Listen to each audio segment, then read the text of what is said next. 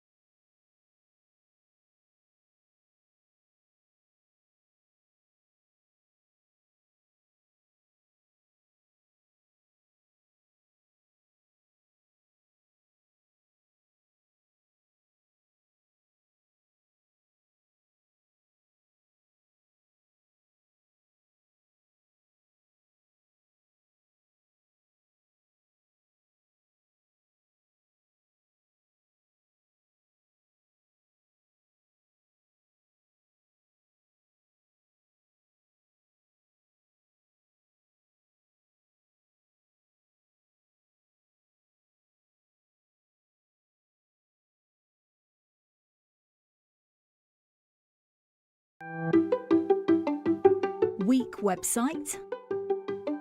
It could be a superstar. We do A/B testing, personalization, social proof, product recommendations, baseline analysis to bring your bottom line over the line. Visit webtrends-optimize.com or call 0333 444 5502 today.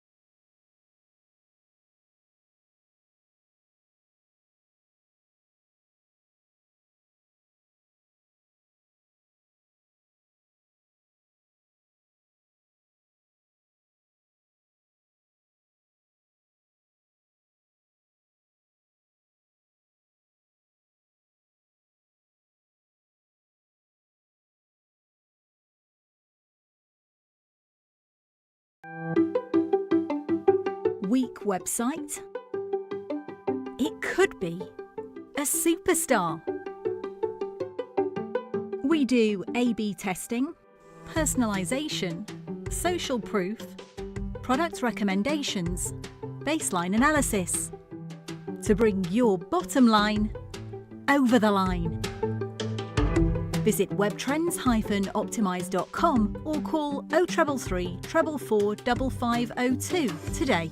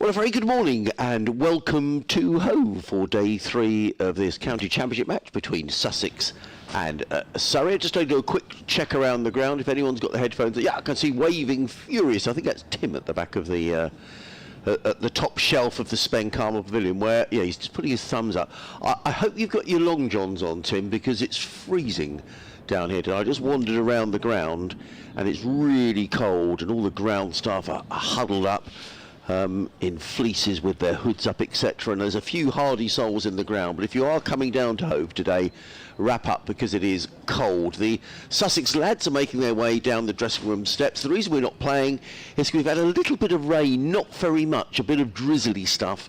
It is quite overcast. We've lost 4 of the 104 overs we were due in the day, so we've got 100 still to go. But the main thing is, it is very cold. I'm Adrian Harms. Good morning to you. Delighted to be joined by Mark Church and by Isabel Duncan, who's at the back of the box sporting a very natty sort of Manchester City coloured bobble hat. And it's got a bobble on the top, so it is a bobble hat. But we're in the warm, Churchy and I. Good morning, Churchy. You look resplendent in your nice jacket there this morning. That's very kind. That's to keep me warm. Yes, I'm dressed in my sort of Jurgen Klopp football coat. It's not the warmest day. No. I'm delighted we're getting underway at 11:15. Happy Easter to everybody. Yes, indeed. Well. Very happy Easter to everybody. I'm looking forward to today because there are a number of things that could happen with Surrey. 90 for 1, of course, in reply to Sussex's first innings total of 435, with Tom Hames making a magnificent 174, Gus Atkinson picking up 4 wickets. Surrey last night, of the 22 overs, 90 on the board, so ticking along without doing anything spectacular at 4 and over. What would be two things this morning. What would be interesting? Sussex pick up a couple of quick wickets, put Surrey under pressure. Surrey on a pitch that is still a good pitch to bat on. Bat normally, and are ticking along at 4 and over. And at some point later on this afternoon are still ticking along at 4 and over. Then that could get very interesting as well. I think the key bowler this morning is Ollie Robinson. We saw him last night from that Cromwell Road end. He's the tallest on show. He got a couple to really bounce off a goodish length. One to Ollie Pope's second ball that flew off the shoulder of Ollie Pope's bat. But I suppose the Surrey thinking with Robinson would be, can we get through that first spell from him? Because then he'd have to come back for a second spell. Then he'd have to come back for a third spell. Can we make Ollie Robinson have to bowl 4 spells today?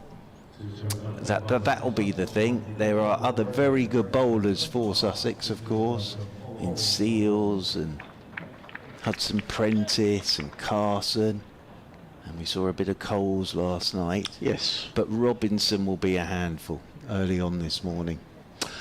Well, he's going to bowl the opening over And I'll just describe this, and I'll leave you with Mark and with Isabel. I've got to do an update at 11:30, but I've got a very kind gentleman who's doing more work on my computer. Are we still trying to sort out your emails? Excellent chap, and he's working very hard. So, excellent. So we may be able to get some emails. We got some yesterday, and but apologies, not all. But it is going to be Ollie Robinson who's going to get us underway on a very cold Easter Sunday, running down the hill, coming into bowl to the right-handed Ollie Pope. He's in and bowls, and Pope works that one immediately away through mid-wicket, and he's going to pick up at least a couple. He might even get a 4, and it does go all the way to the boundary for a 4, fielded out there by Ollie Carter, who's on 12th man duties, which tells us that Danny Lamb is not on the field, and we'll try and find out what the situation is with Danny Lamb. Hurt his shoulder yesterday that he injured in T20 last season, and we hope that's not too serious, because the Sussex bowling resources are becoming a little stretched with injuries to Henry Crocombe and to Sean Hunt. Oh, RFX microphone has just gone off. Yeah, somebody Someone's may have with fiddled with it. Yes. In comes Robinson, bowls, and Pope plays onto the onside. Not what And you there want is on a Sunday no morning. run. I met, I think I was saying to you, Churchy, I met Ollie Pope's dog this morning. Well, there you are. You weren't expecting No, that. I was walking around the ground, and I'm a lover of golden retrievers, because I do have 2. And I saw a lady and gentleman with the dog, and I said, "Oh, what a lovely golden retriever." They said yes, and with that, Ollie Pope came trotting over and said hello, and it was his parents. Yes. And they were looking after the dog for the day. I quite like the thought of Ollie Pope's dog just getting here on its own. And it's a beautiful dog as well. In comes Robinson over the wicket, bowls, and Pope's at it again, and that's a very good bit of fielding by Carter in there at shortish mid-wicket. Prevents a single. Well, that's 94 good for 1. That's good to know, isn't it, that Ollie Pope's dog's here? Yes, Good to know. watching Good it. to know. Sat on its own seat somewhere. Yes, if my dogs were here, they would be brilliant fielders, Churchy. The only problem is they wouldn't give the ball back. Right, well, there is that. So they'd be running around, and you could probably run 30 or something by the time you Yes. manage to get the ball out their mouths. Ollie Carter has now gone back to a deep mid-wicket position, which after just 3 balls of the morning, Robinson in bowls, Pope works that through the leg side and picks up a comfortable single. He goes to 26.95 for 1. Last time I saw Ollie Pope bat was last season in a T20 at the Oval, when he made 90 odd in a losing cause in the end. I think he skippered as well. Someone is playing around with my fixed microphone. I don't know who's doing that. No, Isabel's now. It's fine, Isabel. Isabel's. Someone I is- think she's trying. I think it may have dropped down the window or something, perhaps. So that's the noise you can hear. That's fine. Yes, Yeah. lovely. Yeah, that's fine. Very nice. Used to be on the roof, didn't it? It did. Your effects, Mike. It did. In comes Robinson. Bowls. Sibley is forward. Breaks to the offside. There is. You can leave that, Izzy. Yeah, she's done a good job there. She's done a very good job. Yeah, it used to be on the roof, didn't it? It did, and we all set it up every season for it to work on the roof, and the very kind engineer comes on. I'm just going to tell Izzy not to... That's it. That's fine. That's fine. And it works. And we come to the first game of the season, it doesn't work, and I don't know why. So we hang it out of the window, and it all seems to work. So Good, excellent. I'm all stuff. one for simplicity. Yes, indeed. 2 slips go down. Robinson makes his way in the final ball of the opening over of the morning. He in bowls, and Sibley is solidly forward. He's got a bat as broad as you like. And it must seem like that to the bowlers. Anyway, end of the over. And Surrey are 95 for 1 with Pope on 26, Sibley on 40. Isabel, do you mind coming in just for 10 minutes? I'm going to talk to my IT man, and then I'll be back on just at 11:30 to give an update to the listeners in Surrey, Sussex and Kent this morning. Very nice, very nice. So it's going to be Jaden Seals from the C end of the ground, and there will be a couple of slips in there. So not the 5 slips that we saw last night. And there's going to be a long leg. There's going to be a sweeper out at deep backward square. There's going to be a mid-wicket, a mid-off, a mid-on. There's going to be a cover, and there's going to be a backward point. Ollie Pope is on strike. He is 26 not out. 95 for 1 as Seals is in, and Pope is driving firmly into the covers. That's woken. I think it's Haynes there. No apologies. But it's certainly woken the fielder up. away there in the distance. Carson it is.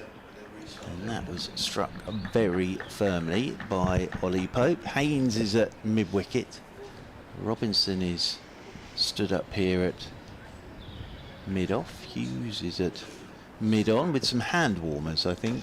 There is Mr. Hughes, very sensibly, as Seals is over the wicket to Pope, and Pope is forward and plays a good length ball out into the offside. Good morning, Isabel Duncan. Good morning, good morning. I've been putting myself to good use, and I saved the effects mic that had fallen onto the gravel below. I don't know if you heard a crashing sound through the effects mic earlier. It just went off. Oh, is it on again now? It is on again now. I'm a genius. Well done. I'm the least technical person you'll ever meet, and I pulled it up through the wire, then I jammed it in the window. We heard that bit as Did you? well. Oh, sorry about that. No, that's fine. Oh, it sounded very exciting. As in over the wicket comes Seals. And Pope is cutting down towards backward point, won't get a run on this occasion. I had an effects mic here many years ago that was dangling out the old commentary box, and a seagull took a particular liking to it. Yes, and it never recovered. There was all this squawking. Right. And Sort I of thought, mating thing going yeah, on. well, I thought that. Yeah. I thought it was attacking the. More aggressive. Yeah. But it wasn't that so much. I think, yes. And as I say, that poor microphone never recovered. As in over the wicket comes Seals to Pope, who's allowing this one to pass outside his off stump. And into the gloves of Simpson it goes, moving away to his right-hand side. So Surrey started this morning trailing by 345. So they've added 5, so they trail by 340. Ollie Pope wanders off towards square leg. The other thing that has happened this morning is the partnership has gone past 50 for this second wicket, because they came together with the fall of Rory Burns last night with the score on 34 as Seals is in, goes wide of the crease, and Pope is tucking this one into the leg side. Round goes Haynes to do the fielding. And that wicket last night, Rory Burns let a ball go from Robinson that he thought it was going to go across him, and it just held its line and knocked his off stump out the ground, which can happen for an opener. But then Pope and Sibley actually weren't in too much trouble taking Surrey to 90 for 1 last night. As I say, Robinson got a couple to really bounce off a length. Seals. Over the wicket he comes to Pope, and Pope is forward. Let's get over this from Seals. Plays this one into the leg side. Maiden over from Jaden Seals to start his day. And 100 overs today. Started at 11:15, lunch at 10 past 1, tea at 4 o'clock. So we've lost 4 overs for the rain, because we were meant to be having 104. Yeah, well, we've got away with it, because there was quite a rain shower earlier on, wasn't there? But obviously way before the start of play. You got caught up in it. Well, mate, I think Mark Church, you're still a little bit damp, aren't you? Bit, yeah. Your tweed jacket is a little damp. I musty. sat in the car and turned the heater on. It's the only thing you could do. Yeah, It's very cold. Then in I the thought commentary of the box. environment. I bet you didn't. No, I did. Did you? There Really? was I did indeed. Because you had to turn the car on. I have to turn the car on, the engine on, to get course some you did. heat going. Yeah. Yes. Which isn't very pleasant. No. Well, here we are, 2 slips in place. Sibley facing, that tall man Sibley, he's on 40.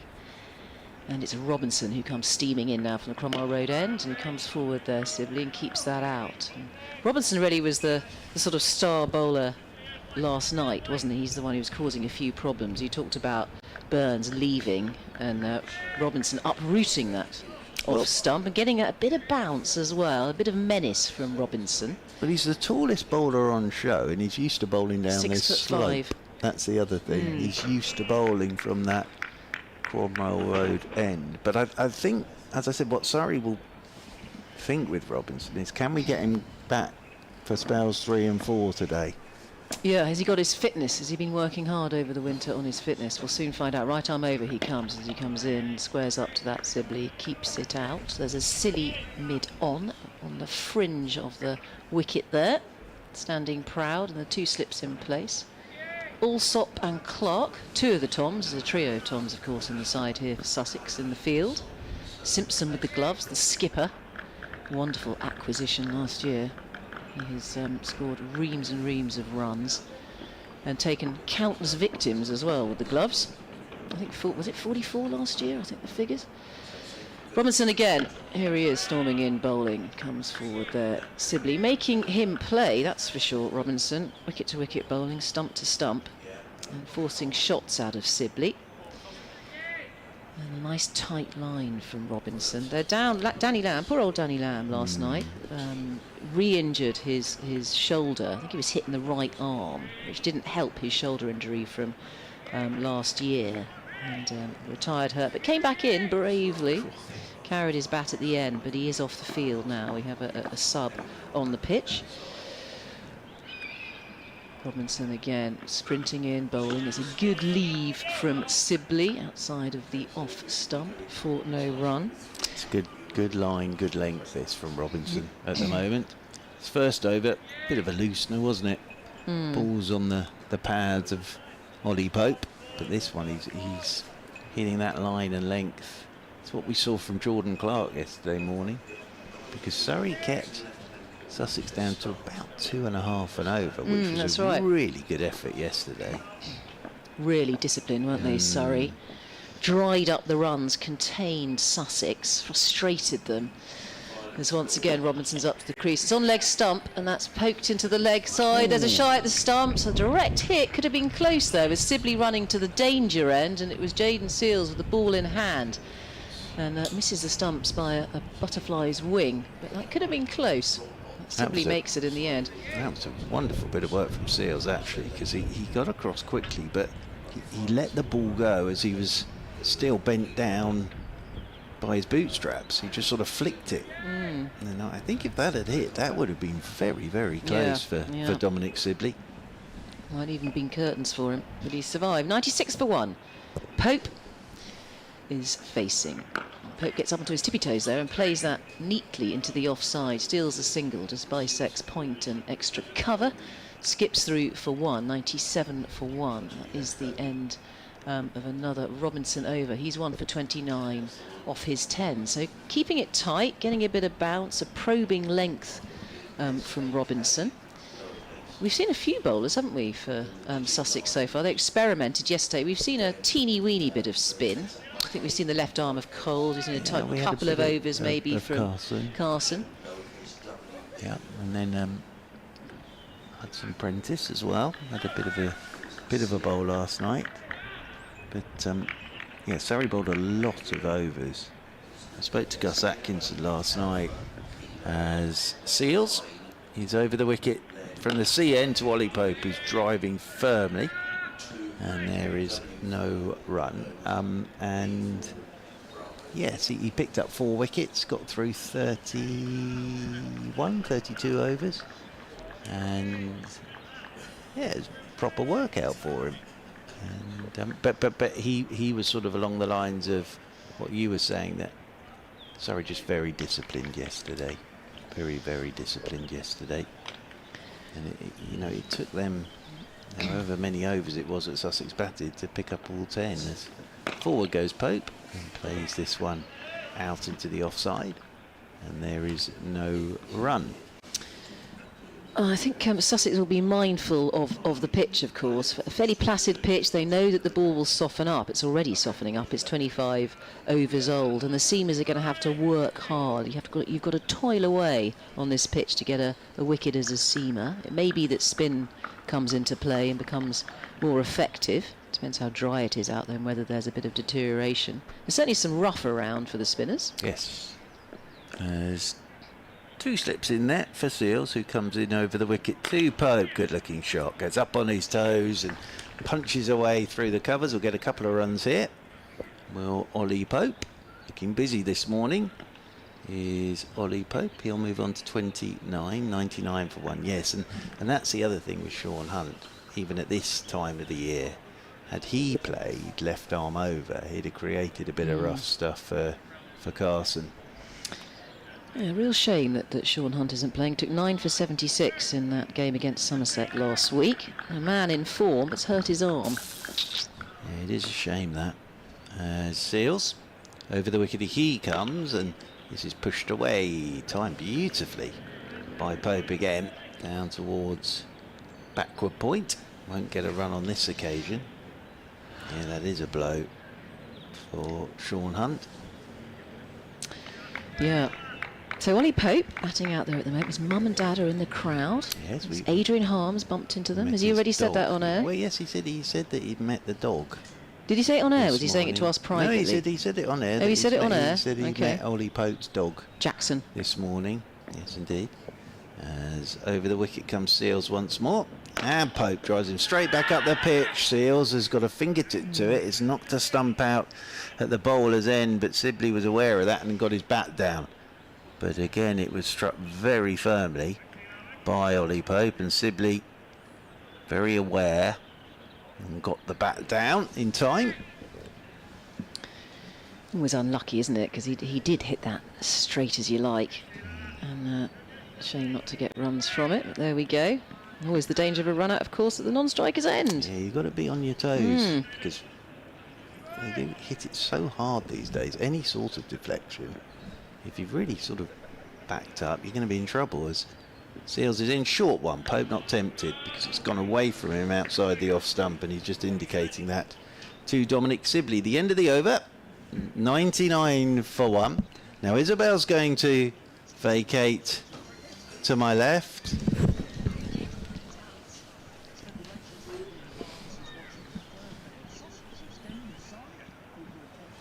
Yes, we had a slight delay here, Pat, because of a little bit of drizzle. It's very overcast and very cold here at home this morning, but we are playing cricket, which is the good news.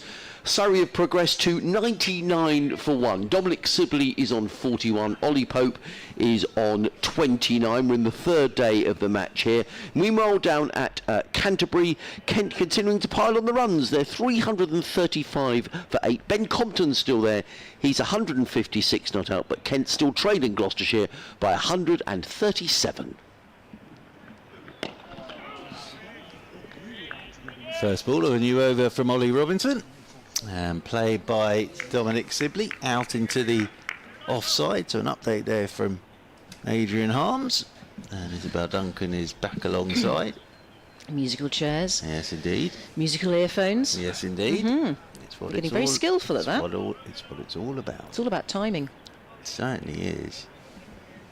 You pick up from here. Here Isabel we go. Duncan. Robinson, who has been the threat for Surrey, having taken the wicket of Rory Burns and uprooting his off stump. Here is Robinson as he comes in and bowls, and it's defended well. In fact, it's a lovely straight drive. I'm not sure why that wasn't fielded by Robinson. Well, I think he's forgot what field he's got, because He has forgotten what field he's Jaden got. They've Seals taken is- 2 runs Well, yeah, just off a straight drive. Seals is very wide at mid-on because they've got the silly mid-on. So he hugging the corner of the pitch. So Seals has gone wider, and I think Robinson forgot that because it was a slower ball and it just sort of pootled past him. And That they was, picked up 2 bonus runs and the hundreds up. That was puzzling, very puzzling from Robinson. I was about to say what a glorious forward defensive, but it was 2 runs in the end as Robinson pounds in again. There you He's go. angry now and he's popped in the bouncer and he shoulder arms that one, Sibley, leaves it well alone outside of the off stump. Sibley on 43. The score now 101 for 1 following that those 2 runs that were stolen, those bonus runs. That's the spot. That's what we saw last night. And it's just back of a length. And second ball, Ollie Pope got one of those and it hit the shoulder of his bat and flew over the slip. So they're getting Coles in now. So they've now got the first, second and then a 4th slip after that delivery to Sibley. That was a trampoline bounce. There's still life in this pitch. Ollie Robinson is in, and that's a tight line. It's a good lead from Sibley. He knows where his off stump is. Too far away from his off stump, but Robinson now getting into the groove. I think he's found his rhythm. He practically owns the Cromwell Road end. Loves that end. You don't want to get too far ahead of yourself. But as I say, Robinson will be a handful this morning. We've seen that with those 2 deliveries. Can Surrey get through this first spell? Can they get through a second spell? And then can they bring him back for a 3rd and 4th spell? Here is Robinson up onto his toes, cantering in and bowling. That's a lovely bounce as well, again from Robinson. He's just finding that spot, hitting the seam, using his height, all 6'5" of him. He's not the quickest, but he's able to get that bounce. It doesn't matter about speed too much. He's getting that bounce out of it. 101 for 1. Very well left by Sibley as well. But they're both down doing some forensic gardening, and now we're back to what we had last night. We had 5 slips at one point last night, but now we're back to the 4 slips. So there are some gaps in the field now. Yeah, Sibley's having a good look at the gaps as well, particularly on the onside.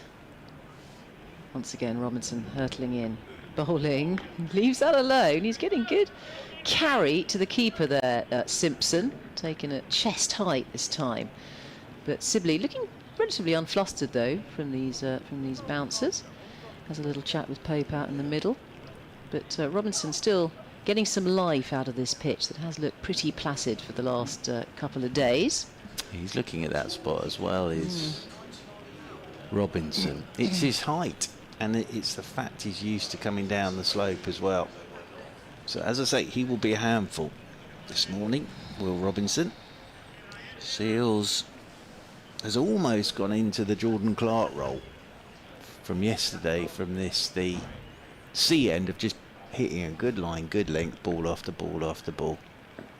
Seals runs away from us, comes in over the wicket to Wally Pope, naughty shot, because they've left a wide expanse down towards the man, and Ollie Pope's just tried to help it down there, and it's beaten the edge of his bat. It's one of his real strengths down there, but he can have a little go at deliveries like that sometimes and nick off. But on that occasion, no bat on it at all, and taken by Simpson, moving away to his right hand side. Seals turns down below us once more, as over the wicket he'll come to Ollie Pope, and Pope, oh, don't bowl there, on his legs, whips it leg side. They've got a bit of protection out there at deep mid wicket now, and that'll be more runs for Ollie Pope, a single on that occasion. He moves on to 30. Surrey moving on to 102 for 1. I think everybody can hear Adrian Harms's computer this is problems. It's laptop gate. Yes. I mean, it continues, doesn't it, from yesterday? It does. Adrian Harms had real trouble logging in. He said it took, he had hundreds of times trying to log in. Now having a biscuit. BBC IT department has been kept very busy. As over the wicket comes Seals to Sibley, letting this one go outside his off stump. And that's taken by John Simpson, moving away to his right hand side. Still cloudy, but there is a little patch of blue away in the distance down there at the Cromwell Road end, but at least it's dry. That's the key thing. And it's a pretty strong breeze today. I think actually the breeze has dropped a bit because this morning those flags were fluttering quite vigorously, but now they're not really. No energy to those flags this morning as Sibley forward and just pushes this one down to Coles in there at backward point, and there's no run. There's a few people watching on one of the balconies on the block of flats where that Sussex flag has been hung away to our right hand side. My friend Paul was out there yesterday. He owns a flat just sharp right over there with a balcony. He was sunbathing all day, had his floppy hat on. Very nice. Having a lovely time, sipping a gin and tonic. Hope he's not doing that this morning. No, It'll be very cold. He'll be wrapped up. Yes. I don't think he's in. I can't see him there today. Curtains closed. He might not be up. As over the wicket comes Seals to Sibley bouncer. Sibley's ducking underneath it. Simpson's taking that one up above his left shoulder. Slaps into the gloves of Simpson. But yes, Easter Sunday, so happy Easter to everybody. And lots of people will be at church and having Easter lunch with the family. Or eating Cadbury's cream eggs. Well, there'll be a bit Other of that. eggs are available, but I mentioned that because Mark Church, very generous, went out this morning and bought a huge bar. Yes, I did. Cream egg bar. For the commentary box and the press box, and also I got one for Sam on the gate because he does that's such a lovely. good job. This one's left alone outside the off stump by Sibley. End of the over, 102 for 1 Surrey, Pope 30, Sibley 43. We even had our own cones for parking. We did. That makes us feel important. We're very unimportant. We're very small cogs here in the cricket world, but we have our own parking space and it's reserved for us with a giant cone. You even removed the cone for me yesterday morning. I felt like a princess as I drove in. Moved your cone. But yes, I rather like having my own comb. You could take it home. You can't take it home. No, that'll be an required. offence. That'll be required by somebody important It will. later Somebody in the else will season, I'm come in. sure.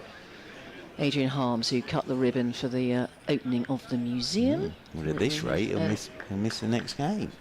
He'll still be trying to sort his emails out. He is trying to sort out his laptop. Yeah. Could take some time. It's always lovely to hear from everybody, but the irony would be on Easter Sunday if did all this and then everybody was very busy and eating eggs and didn't get in touch with him. That would be an irony. I know.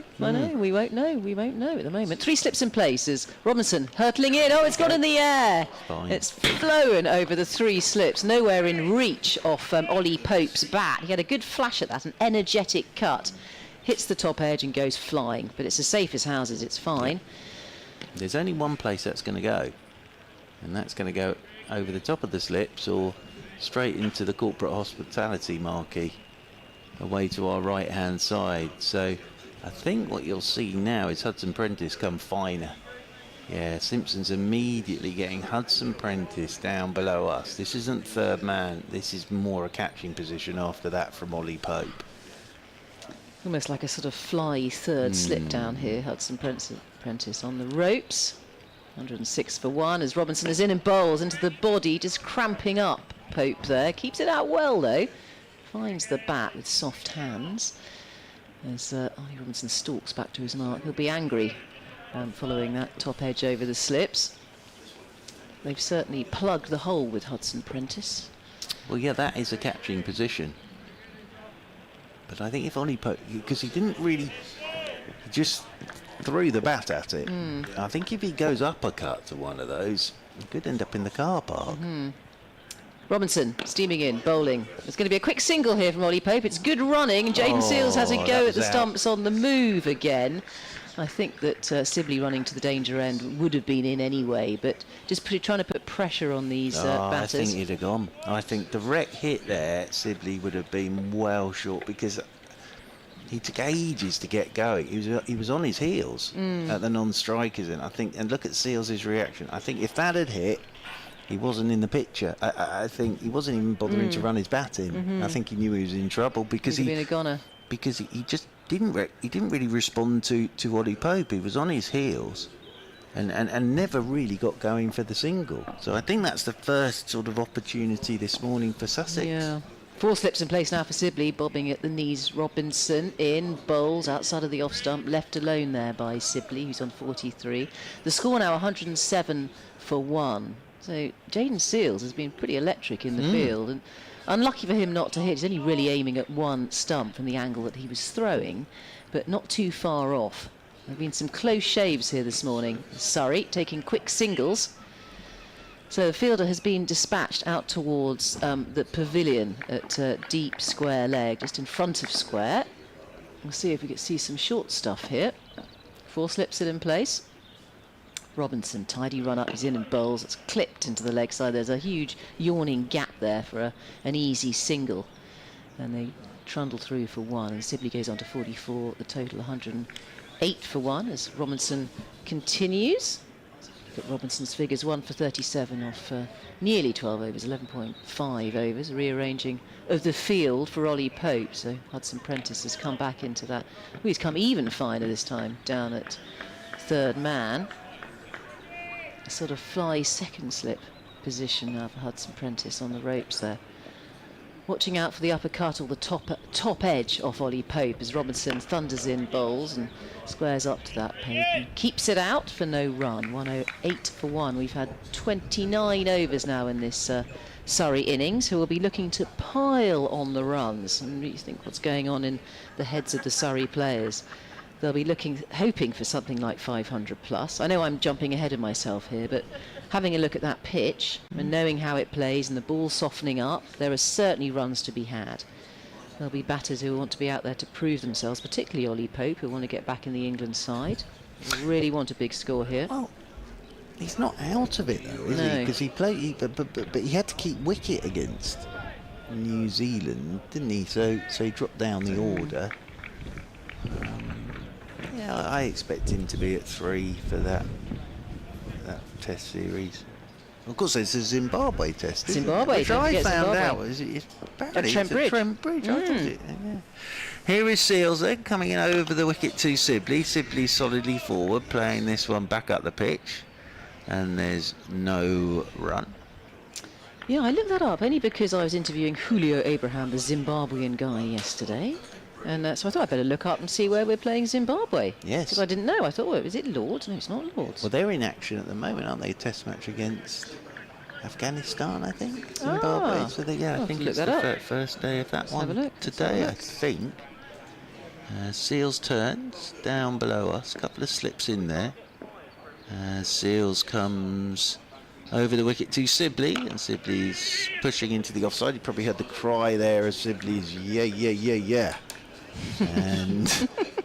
And they'll pick up a single, one more to the total. Yeah. Yes, It's the Beatles, isn't it? It wasn't quite as harmonic as that, but they pick up a single. Is it? No, it's Bangladesh. Sorry, It is Bangladesh, Yeah, it's Bangladesh, yes, not yes. Afghanistan. Apologies, but Day 1, Session 3, Zimbabwe trail by 177 runs. Bangladesh are out for 191. Zimbabwe are 14 for no loss.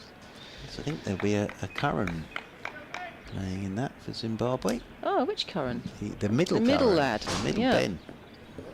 Yes, over the wicket comes Seals. Oh, floodlights are on. That one's banged in by Seals, and it will be signalled wide because it flew over the top of Ollie Pope, and Simpson had to take it off his feet away to his right-hand side. But yes, the floodlights are on. So I don't think there's any threat of rain. It's just that we do have a lot of heavy grey cloud above us. Seals comes marching back towards us. A couple of slips in there for him. 110 for one, Surrey. Seals is in, and Pope's in behind this one, playing it solidly back up the pitch. And again, there's no run as Sibley's coming down from the non-strikers end to do a touch of gardening. And Isabel Duncan is getting her phone charger to the left side. Oh, laptop charger to the left side of the desk. I've got such an old laptop that I can't move it from the charger. Otherwise it doesn't work. As over the wicket comes Seals to Pope, who's driving up towards Robinson. Quick single, it's a good single actually, and the throw comes in from Robinson. And Ollie Pope, as I say, very busy this morning. He's on to 36. It's all the ones on the board now. 111 for one, sorry. Sibley comes back on to strike. But as I say, there's sort of light grey cloud all above us, so I think that's why the floodlights have been put on. There does seem to be a bit of brighter stuff coming as well to our right. I think we're ever going to see Adrian Holmes today. As in over the wicket comes Seals, and this one's pushed into the offside by Sibley, and they will pick up another single. One more to the total. It would almost be quicker for him just to make up an email address for today, wouldn't it? It would. Yes, but Or possibly buy a new laptop. That would be quicker as well. Get it delivered by Amazon I think today. it's possibly the software that's the okay. problem at the moment. We do miss Adrian Harms, though. I mean, He's he's disappeared now. fabulous at his job, and Sussex fans will want him back on air at some point. They will, but maybe if there's an IT expert in the ground. As in over the wicket comes Seals, and this is short. This is pulled by Pope 4-4 because it was on the mid-drift of Ollie Pope, and on this pitch he's just waited for it and pulled it behind square on the leg side for 4. Pope's on to 40, and Surrey move on to 116 for 1. May I take this moment Yes. to plug a book? It's not my Very, book. yes. It's a wonderful new book called The Faintest of Tickles, which is a cricket anthology. So that is a lovely title. it's a great title, isn't it? And mainly the pieces are written by Alex Pearl and his brother David. They're both writers. There have been a few contributors, including myself, I might add, to this Quite right too.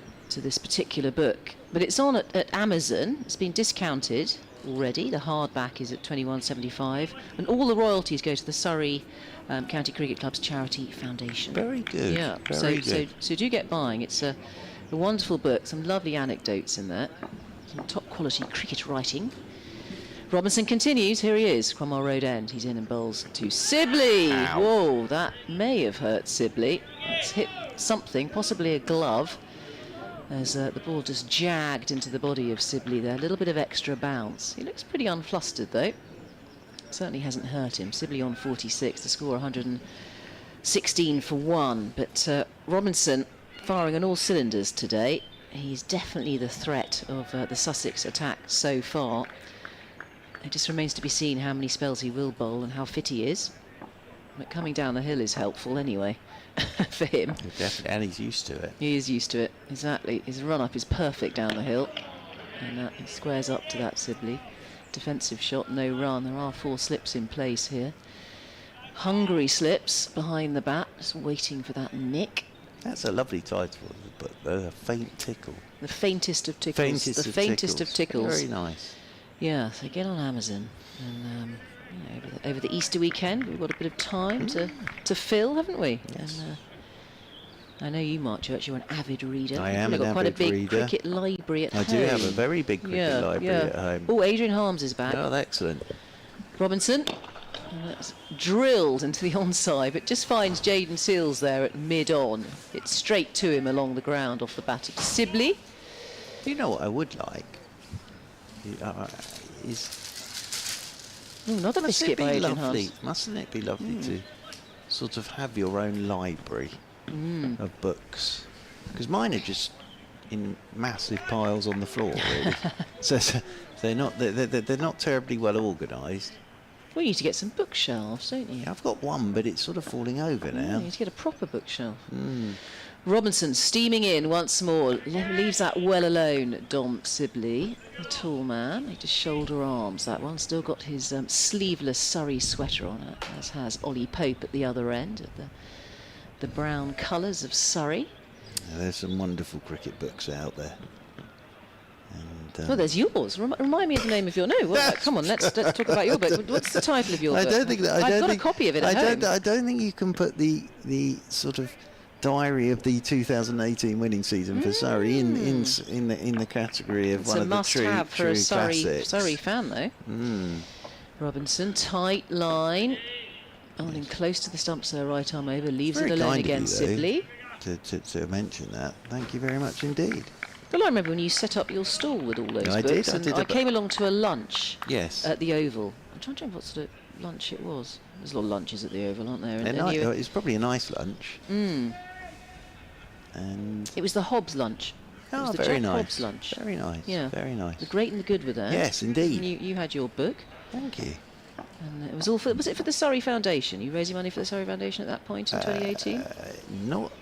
Robinson in bowls, left alone by Sibley. End of the over, 116 for 1. 31 overs gone now. And Pope on 40, Sibley on 46. Both of them looking pretty comfortable out there. No, that was then was for a pancreatic cancer. Oh, that's charity. right, yeah. Yeah. You and- mentioned that yesterday, yes. And yes, it's awfully kind of you to even mention that. But Yeah, I the remember it only well. problem with that book was obviously it was meant to be a mystery. It was meant to be a mystery who won the title at the end of it. But obviously everybody knew it was Surrey, so it wasn't exactly the most mysterious of books. But no, it was good fun writing it, I have to say. Hudson Prentice is into the attack, so we've got our first change of bowling.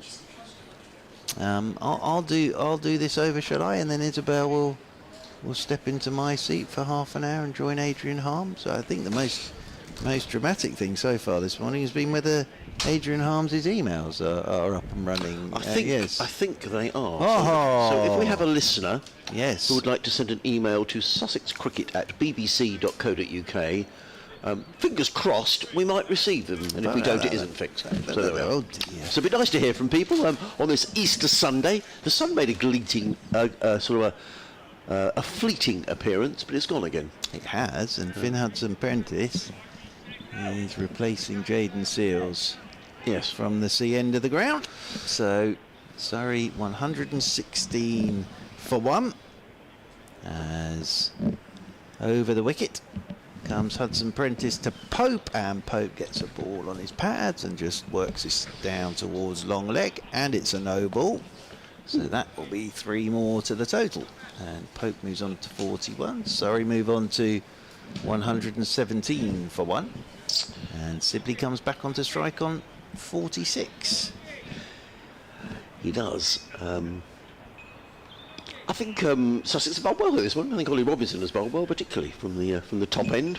I was saying, Surrey will think, can we get him back for spells 3 and 4? That's what Surrey will be thinking. As they've got 2 men catching on the leg side now for Dominic Sibley. As Hudson Prentice is in over the wicket, and this is clipped by Sibley into the leg side. Haynes doing the fielding in there at short mid wicket, and there's no run. They seem to be playing everywhere around the country, which is good. I can't see any rain-stopped plays, so I think actually the weather north of London is really good today. I think it's a bit chilly. Yeah, it is. Yeah, Wow, I think sun. We've got the worst of it. Yeah, yeah. Yes, but we probably had the best of it yesterday. Probably. So that's fair, isn't it? I think it's evened out. As long as it's dry, that's fair. Over the wicket comes Hudson Prentice to Sibley, and Sibley's clipping this one out towards the sweeper on the mid-wicket boundary rope, and they'll pick up another single. 1 more to the total. You were speculating, Churchy, about the game and how this game is going to develop, and the longer it goes without wickets falling, you'd have to say that the chances of what have we got, another 30 wickets tumbling in the next couple of days or next 5 sessions is perhaps a little remote. But you were talking about maybe Surrey, stepping on the accelerator a little later on, maybe, and getting a lead, and then maybe seeing if something could happen the final day. As Hudson Prentice is in over the wicket to Pope, and Pope's punching beautifully off the back foot. And they will pick up a couple of runs, 2 more to Ollie Pope. And he moves on to 43, I think that'll be now. And Surrey move on to 122 for 1.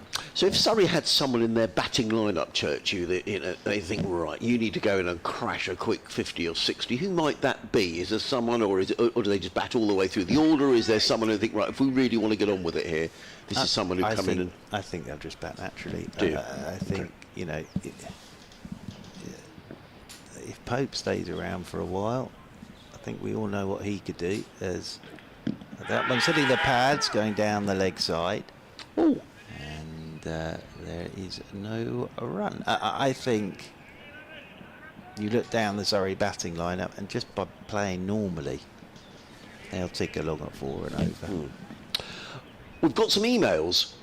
Dear Adrian and BBC team, it's lovely as always to hear you from here in the pavilion. I hope you receive this. Thank you for your excellent free informative commentary. That is a lovely email, but it'd have been quicker for you to walk round to the pavilion and take the missive and bring it back. Thank you though, Graham.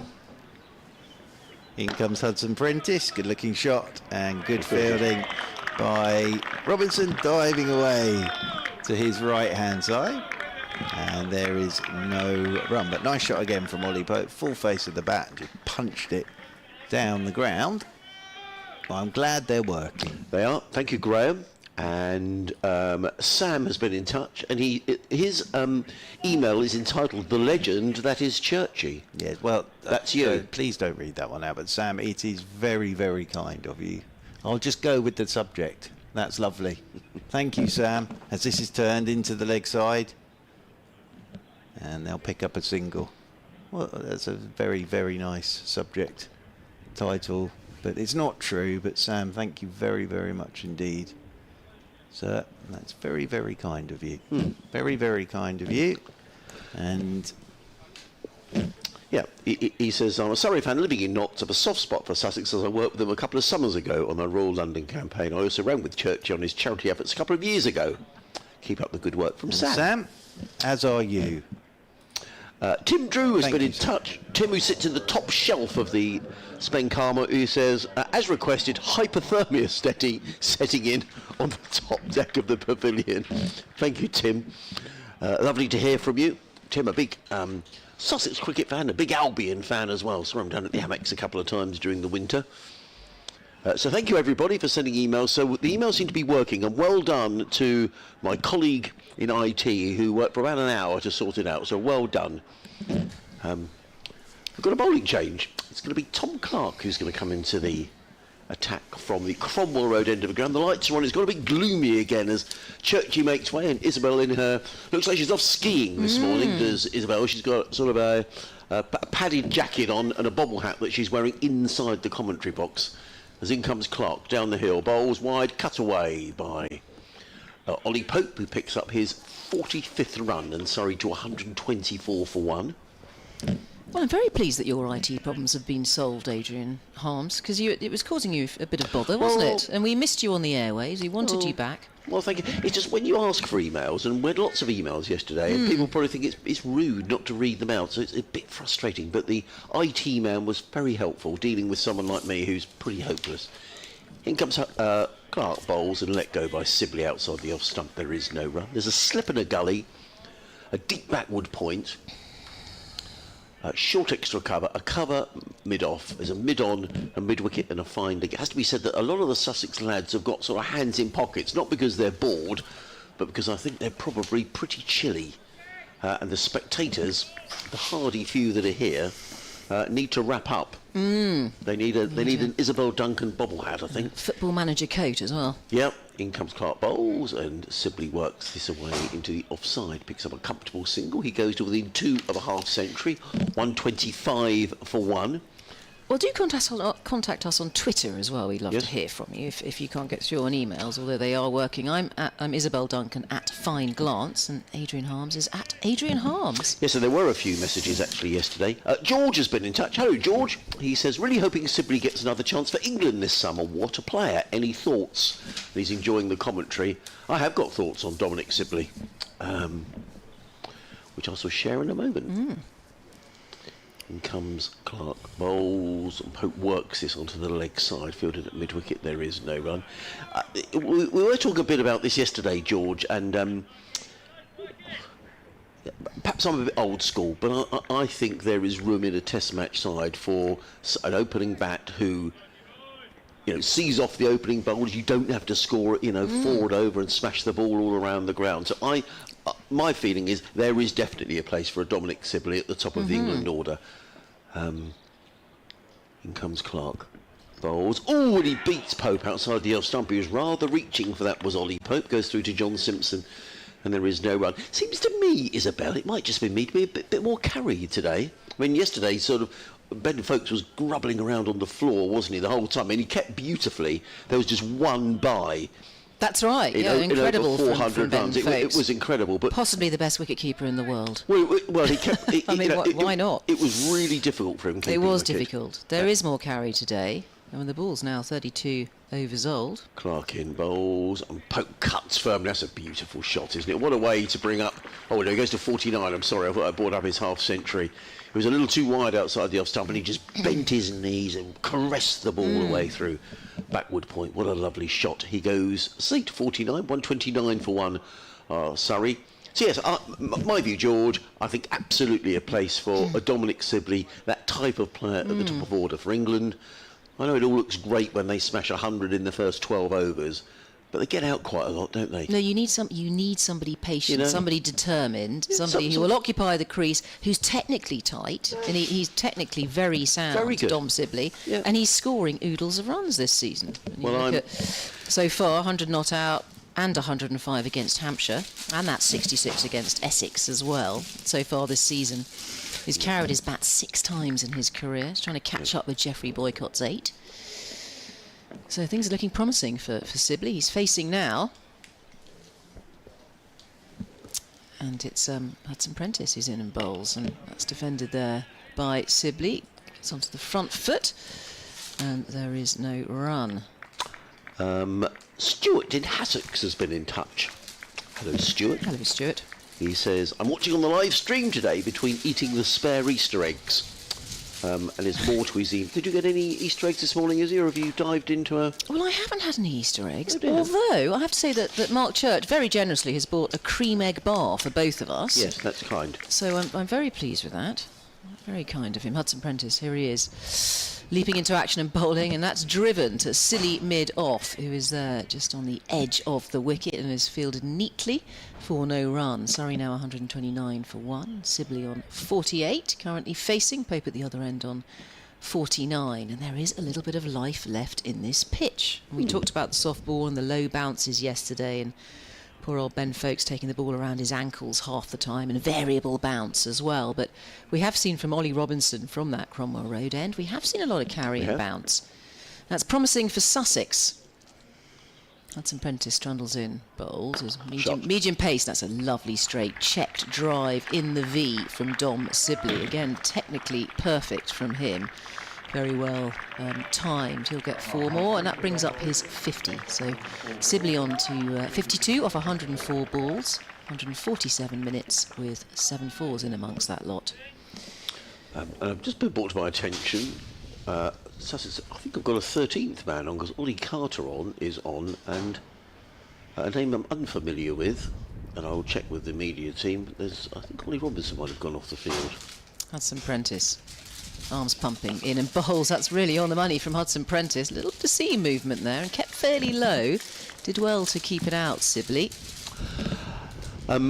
Stuart was saying, he says, having watched Sussex romp to the Division 2 title last season, my son and I are new members this season and we are loving it. As a relative novice on County Championship, it seems a bit complicated, the scoring system, and doesn't seem to lend itself to an actual result. I mean, I think that's something that Churchy certainly feels. Hudson Prentice, and his arms pumping now, 33 on his shirt. Up to the crease and bowls. It was going down leg side. It's been helped backward of square off the bat of Sibley, who hits that crisply. It's fielded out there on the ropes on the short boundary in front of the clock tower, and they go through for a single. 134 for 1 now, Surrey. Yeah, he says it seems a bit complicated and doesn't seem to lend itself to an actual result. In fact, it seems to actively encourage really defensive play. Getting draws seem to be only marginally less beneficial wise to winning. Am I missing something, says Stuart in Sussex? Well, no, I think you're on the money, Stuart, to be honest. Hudson Prentice once more, no slips in place here. An attempted drive, but a missed time from Ollie Pope, who just finds the bottom of the bat, and there is no run. 134 for 1 for Surrey after 34 overs. Pope on 49, Sibley on 53. Yeah, I mean, I think there is a feeling, not just here today with Mark, and we'll get Isabel's views in a minute, but myself and others that you meet around the circuit, that really 8 points for a draw is really too many. And I think you're right. I think it almost discourages sides from maybe setting targets or whatever. So a couple of years ago it was 5 points. It's now changed to 8. That's right. My own view is it's too many. They do play around with it, don't they? Yeah. They try to discourage draws, but back to 8 again. It's interesting, and these flat pitches that are being prepared as well. Yeah, no, I think you'll find a lot of support for what you're saying, Stuart, and perhaps we should start a campaign to do away with...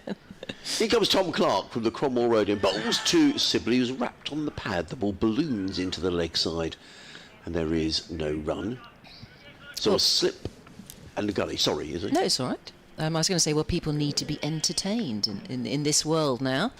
People have short attention spans, and the cricket, it needs to look like they're heading for a result. There's intention, there's intent for a result from both teams. Still early days here.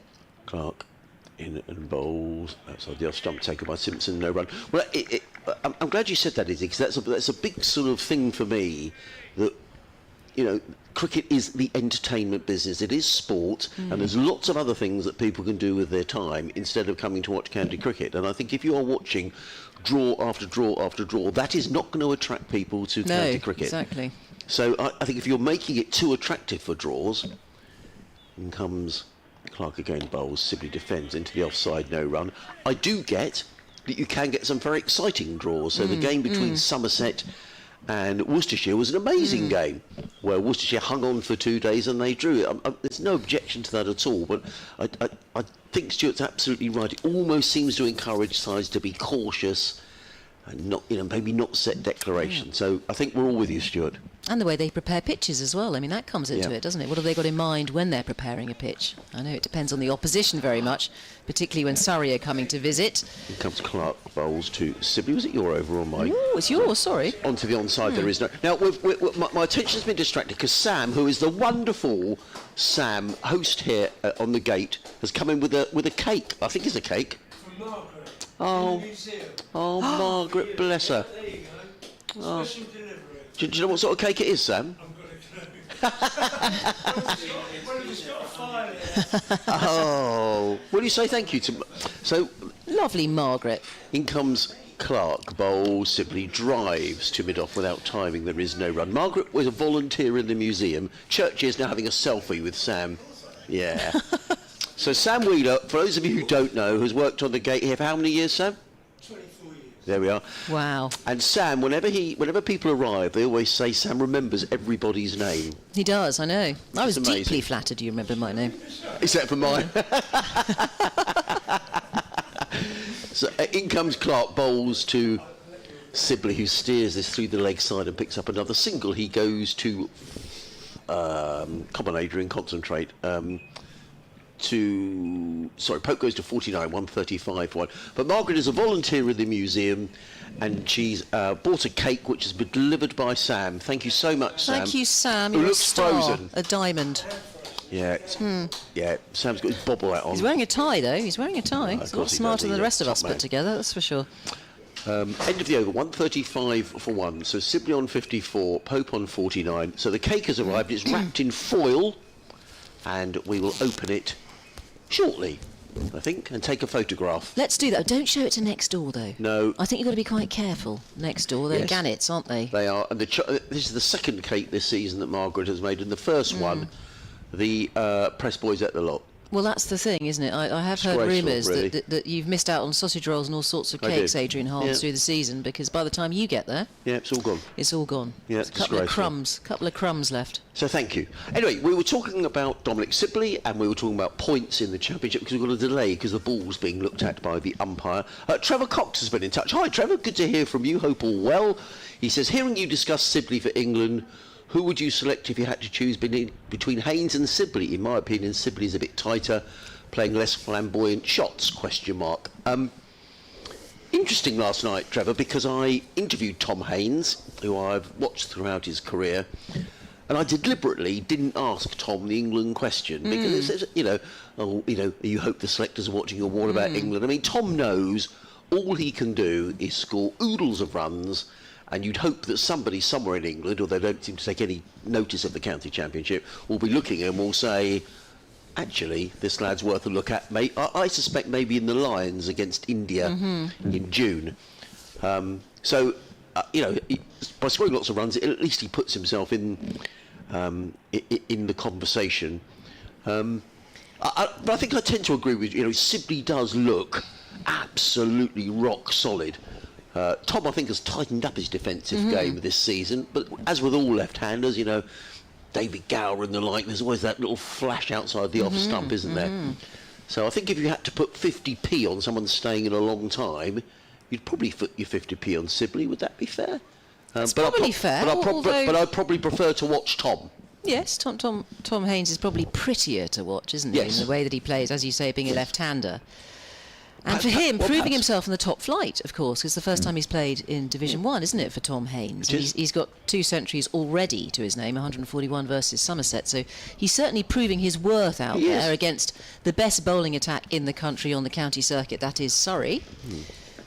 So he's certainly proved himself. Sibley facing, Hudson Prentice, ball in hand from the C end, up the hill, bowls, it's on the stumps, and just plays across that Sibley defensively for no run. He's on 54 of 113 deliveries, Sibley, and looking patient as usual. He is. What you could have, perhaps they could both open though, because you could have a right hand, left hand, right. I know We we've got love a right-hand, left-hand we do. combination. I know we've got Duckett and Crawley at the moment, and Duckett is very much in possession of the shirt in football parlance, but Crawley may not be so at the moment. Maybe not.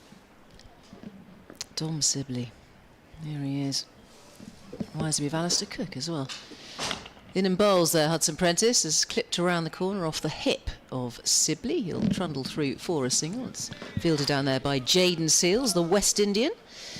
And Sibley goes on to 55. Pope now facing on 48. I like the way that Pope is batting today. He's always got that kind of busy, energetic style. Always a little bit twitchy. And twirling his bat, having a look round, eyeing up the gaps. There's a gully in place. In fact, as I said, that gully has come out of position and into a shortish extra cover position. But third man is up on the single there, and fine leg is actually a long leg, pretty wide. Right arm over comes Hudson Prentice. That's an inside edge. It's a thickish inside edge as the ball is shovelled out towards the leg side for no run off the bat of Ollie Pope. Hudson Prentice bowling a tight line here. Of course, we don't have Danny Lamb, who's off the field with an injury. So there are plenty of options with Sussex as far as bowling is concerned to fill that hole that Danny Lamb has left. We've got Tom Clark and certainly Hudson Prentice as well, who's a great all-rounder. And I've got a feeling that Tom Haynes bowls a bit as well, doesn't he? Right arm medium. Yes. Hudson Prentice, 33 on his shirt. In and bowls and gets his nose over the ball there. Pope comes forward positively. And there is no run. So where are we? 136 for 1 in Surrey's first innings. Big score for Sussex of 435 all out yesterday evening. Haynes the man with the runs on 174, really proving his worth out there. Almost faultless innings from Tom Haynes in the shop window for England. Silly mid-on, just on the fringe of the wicket, and a shortish mid-wicket as well. As in and bowls Hudson Prentice. That's a lovely shot. Rocks onto the back foot there, and that is played just in front of point, out of the meat of the bat of Ollie Pope, and that ball has raced towards the pavilion. And the loyal Sussex fans rise to their feet for the 53 scored by Ollie Pope. He's brought his 50 up with that boundary. Just drilled off the back foot there. So Ollie Pope, 53 off 81 deliveries. The score now 144-1. And Pope and Sibley, they've put the 100 partnership up, haven't they, as well? I think that came up 6 balls ago, didn't it? So the last wicket fell at 34 for 1. As Hudson Prentice is in, and that's played beautifully again by Ollie Pope with an open blade, who's steering it down to a very long boundary there. The chase is on. Will it be cut off? Yes, it will. That was an incredible attempt. 2 fielders down there hunting in pairs. It's been dragged in off the boundary at full pelt. It's kept it to 3.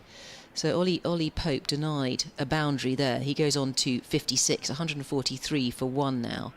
And Hudson Prentice 0 for 42 off 8. So he's getting a bit of tap now, Hudson Prentice. He is, yeah. And Ollie Pope is just sort of moving through the gears here. And he's, Churchill was speculating about if we got a full day's play, how today might unravel. These two have batted very securely. Lots of emails coming in, so I'll read them in between deliveries. Hi, Adrian, Izzy and Mark. This is from Adam Buss. He says, I'm born in Hastings, living in Manchester, following Sussex diligently throughout the season. Looks like a tough day to the bowlers, but hoping for some inspiration, maybe from one of the less heralded bowlers like James Coles later in the day. Yeah, he did bowl a couple of overs last night, James, but there's very little in this track for seamers or spinners. In comes Tom Clark down the hill, bowls, driven by Pope down the ground, and Clark gets his left hand to it, deflects it to mid-off, and there is no run. He goes on to say, is Henry Croker out long-term, or is there a chance he'll be back soon? Any chance of the likes of George Thomas or Troy Henry getting some first 11 time anytime soon? Well, Henry Croker, we know, has had a shoulder problem for some time. We'll try and get an update from Paul Farbrace after the match, as in comes Clark and bowls. Pope lets that go outside the off stump, no run. But it has been a problem, and there was a lot of talk about what the best course of action was with Henry Crocombe, but he's certainly out of action, as you say, for the moment. Poor old Henry Crocombe, who's croc. Yeah, he is, unfortunately, and a shame because he was away with the Lions in the winter. George Thomas or Troy Henry, I haven't seen either of them. So, well, in fact, George Thomas was on the field as a 12th man earlier on today. In comes Clark, bowls. Pope absolutely thumps out, and a very good stop by James Coles, who's fielding in the covers, because that went very quickly and it prevented a boundary. Pope goes to 57, 144 for 1. Adam goes on to say, sadly, I'm not related to Mike Buss or others that have played for the Martlets, but did once play with Sussex legend Mike Yardy in a local friendly in Sussex and with his brother Rob in local football. Right, that's interesting. Big West Ham fan is Michael Yardy. And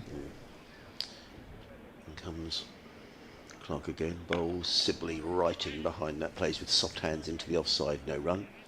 Adam finishes by saying, I'm currently setting up a new friendly cricket team up here for like-minded and lapsed cricketers.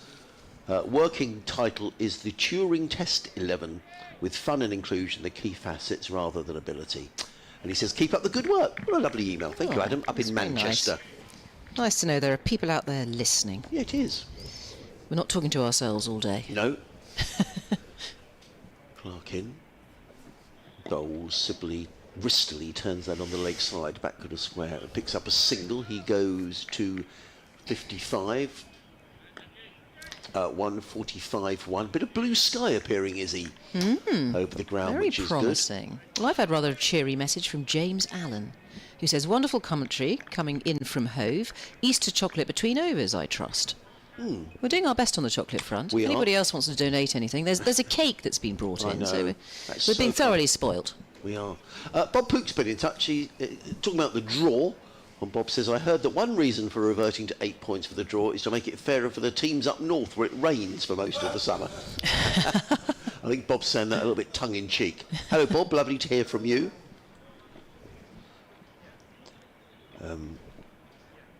Clark. Last ball of his fourth over. Oh, the ball balloons! Oh, well, John Simpson got it. Well, it was been signalled as a wide because it absolutely ballooned over the... Ballooned over the head of Ollie Pope.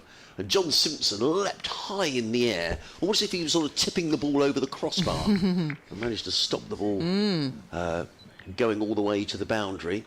But it's signalled a wide. Surrey go to 146 for 1. Which again shows life in this pitch, off the medium pace of Clark. He comes, bowls.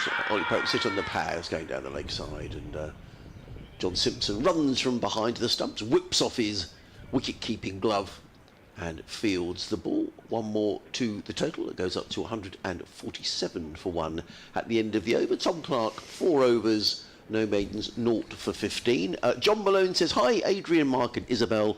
On a selfish note, I would rather no Sussex players were selected for England or anyone else. Keep them at Sussex only for another few years, says John. So thank you for getting in touch. Sussex Cricket at bbc.co.uk, and you're listening to live cricket on the BBC, BBC Radio Sussex, BBC Radio Surrey. Myself, Adrian Harms, alongside Isabel Duncan in her blue bobble hat, and Mark Church. It always looks like he's spent a week in Barbados. He's a lovely tan, I know. Churchy, Mark Church. He does, doesn't For he? someone who lives in Kent, Well, perhaps it's always sunny. it's rust, he says. Ah, it's rust. You're not that old, come on. I think he's got... Have you reached your half century yet? Oh, he has, yeah. But looking good on it, though. James Coles is coming. Just to mention that Stuart, who got in touch in Hassocks about the draw, says, hi again, my son is miffed I didn't mention his name. He's Ted, and he plays for Kemah and Hassocks Cricket Club's under-11s, and their season starts next Saturday. So good luck next Sunday. I'm sorry. Read the email properly, Adrian. Kemah and Hassocks Cricket Club's under-11s, their season starts next Sunday. So good luck to Ted for next Sunday. I hope the sun shines and you have a lovely day. Hope you have a gorgeous day and you have lovely tea as well, plenty of cakes and sandwiches. So we're going to see the slow left arm orthodox of James Coles, the 21-year-old. Here he is, hop, skip and a jump. He's in and bowls, and that's worked away into the leg side by Ollie Pope. Just muscles it through, goes through for a single. 148 for 1 now. Ollie Pope onto 58. There's a slip in place. And a short point there, staring, giving a death stare to the batter Sibley at the moment. Slight change in the field as Jaden Seals comes in on the 1 square leg, just backward of the umpire. Point is backward of square as well. Coles, left arm around, and that's played against the spin, this time into the leg side. And Sibley scampers through for a single. We're just going to have a look at Coles, see what he's up to, see if he's getting any bite and turn. So the batter's having a good look at him. But he's developed nicely with his spin, hasn't he, James Coles. He's He's worked quite a lot only a with- youngster. Quite a bit with Graham Swan and others. Here he is again up to the crease, James Coles. So he's dragged that one down. It's short, and that is slapped away by Ollie Pope. They're going to come back for the second, very quick between the wickets there, Ollie Pope. And they come back for the second, and the 150 has gone up for Sussex, 151 for one, and Pope ticks on to 60 as Coles continues here with his third over of this innings. He bowled last night, a couple of overs yesterday evening. Change in the field. This time Pope is facing one slip and a silly mid-on in place now. Left arm over comes Coles, gives it a twirl. Again, just trying to angle that backward of point, but just finding the fielder there, Ollie Pope. So 151 for one. More of James Coles to come. Slow left arm orthodox. Creeps up to the wicket and bowls, and is defended with respect by Ollie Pope. You think they'd be looking to target the likes of James Coles? They're just going to have a look at him first, though, and see how this wicket is behaving. Coles again, hop, skip and a jump, he's in and bowls. That's slapped away by Ollie Pope. Gets down on one knee as if he's being knighted, but again finds the fielder backward of point for no run. 151 for one. Whiz through these spinners overs, don't we? Well, that's good, because the scoreboard showing is 84 overs remaining in the day. So there's a lot of cricket, and Long day. it's a Sunday, roast dinner later, so not going to be too late. We're missing out on that, and we don't get overtime, do we, Adrian No. Hobbs? No. Now, Ollie Robinson's auntie's been in touch, Selina. Hello, Selina. She says, we're enjoying the cricket and the entertaining commentary, which is very kind of you to say. We want some help in settling a debate that's now raging in our front room as a result of your vivid descriptions of how cold it is at home. Right now in Bangkok, I'm feeling jealous already as Tom Clark is in down the hill and bowls Sibley lets that go outside the off stump through to Simpson. There is no run. Right now in Bangkok, the real field temperature is 44.3 degrees. Ooh, and the humidity as well in And Bangkok. that's at 6:15. We can't decide whether it's better to be too hot or too cold. Hopefully it'll warm up soon in Hove. Have a happy Easter. Well, a happy Easter to you as well, Selina.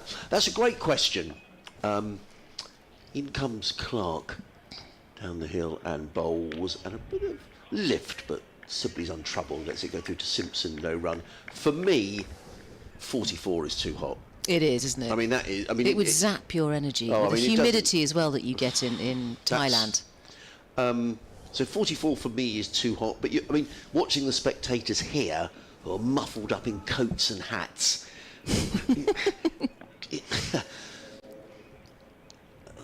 In comes Clark, bowls, Sibley forward, defends into the offside. There is no run. I would probably have to say in that case, Selina, probably cold, because I couldn't stand 40-40. For me, perfect. There is air conditioning in Bangkok. There is. You know, you can always escape into the air conditioning if you get too hot. Yeah, for me, sort of 25 would be lovely. Lovely summer's day here, Yeah. 25 degrees. Go for a dip in the sea. I've done that before, actually, here. It's been a Nice. lovely day. Gone for a dip in the sea Have after you? a day's commentary. Not today, though. No.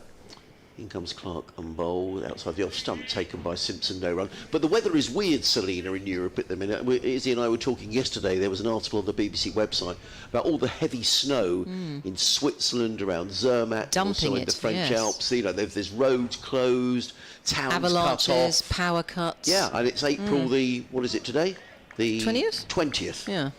So, I wish I was out there in the snow, though. All that snow to skiing. Oh, there you go. heaven. In comes Clark and bowls, and Sibley lets it go again outside of the off stump, and there is no run. He's getting good bounce here, is Tom Clark. But thank you, Selina. Lovely to hear from you over there in Bangkok. One night in Bangkok. Yeah, who sung that? No, who sang it? It was in the musical Chess, exactly. Oh, I I never don't saw remember that. who sang it. In Head. comes Murray Head. Clark bowls, and Sibley drives through the offside and picks up a single fielded at deep point by Finn Hudson-Prentice. Just the single off of the over. Surrey are 152 for one, with Ollie Pope on 60, Dominic Sibley on 58. It seems some time ago now that Rory Burns was out for 13. He wasn't. He was out for 16 when the score was 34, bowled by Ollie Robinson. I think we're having a change around in the commentary box, and Isabel is going to contemplate skiing in the Alps and have a rest for 15 minutes. You'll be back at about 10 to 1. We've got an update to do to the listeners on BBC Radio Sussex and Kent in a couple of moments' time, so I better bone up and see how Kent are getting on. Floodlights are still on. There's a bit of blue sky above the ground. There's not much breeze, not as much breeze as there was yesterday, but it is chilly. And at 10 to 1, I'm going to unveil the cake. Well, was it is. Margaret? Margaret. That's very kind of you. Yeah. I wonder what it is. I personally, if it was a Victoria sponge. James Coles is in bowls. Played into the offside of the track. I would do anything for Margaret if it was Victoria sponge on Easter Sunday. There you go. There you are, you see. It's my favourite. Coles. I've just been distracted, Church. Here comes Coles bowls. Simply placed firmly into the covers, no room. I've just had an alert on my phone to say that a spot has opened up for Pilates next week. I didn't get on the wait. I'm on the wait list. On the waiting or the wait? Waiting list. Yes. Coles is in bowls and driven down the ground by Sibley, who picks up a single. You've had a morning Hughes. of it and an afternoon yesterday. Emails, Pilates, cakes. The trouble is with the Pilates, if you don't book, bookings open at sort of 9 o'clock 2 weeks before, and if you don't book at 9 o'clock, you don't get on the. I always forget. I always end up on the wait list. It's annoying. Here comes Coles, bowls. Pope wristily plays the ball down the ground to mid-on, picks up a single. I love it, Churchy. No, good. It's very good for you. Yeah, all sorts of professional sport. I mean, as you know, I'm not. There's a lot of teams that do all the Pilates and everything now. Yeah. Yoga. Yeah. Very, very popular. I don't know about yoga. Pilates suits me. I can stand at the back and do my own thing. Well, yes. Coles is in again, around the wicket. Bowls. Sibley drives. That's a lovely shot. That's going to be Great 4 shot. runs. Beautifully played by Dominic Sibley. I mean, I haven't seen a lot of Dominic Sibley, clearly, because Sussex haven't been in the same division, but you cannot fail to be impressed by the way that he plays the ball, the way that he leaves the ball as an opening bat. He's just got all the attributes, hasn't he? It's been an excellent innings to watch. I'm just going to do my update, Churchy. Sibley goes to 63, 158 for 1. Coles is going to come around the wicket. Slip and a silly mid-off, the only close fielders. In bowls and played into the offside by Sibley. There is no run. It is the end of the over. Let's get the latest from the cricket now. Adrian Harms is watching the third day of Sussex's game with Surrey. Well, Surrey are making batting look very comfortable here this morning. They're 158 for 1 in their first innings. Ollie Pope is on 61. Dominic Sibley is on 65. And these two coming together when Surrey were 34 for 1. It's been an excellent partnership for the second wicket. That in reply to Sussex's total yesterday of 435. Meanwhile, down at Canterbury, Kent in their first innings are 381 for 8 in reply to Gloucestershire's 472. Ben Compton continuing along his way. He's 175 not out. Thank you, Pat. And Tom Clark, is it me or is it you? I think it's me from the Cromwell Road. Well, it's Tom Clark from the Cromwell Road end as this one hits the thigh guard of Ollie Pope. So now the field is going more defensive, unsurprisingly, from Sussex. 158 for 1, Surrey.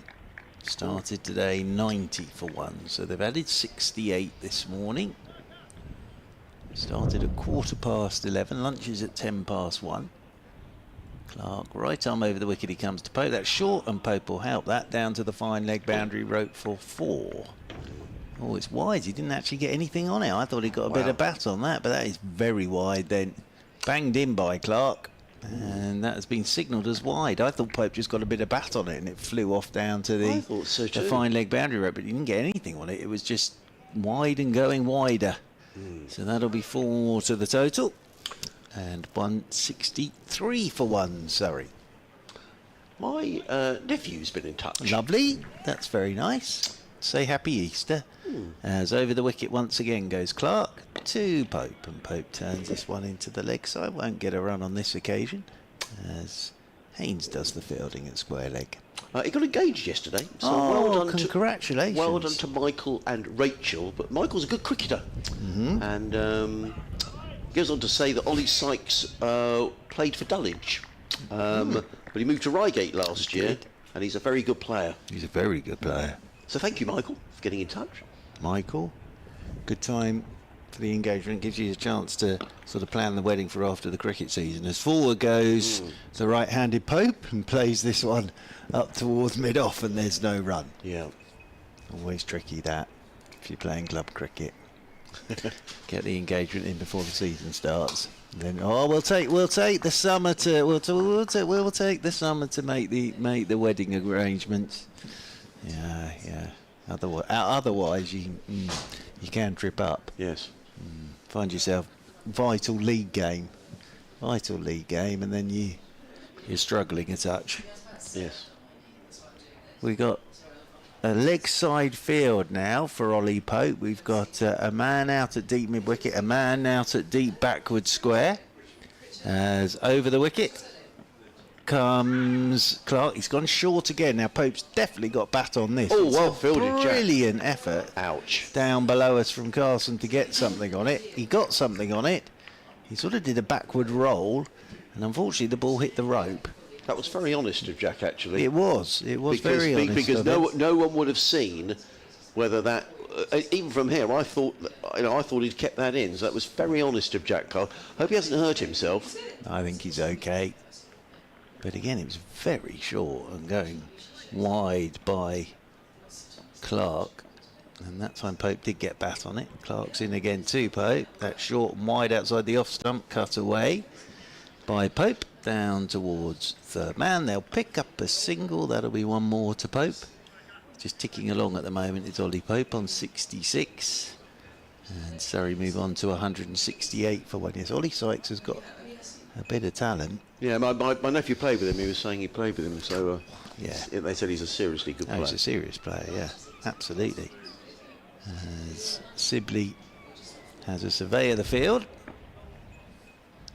And over the wicket comes Clark to him. Bouncer, Sibley just ducks underneath. This taken by Simpson.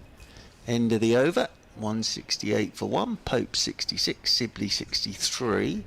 And this, of course, all in reply to the Sussex 435 in that first innings. We'll just have a little quick change around in the commentary box. We've got a guest who's going to come in and talk about the Sussex Cricket Society. They get the name right. Come and have a pew.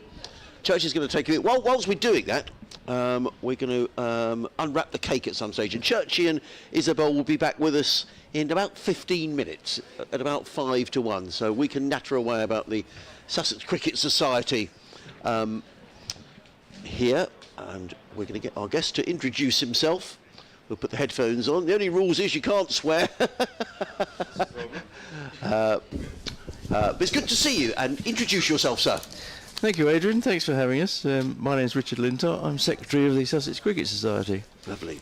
Well, we will talk as we go through the over. Unfortunately, James Cole's bowls is overs very quickly, so we don't get much time to natter, but we will get time to natter at the end of the over as James Cole's is in around the wicket on bowls and played by Ollie Pope through the onside. They've taken one, they'll think about two, but Jaden Sills is around pretty quickly from mid-wicket to field. One more to the total. The sound in the background is the sound of the tin foil being removed from the cake. Here it is. Look at this. This is made by Margaret. The second chocolate cake of the season. Magnificent. No, it's fruitcake. Oh, I thought it was chocolate. Looks like chocolate. Oh. Oh, well, it's Looks still... like fruitcake. In comes Cole's bowls and caressed by Sibley through the offside and picks up another single. Yes, I can see it's fruitcake now through the cellophane. Thank you so much, Margaret. We will keep that here in the commentary box because we don't want the gannets in the press box to get hold of it, which they did with your previous cake. Coles back to his mark. Sibley 64, Pope 67. Pope waits. Sibley the non-striker's end, cut away by Ollie Pope, who loses his footing whilst playing that shot and picks up a single to deep backward point. He goes to 68. Sorry, largely untroubled this morning. Richard, this has been a good partnership between these two. It's very good, isn't it? Yes, unfortunately. We have to be very balanced here in the commentary box. In comes Coles around the wicket, bowls and played firmly by Sibley without timing to mid-on, fielded by Daniel Hughes. There's a slip and a silly mid-off, backward point, cover mid-off, a sweeper on the cover boundary. Jack Carson, who's warming up down there.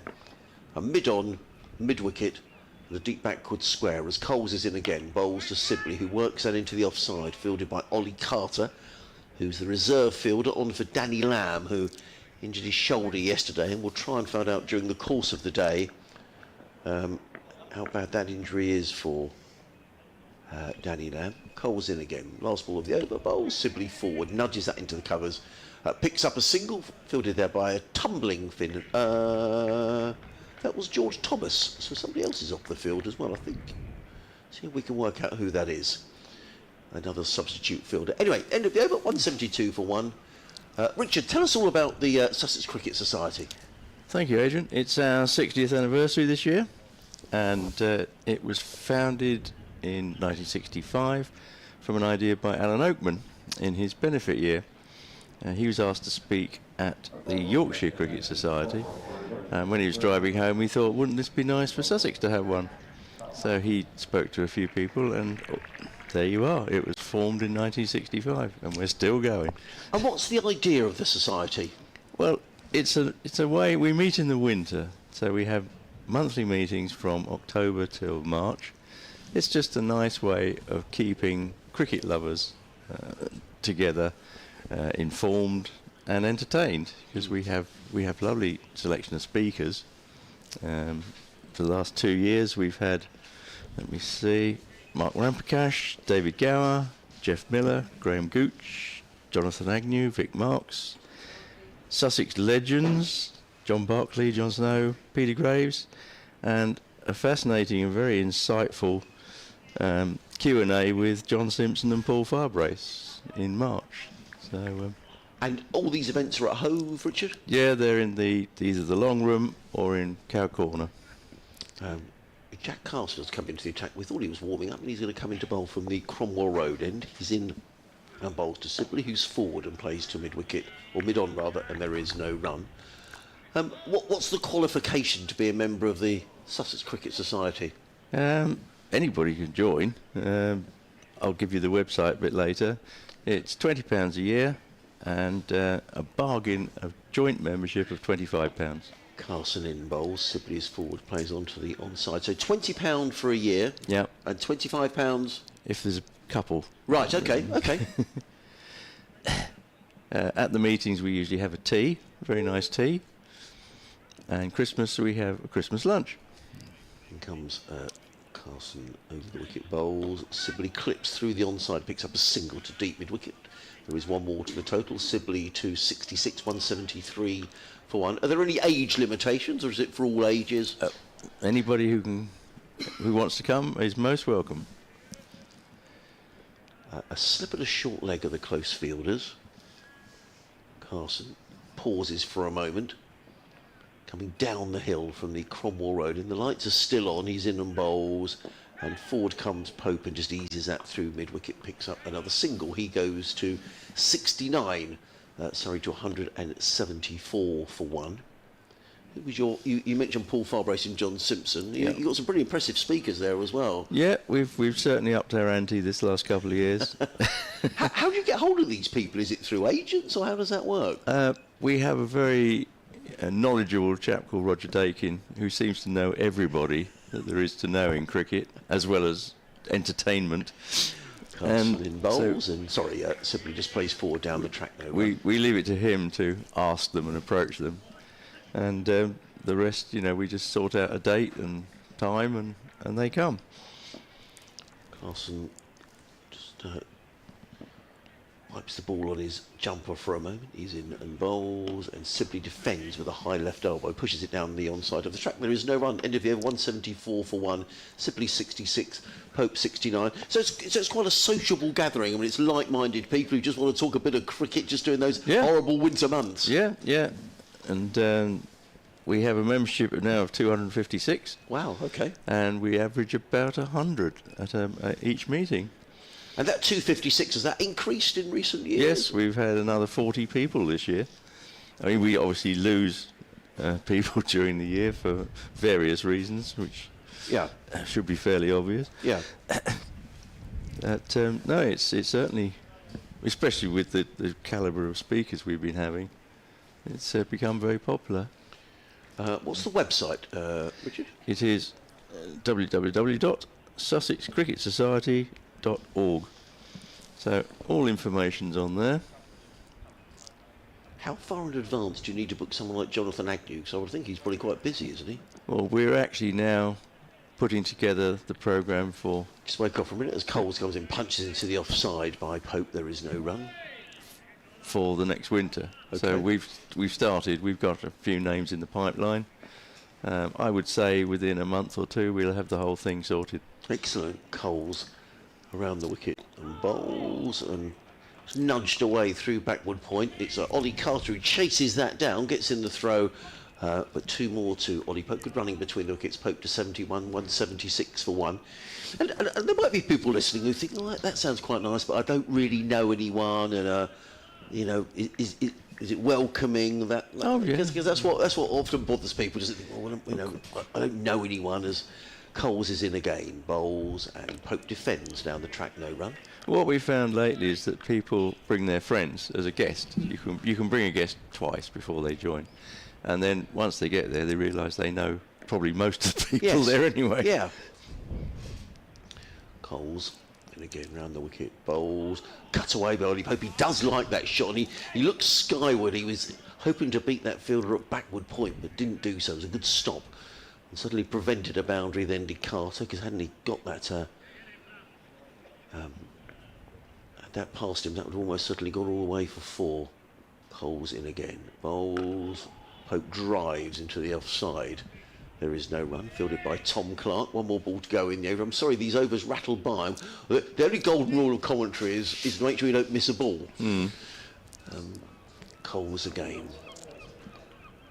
In and bowls. And Pope defends down the track. There is no run. End of the over, 176 for 1. Pope 71. Sibley is on 66. Do you have interactions with other cricket societies as well, Richard? Yeah, we're part of the National Cricket Society, and they have a meeting, well, several meetings a year, but there's an AGM at Edgbaston. Right.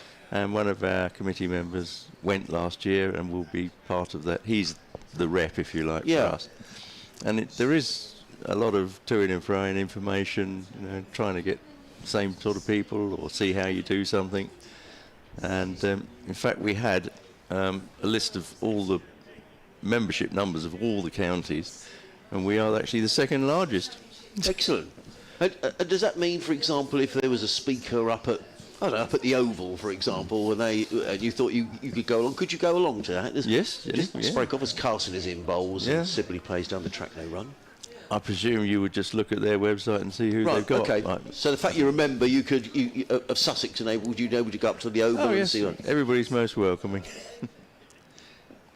Carson in from the Cromwell Road end. The bowl simply defends into the offside and almost picks up a single, but Tom Alsop's around very quickly to field at backward point, and there is no run. I think it's a great idea because those, I don't know which month you find the most depressing in the winter. Is it as soon as the season finishes?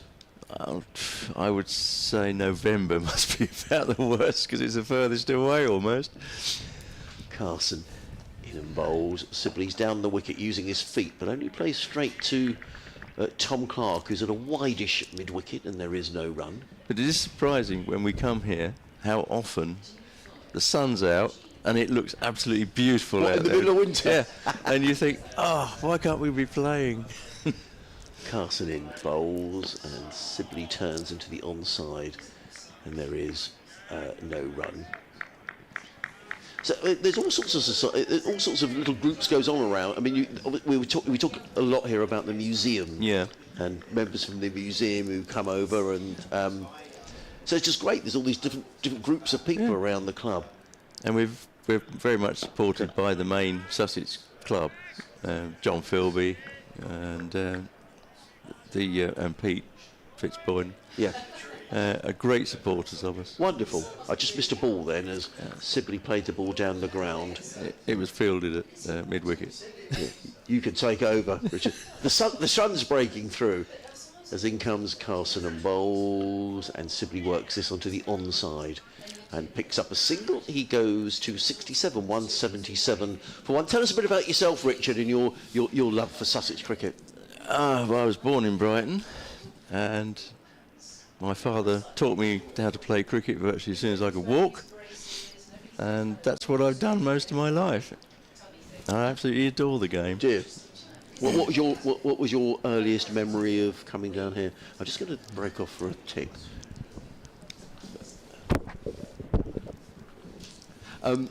What was your earliest memory? Yeah, I'm sorry. What was your earliest memory of coming here? I remember a few of us from our school paid our pound in 1963, and we became junior members. Did you? Yes.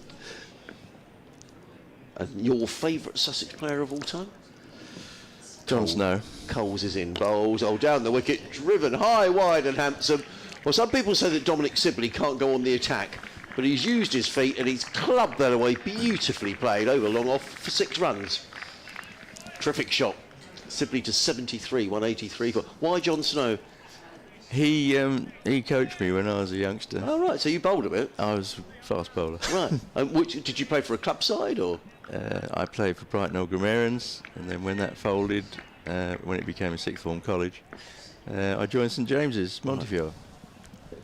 In comes Coles, bowls, Sibley defends onto the onside. There is no run. And do you still turn out now and again? Do you still turn the arm over? Well, I would like to, but I've done so much damage to myself from bowling for about 40 odd years. Coles in again. Bowls, Sibley defends into the offside. And there is no run. And friends for life you've made around the club? Oh, yes, yeah. The sun is back with us. We've still got 76 overs to bowl today, so we are going to have a late one. Lunch is at 10 past. 1, in comes Coles, bowls, Sibley defends down the track, and there is no run.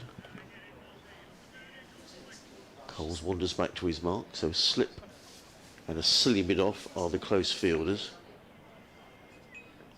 Coles in again, bowls, and Sibley plays from the crease, fielded there by Simpson behind the stumps. And in terms of the society, you know, when you have your chats in your meetings, what's the general view around the game about the 100 and different changes, Richard? As in comes Coles again, bowls, Sibley down the wicket, drives 4 more, lovely shot, just used his feet, drilled the ball down the ground.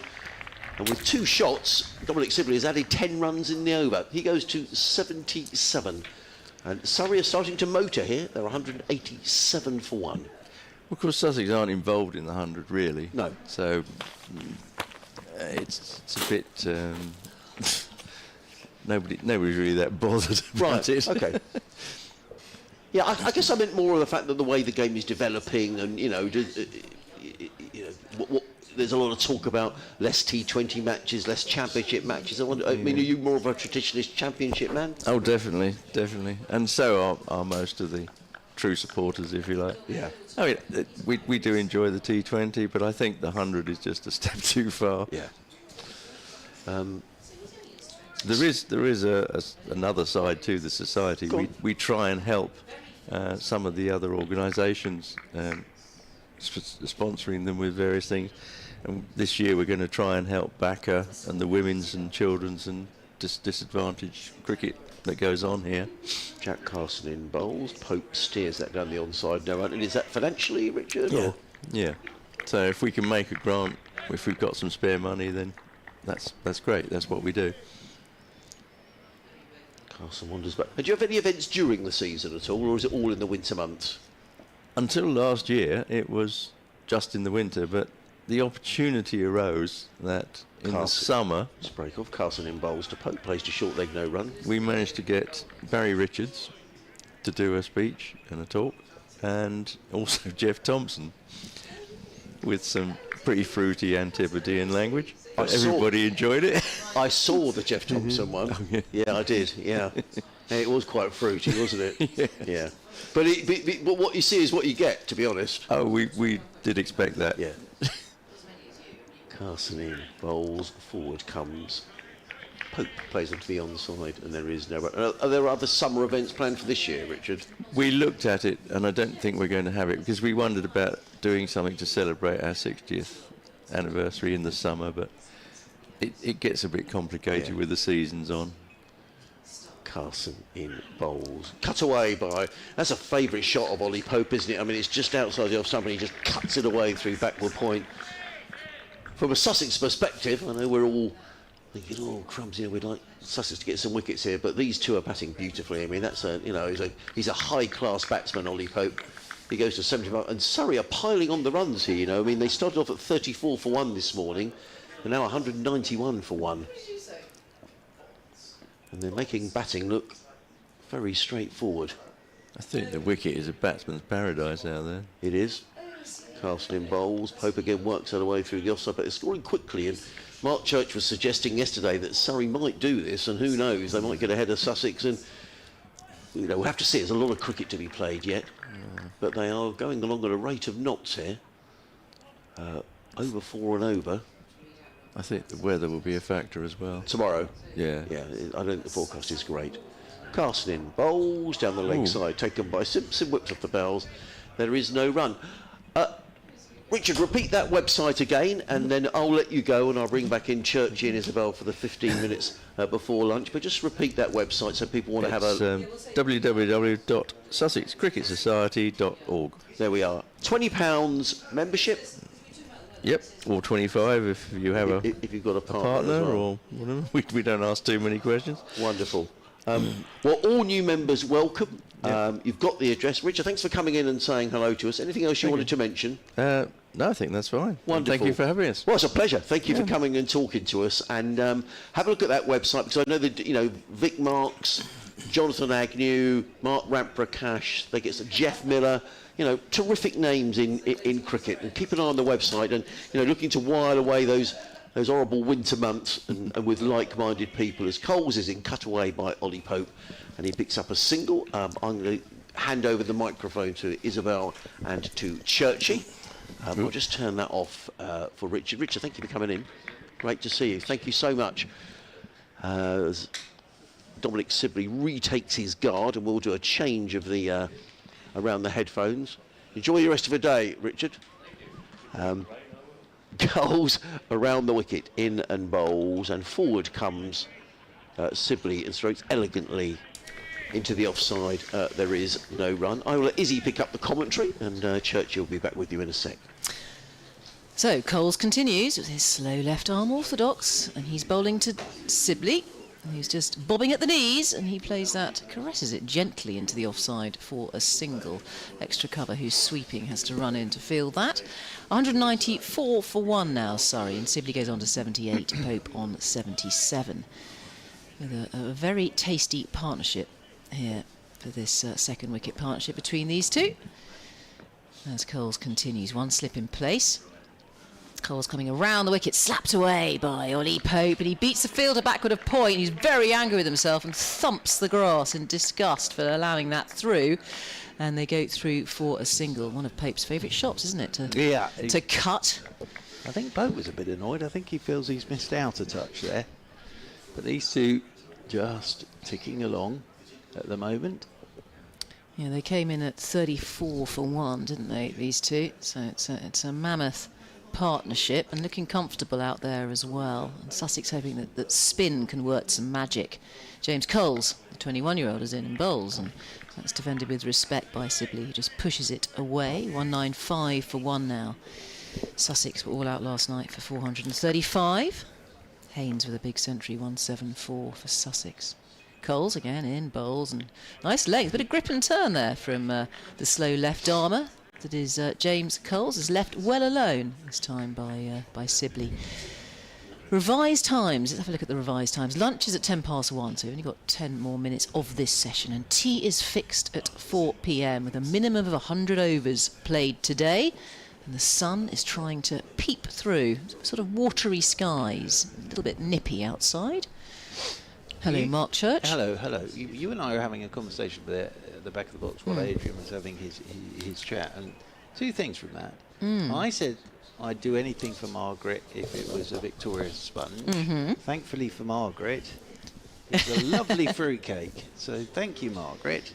And you've heard from one of the great men of cricket. I have. As Pope on strike here to Carson, and he'll get a single as he just opens his feet up to a short ball, punches it straight down the ground, up towards a deepish mid-on. They'll take the single.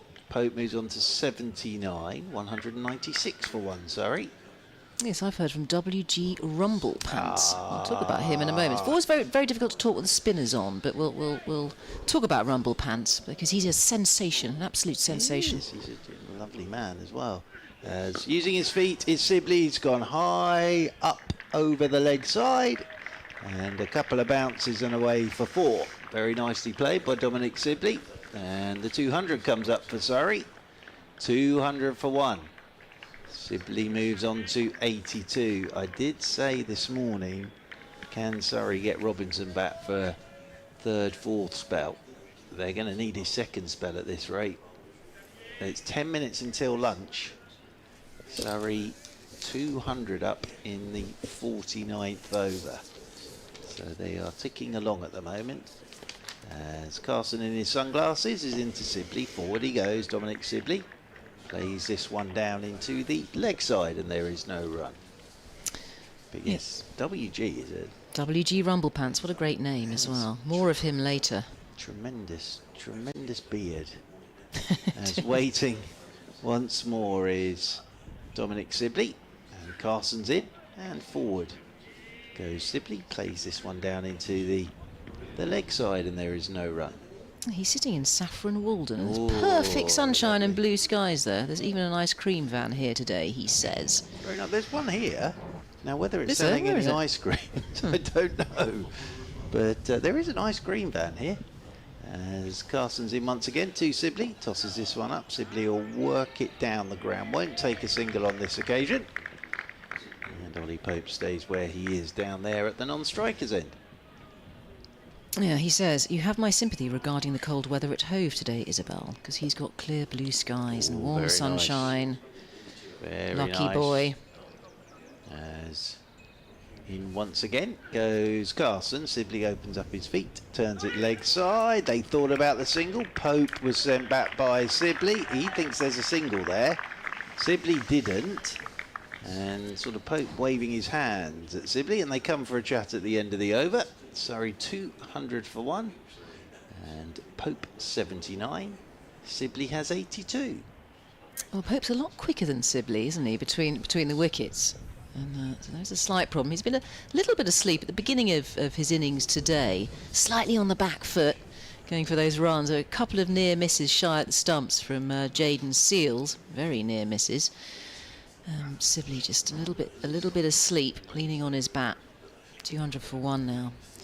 Yes, W.G. Rumblepants has the most incredible bowling action. He wears braces. I've seen it. You've seen it? Yes, it. and I think there's been a mishmash of a film, hasn't there, involving you and Rumblepants. He did a very Talk clever us through bit that of in a minute. editing. James Coles, he's just rearranging his field. There's one slip in for Coles' bowling with his slow left arm, 30 on his shirt. He's going to be bowling to Pope, the busy Pope, who drives crisply with a check drive, just finds the fielder at the close-ish extra cover for no run. Coles to continue. Developing nicely as a bowler. James Coles onto his toes and bowls. Oh, there's a top edge here. Might well be caught by Jaden Seals, who's on the run. Well, it was a half chance. Tries to get his hands to it, but in fact, has it gone for 6 or 4 out towards the deep mid-wicket boundary? And Jaden Seals was running full pelt with his arms outstretched. The umpire is still puzzled as to whether this is a 4 or a 6 off the bat of Ollie Pope. It is a 6. So that is the second 6 now of this Surrey innings, awarded to Pope. Ollie Pope goes on to 85 and the score now 206 for 1. I think that was doable, that catch, but very difficult indeed for Jayden Seales. As the spinner is in again, left arm. It's a lovely shot, cut away there by Pope. Beautifully steered down towards third man. It is a very long boundary. They come back for the second. No, they won't get to. It's well fielded down there, down towards the players' pavilion, the Sven Karma Pavilion, the indoor school. I think for Jayden Seales, it's a very short leg side boundary. I think Pope knew that because it was top edge, but Seales just ran out of space, and that as he was trying to get it, he was over the rope with the ball. Coles in again to bowl to Pope, who's having fun here with James Coles, and that's slapped away again, backward of point, and it has gone for 4 runs. There was an attempt to cut it off there, but it has gone for 4. So 4 more, looking like an expensive over here for Sussex, as Pope goes on to 91 now, into the 90s, 212 for 1. Loves to cut, loves to pull, Ollie Pope, his favourite shots, and he's been given ample opportunity in this over so far. There was a top edge earlier, though. Yeah, it's good batting because, yes, it was a top edge, but he took it off about off stump. So he's gone wider and he's cut him. Coles, bowls. There's going to be an easy single here as he gets to the non-striker's end. Ollie Pope. Yeah, it was 213 for 1 now. Sorry, Isabel, but it was top edge, but it was on a round about off stump, so he's going against the spin. But Coles has seen that, so gone a bit wider, and then Pope's just laid back and cut him for 4, and then he's just very happy just to knock one down the ground for a single. So it's good batting. And he knows it's the short boundary, doesn't he, as well, as Coles is in. Well flighted, and he's caught. That's Dominic Sibley. Hits it straight back to the bowler, caught and bowled by James Coles, who's having a bit of a nightmare of an over, and now jubilation all over the pitch there as it's the end of Dom Sibley, who is a real danger man. He has gone for 82 off 161 deliveries and has broken that mammoth partnership, that second wicket partnership between Pope and Sibley. What a breakthrough, and it's the spinner, the slow left arm of James Coles that takes it. So Dom Sibley, 82 off 161 deliveries. He was there for 208 minutes and hit 10 fours and 1 6. Yeah, it's been a really good innings from Dom Sibley. Good catch from Coles off his own bowling. Boy, did Sussex need that just before lunch. He's done some damage though, Sibley. And very good partnership between Messrs Pope and Sibley. They've just gone along and played normally this morning. And Dominic Sibley will be very disappointed with that. Hit it very hard back at Coles. It was a very good catch off his own bowling. And that will bring Dan Lawrence out to the middle. He's been a little short of runs so far this season as Dan Lawrence, but he's got an opportunity here to have a bat, but fine innings from Dominic Sibley. And he was eyeing up a third consecutive 100 there with the 2 last week against Hampshire. But Coles hung on to the catch. And as I say, it was struck very firmly back at him by Sibley. And he clung on to it, so that was good work. That was sharp. We've had 2 very good caught and bowls in this match, haven't we? Fisher took a very good one on his follow through, which is harder for the quicker bowlers, because the follow through, obviously they're further down the pitch and their head is down as well. The spinners probably more likely to take catches on a caught and bowl because their follow through isn't as long, and they're probably more upright as well. So Carson, sorry, this is your end. Yeah, it's all yours. Carson in his sunglasses comes in over the wicket to Ollie Pope, and Pope is turning this one into the leg side, and there is no run. But yes, he played some very good shots in that innings, did Dominic Sibley. And just ticked along. But they have their wicket before lunch. As Pope is forward, nudges this one from Carson into the long side, the leg side. So Pope on 92. Here's a little survey of the field. Does Ollie Pope. And settles over his bat once more. As Carson's in, gives this a lot of air. Forward goes Pope. Nice action that Carson has. Yes, that partnership was worth 179. Took me some time to work it out. Yes, and it was full of nice shots, wasn't it? that partnership. As Carson's in again, and forward goes Pope, nudges leg side. Round comes mid-wicket to do the fielding. Yes, it's been an interesting morning, this morning. It really has. As Carson's over the wicket again to Pope. Pope just jumps onto the back foot, pushes this one away into the offside. Will take a single, and that will bring Dan Lawrence onto strike for the first time. Just the one spell from Robinson this morning. They're going to need a couple more from him, I think, Sussex. So first ball for the right-handed Dan Lawrence. Carson's into him, and Lawrence is just letting this go down the leg side into the gloves of John Simpson. I'm just watching the big hand of the clock and the digital clock. It's saying 9 minutes past, so I think we will get one more in before luncheon. Well, it's bound to be Coles, having just broken up that mammoth partnership, taking the wicket of Sibley. Caught and bowled a sharp catch. The ball punched back to him by Sibley. Sibley out for 82. So James Coles will continue. He's tweaking, taking nice shape. He's going to be bowling to Pope. Pope on 93 for 124 deliveries. Surrey 214 for 2. Coles with his slow left arm will continue coming around the wicket. The silly mid-on in place. He's in and bowls, and that's driven. I'll take a single here. It's going to have to be a quick single. There's a shy at the stumps, as that is punched towards mid-on. And it's backed up eventually. It's almost overthrows there. Could have been a disaster. Yes, it was good. Missing the stumps. It's good work from Allsop there, backing up. So another single added to the total here for Surrey. Only one wicket to fall this morning. 215 for 2 is the score. Change in the field, as we've got Lawrence, the new man, out there, yet to get off the mark.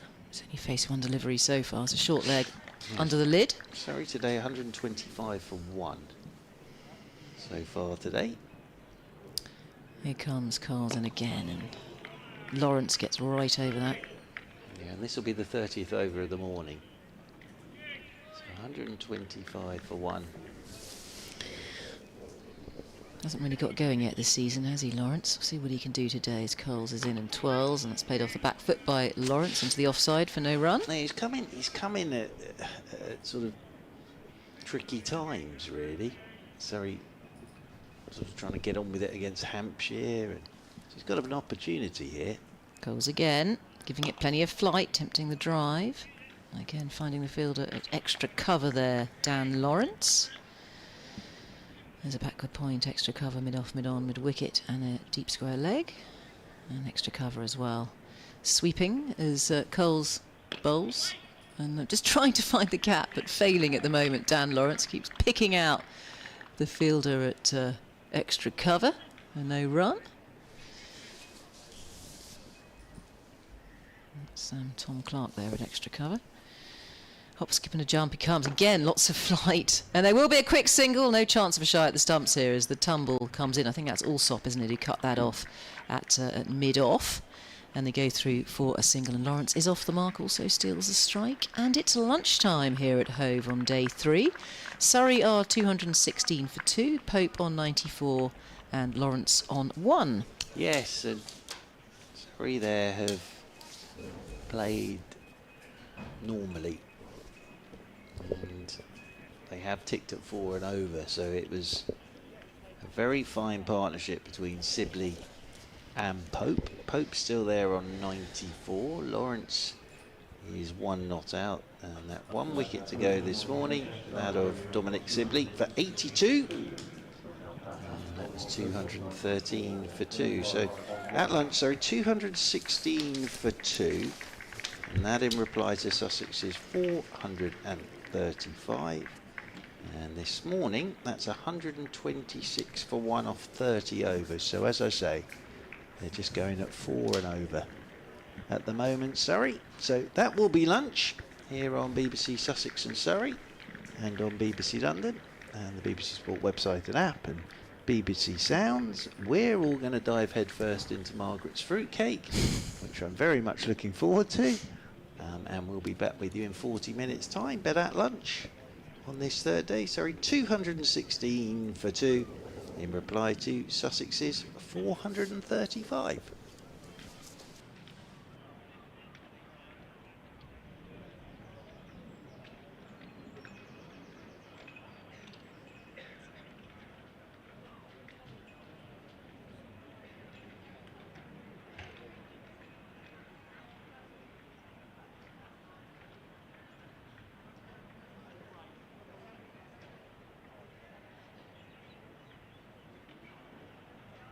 Good afternoon, everyone, and welcome again to the first Sussex Champion Round.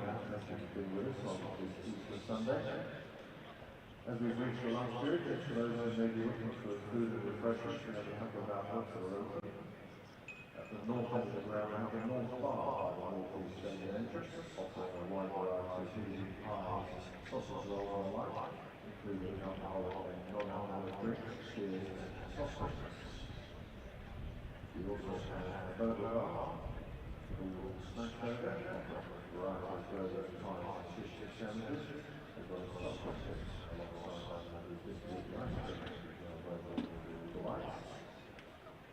And behind the web training online shark scanners, we have our Sussex social international net facility, which also serves beers and wine. Behind the web training online shark scanners, southwest corner of the stadium. A reminder that 2025 memberships are available, and it's the only way to see every home game this year. Membership also includes entry for all Sussex Sharks women's one-day matches, as well as every game of the county championship and one-day fixtures. Memberships are available by purchasing via the club's website, or calling the club ticket office on 01273 87 100, or call for visiting the club box office by the main stadium entrance.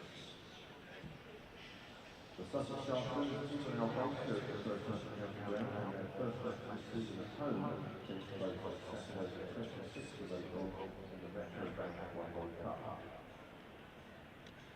The fixtures against Yorkshire start on Saturday.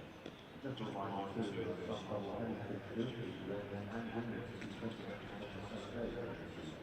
So please look out for those too.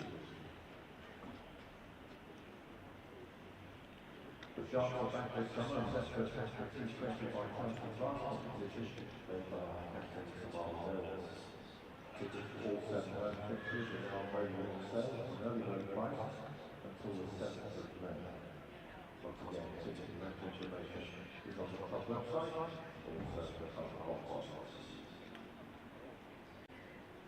Our new mobile retail unit, replacing the old club shop, is now open, selling our range of official merchandise, and located behind the web trend online shop there, is open until around 2 or maybe 4 p.m. on display.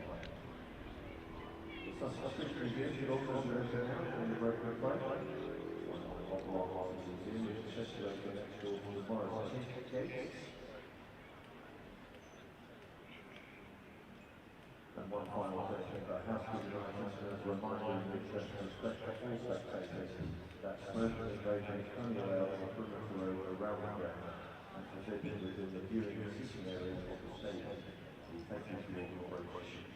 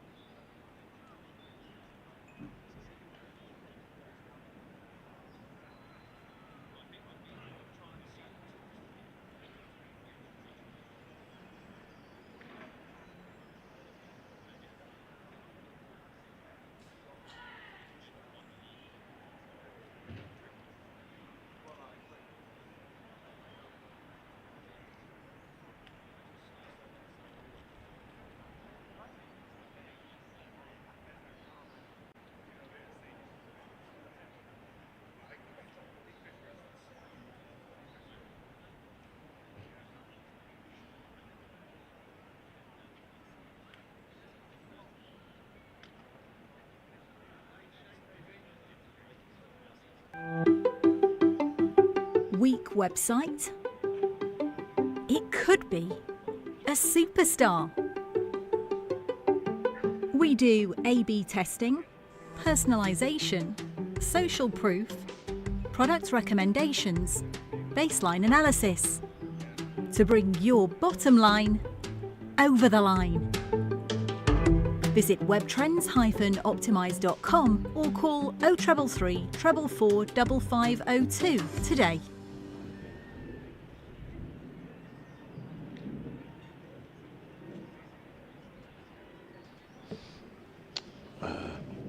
Hello, hello.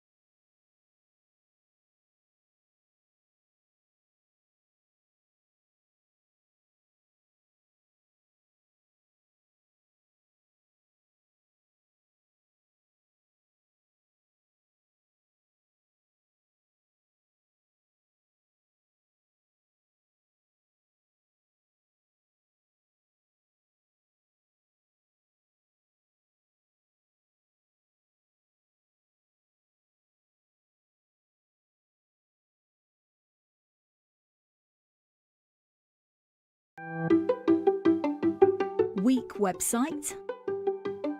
It could be a superstar. We do A/B testing, personalisation, social proof, product recommendations, baseline analysis to bring your bottom line over the line. Visit webtrends-optimise.com or call 0333 444 5502 today.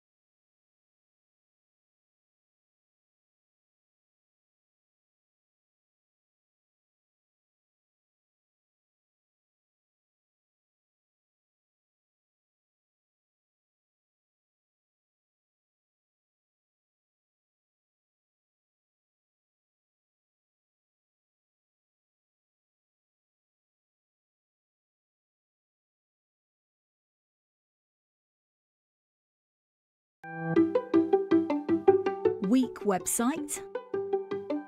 It could be a superstar. We do A/B testing, personalisation, social proof, product recommendations, baseline analysis to bring your bottom line over the line. Visit webtrends-optimize.com or call 0333 444 5502 today.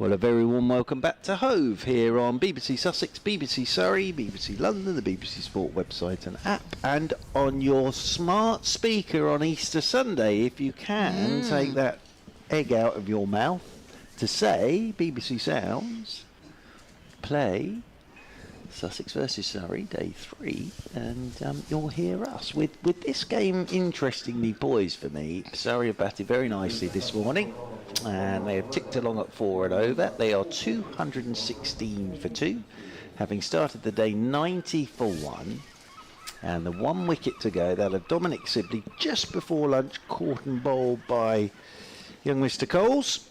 James Coles for 82, struck it very firmly back at Coles, and he clung on to the catch, and that broke a partnership of 179 between Pope and Sibley. Now Pope's still there on 94, and he was joined by Dan Lawrence just before lunch, who is 1 not out. This, of course, all in reply to Sussex's 435. We've been blessed with some dry weather this morning after rain. We started at 11:15. Tea will be at 4 o'clock. It has just got a bit gloomier here during the lunch break. It's going to be Jaden Seals to get us started from the Cromwell Road end of the ground, coming in over the wicket to Dan Lawrence, and that one bounces outside the off stump of Lawrence, which we've seen from Ollie Robinson from that Cromwell Road end, and left alone by the right-handed Lawrence, and taken by Simpson away to his right. A very good afternoon to Isabel Duncan, who has partaken of a burger, and you're still wearing your bobble hat because it is still fairly cold, nippy. isn't it? Queuing at the up moment? for the burgers in the shade was cold, and that is my 3rd burger on the trot. Well, I'm not proud saying that, but it's my last day commentating today, so that's it for burgers for a while, I think. well, they're very nice. As in, over the wicket comes Seals. Oh, Bob, that's a beauty. Absolute crackerjack from Jaden Seals. Turns Dan Lawrence around, and the perfect length, the perfect line, little bit of bounce, beat the outside edge. They'll get an extra slip in here, I would have thought. Well, he looks a much happier bunny. Sorry to interrupt. Yes. He looks a much happier bunny coming down the hill, doesn't he, Jaden Seals? His first outing down the hill in this innings, and he just looks more in a groove, more rhythm. It's Ollie Robinson's place, isn't it, from the Cromwell Road end? And fast bowlers like coming down the hill. Just waiting for Ollie Robinson's second spell of the day. As Seals, over the wicket he comes to Dan Lawrence, and it's on the stumps of Lawrence, and he's pushing this up to Ollie Robinson, who stood up there at mid-on, because for me Robinson was the most dangerous bowler. But we've just seen the 1 spell from him this morning, first up, and we haven't seen him since. I mean, I are think we that- questioning his fitness, do you think, at Well, all? no, I don't We've only think seen him I for don't think one I'm spell doing so far. that, but we were surely going to see him for another one. I thought it would be straight away after lunch, but we'll wait to see. I think the floodlights might have to come on because it's fairly gloomy here as Seals is in, and this is left alone by Lawrence outside his off stump and taken by Simpson, moving away to his right hand side. It's a lovely partnership between Sibley and Pope, and actually they just batted normally because it's still a very good pitch to bat on, and they just batted normally. Pope looked busy straight away, didn't he? He always looks busy, Yeah, doesn't he? but- Pope, but- energetic and busy. But positive in everything that he was doing. As Lawrence waits again for Seals. Seals is into him, and Dan Lawrence turns this one into the leg side. Good over this from Seals. And there is no run. Not a huge crowd in today, but those that are here are getting cricket, but they're all wrapped up away to our left and right. The big coats are out again in force, including Adrian Harms away to our left, who's got his manager's coat on again. As I say, you're wearing your bobble hat. Very smart. And you're wearing a tweed jacket. You're the Well, smartest I of the lot am today. wearing my tweed jacket, but it's a bit just damp, about isn't it? dried out Is it? now from this morning's shower. As in over the wicket comes Seals. Forward goes Lawrence, pushes this one out towards cover point. There is no run. Maiden over, nice over from Seals first up after lunch, and Surrey 216 for 2. Pope has 94 and Lawrence has 1. runs to be had here at Hove. We saw that big score that Sussex posted, although they were contained well by Surrey yesterday. 435 all out yesterday evening. Sussex, and Surrey bowled a very disciplined line in drying up the runs and frustrating Sussex and denied them that. I think it was the 4th batting point they denied them, didn't they, in the end? And there are certainly runs to be had here at Hove. It's a flattish pitch, it's quite benign. Although it's carrying a bit of bounce today for the Sussex bowlers, particularly Ollie Robinson is getting a bit of bounce and rearing up. Well, here come the floodlights as well, because it has got a bit gloomy.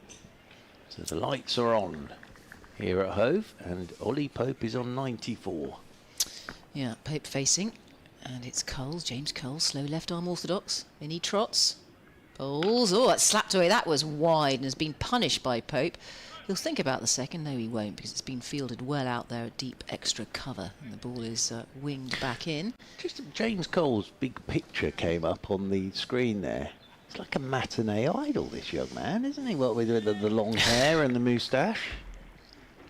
Moustache. I think moustaches are in, aren't they? Well, they seem to be. Having a look at you, Mark Church. Mine's just laziness, but Garth LaRue.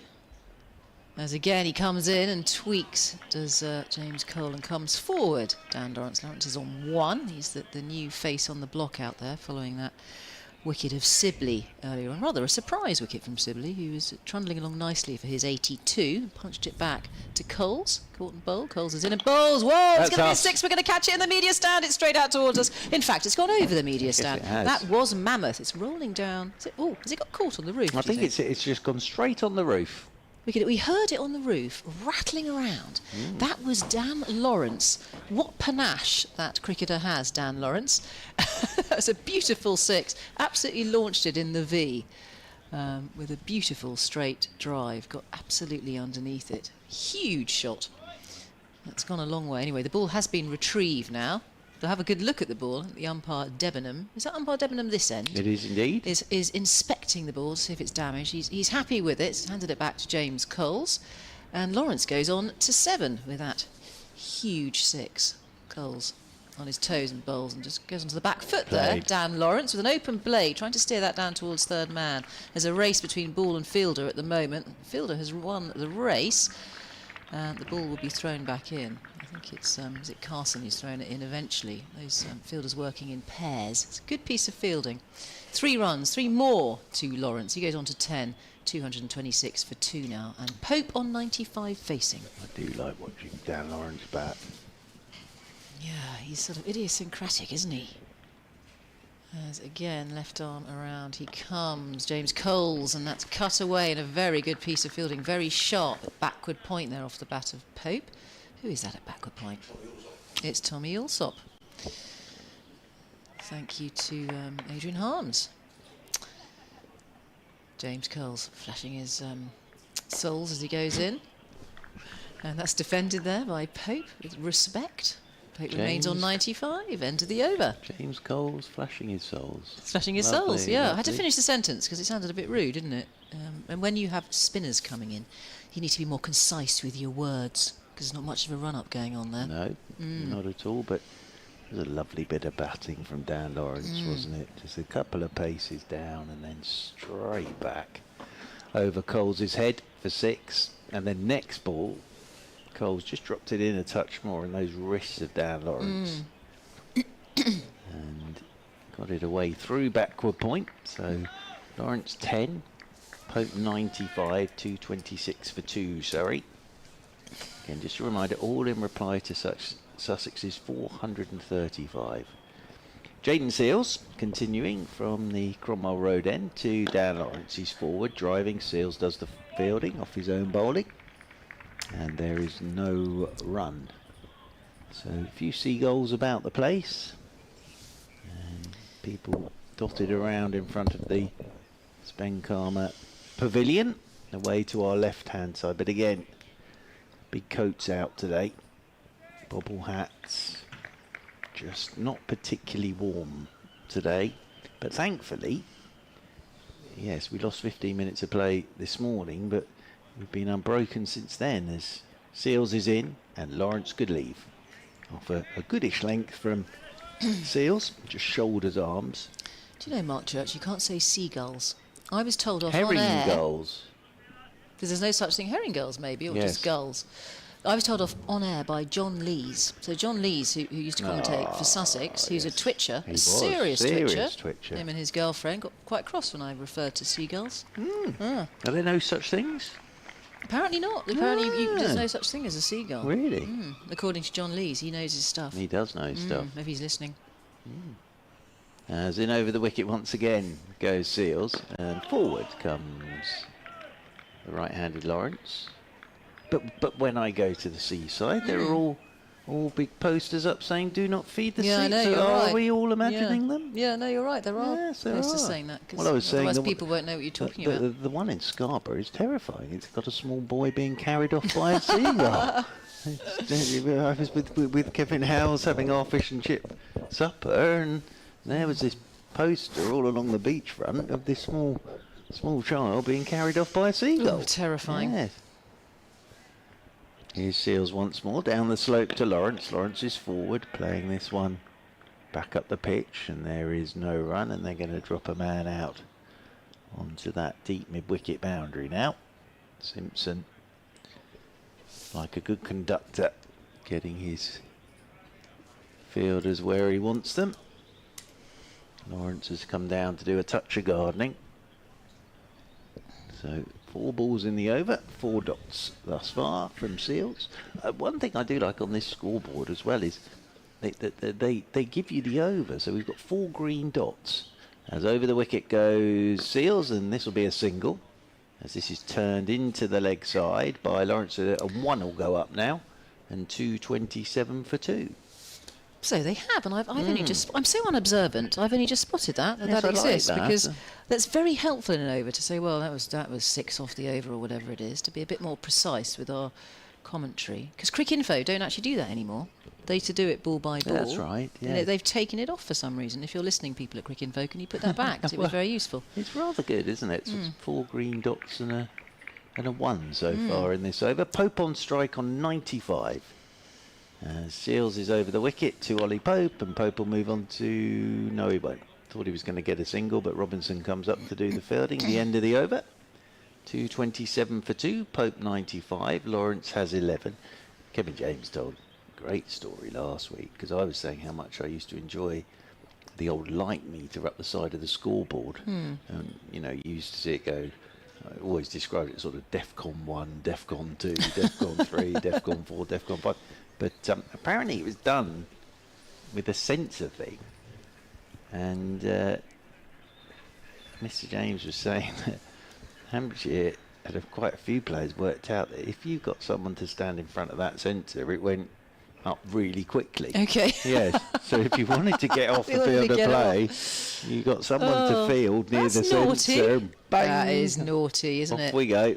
Coles, off he goes from the sea end and bowls, and that's driven there by Lawrence. He's going to take a single as Midoff has dropped back and comes into field that.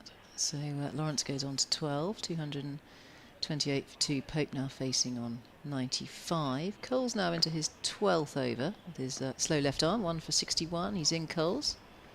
Gives it a bit of flight, and that's worked away against the spin by Ollie Pope. He's going to come back for the second. They'll only get 2. It's fielded just backward off square leg. That was whipped off the toes there of Pope. 230 for 2.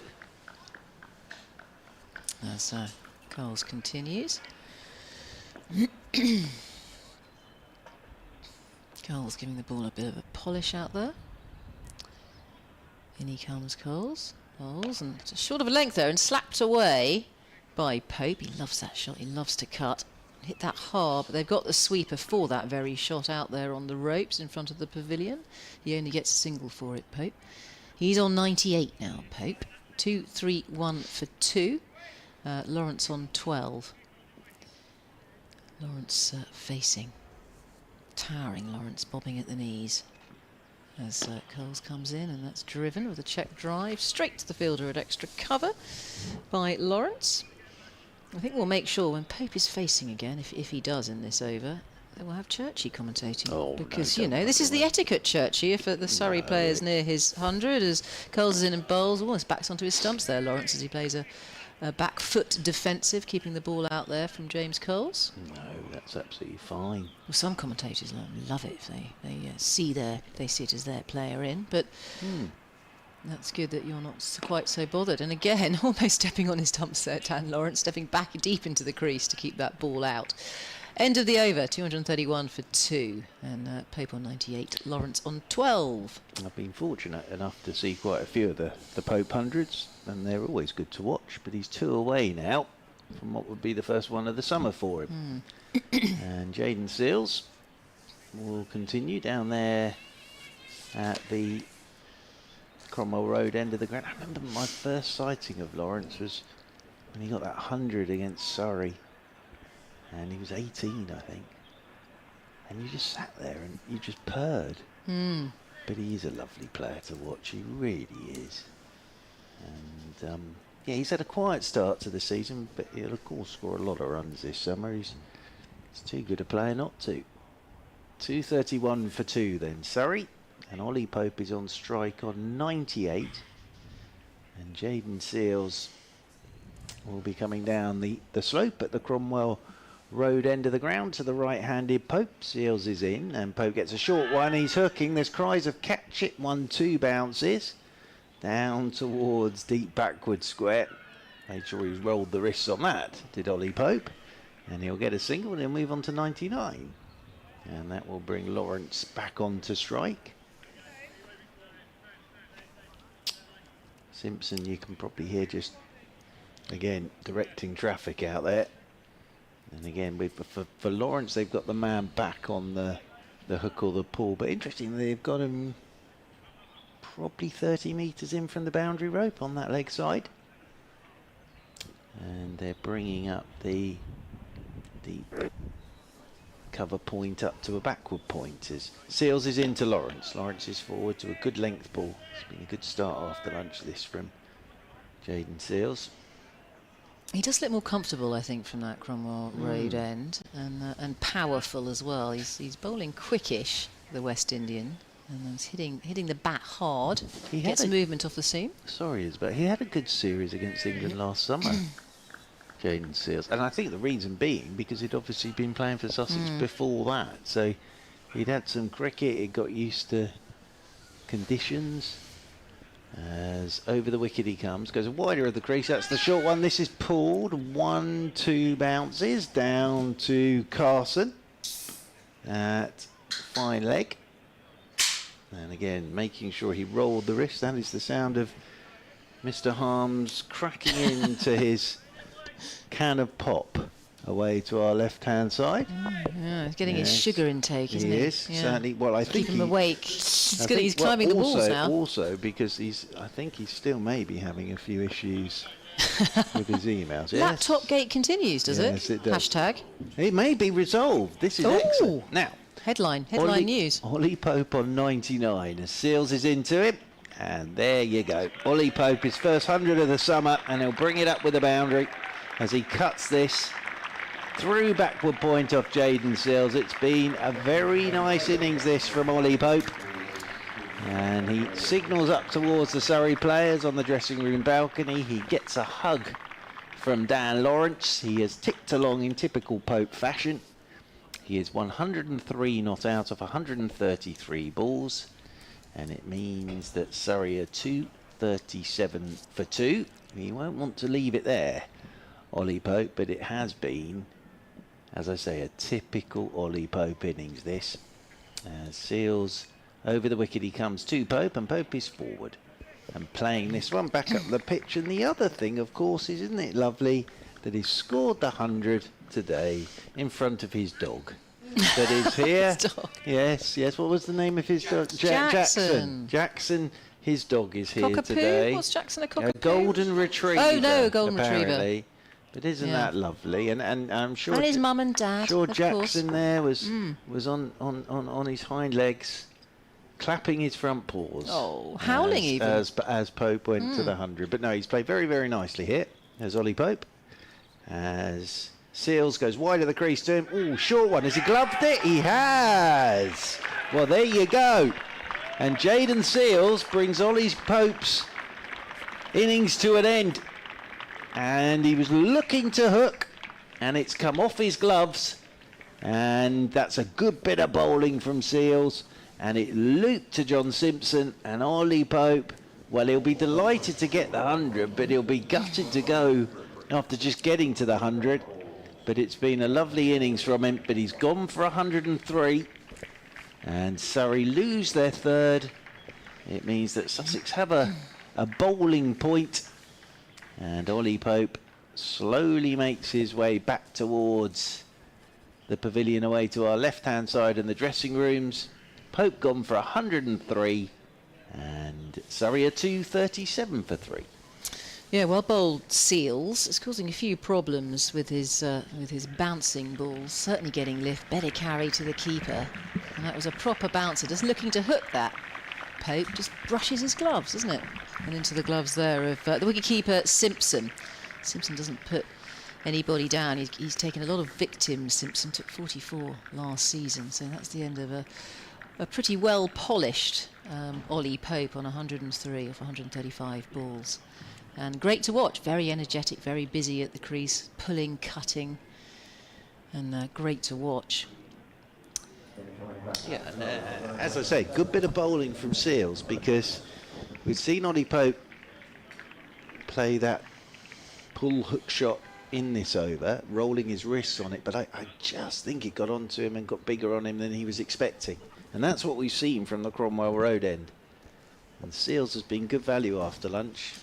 And that will bring Ben Folkes to the middle, who looks in good touch at the moment. Played really well in the opening game at Chelmsford. Held the Surrey first innings together and finished up 92 not out, and then 50 in the second innings. Had a quiet game against Hampshire, 14 and 1, but the one was when Surrey were pushing the game on. But yeah, he looks in good touch at the moment, does Ben Folkes. But yes, you could see that Seals delighted with that, and all international wicket that really, wasn't it? Seals gloving it was Pope, and Simpson behind it taking the catch. Right, a new over, and it's going to be Lawrence facing on his 13, and Coles to continue. Continues around the wicket to Lawrence. Lawrence, oh, he almost plays on it, gets an inside edge, and the ball just trickles out towards fine leg. And Slip has to come out to field it, and he goes through for 1. And a genuine big inside edge there from Lawrence, not in control of that. He goes on to 14 and 238 for 3. So the two batters out there at the moment, Folkes and Lawrence, old Essex boys, ex-Essex boys, so they've probably played a lot of cricket together in the past. Definitely. Over the last few years. They'll know each other's game. They'll, I would imagine, run well together between the wickets. I don't want to set them up for a fall here, but they're going to know each other's game. So Coles, here we go. He's just having a look at his field here. It's Folkes who's facing his first ball. Jaden Seals has been brought in off the ropes on that short boundary under the clock. On the single just in front of the umpire at square leg. And there's a silly mid-off in place there for the drive. There's once again, he's in Coles and flicked away, this time to Jaden Seals, who has another shy at the stumps, but he's safely home there. Lawrence running to the danger end, and Folkes is off the mark with a single. 239 for 3 now as Coles continues, and the field spread a little now for Lawrence. We saw that almighty 6 in that previous Coles over. Went over the media stand. It's all very exciting for us. Not catchable for us in the media stand, it was so high. Coles again tiptoeing in and bowling, and that's a lovely looking check drive through the covers by Lawrence. He'll only get a single as long off swoops in to field that one, and one more to the total. 240 for 3 now, Surrey in their first innings on day 3 at Hove. I must admit, with the Lawrence 6, I was diving head first under the table, because I thought it was going straight through the window, but yeah. it was going upwards, wasn't it? It was on the way up, you're right, as it passed us. So, Folkes facing Coles bowling. There's a nice looking drive there, gets to the pitch, the ball finds the fielder. Good piece of fielding there to cut that off in the ring. I wonder who's that fielding there? It's Clark, isn't it? Tom Clark. Cuts that off at extra cover. He's got some terrible grass stains on his flannels now. Coles again, bowls. And comes forward well there. Folkes getting a bit of bite and turn is James Coles. Giving that ball a bit of a rub and a polish. So spreading again. They want to give, happy to give Folkes the single. It's the last ball of the over. They're wanting to bowl at Folkes, of course. He's the new face out there, just playing himself in. Tweaks to the field. So mid-wicket has come in on the one. Is the only man on the one on the leg side. Coles bowls. And it's played off the back foot there. A nice drill off the back foot with an open face. He'll only get a single for it, Folkes. So he goes on to 2 now. 241 for 3 Surrey at the end of another over. It's 58 overs now. This ball will definitely be softening up.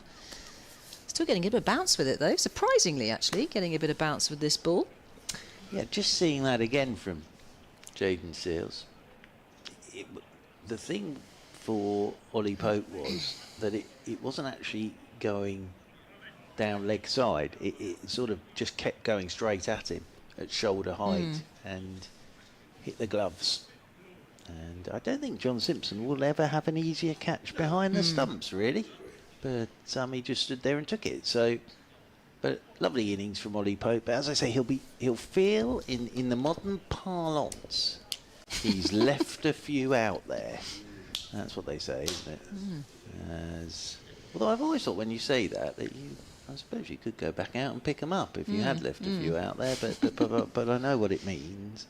So this will be the first opportunity that Seales has had to bowl at Ben Folkes, who's 2 not out.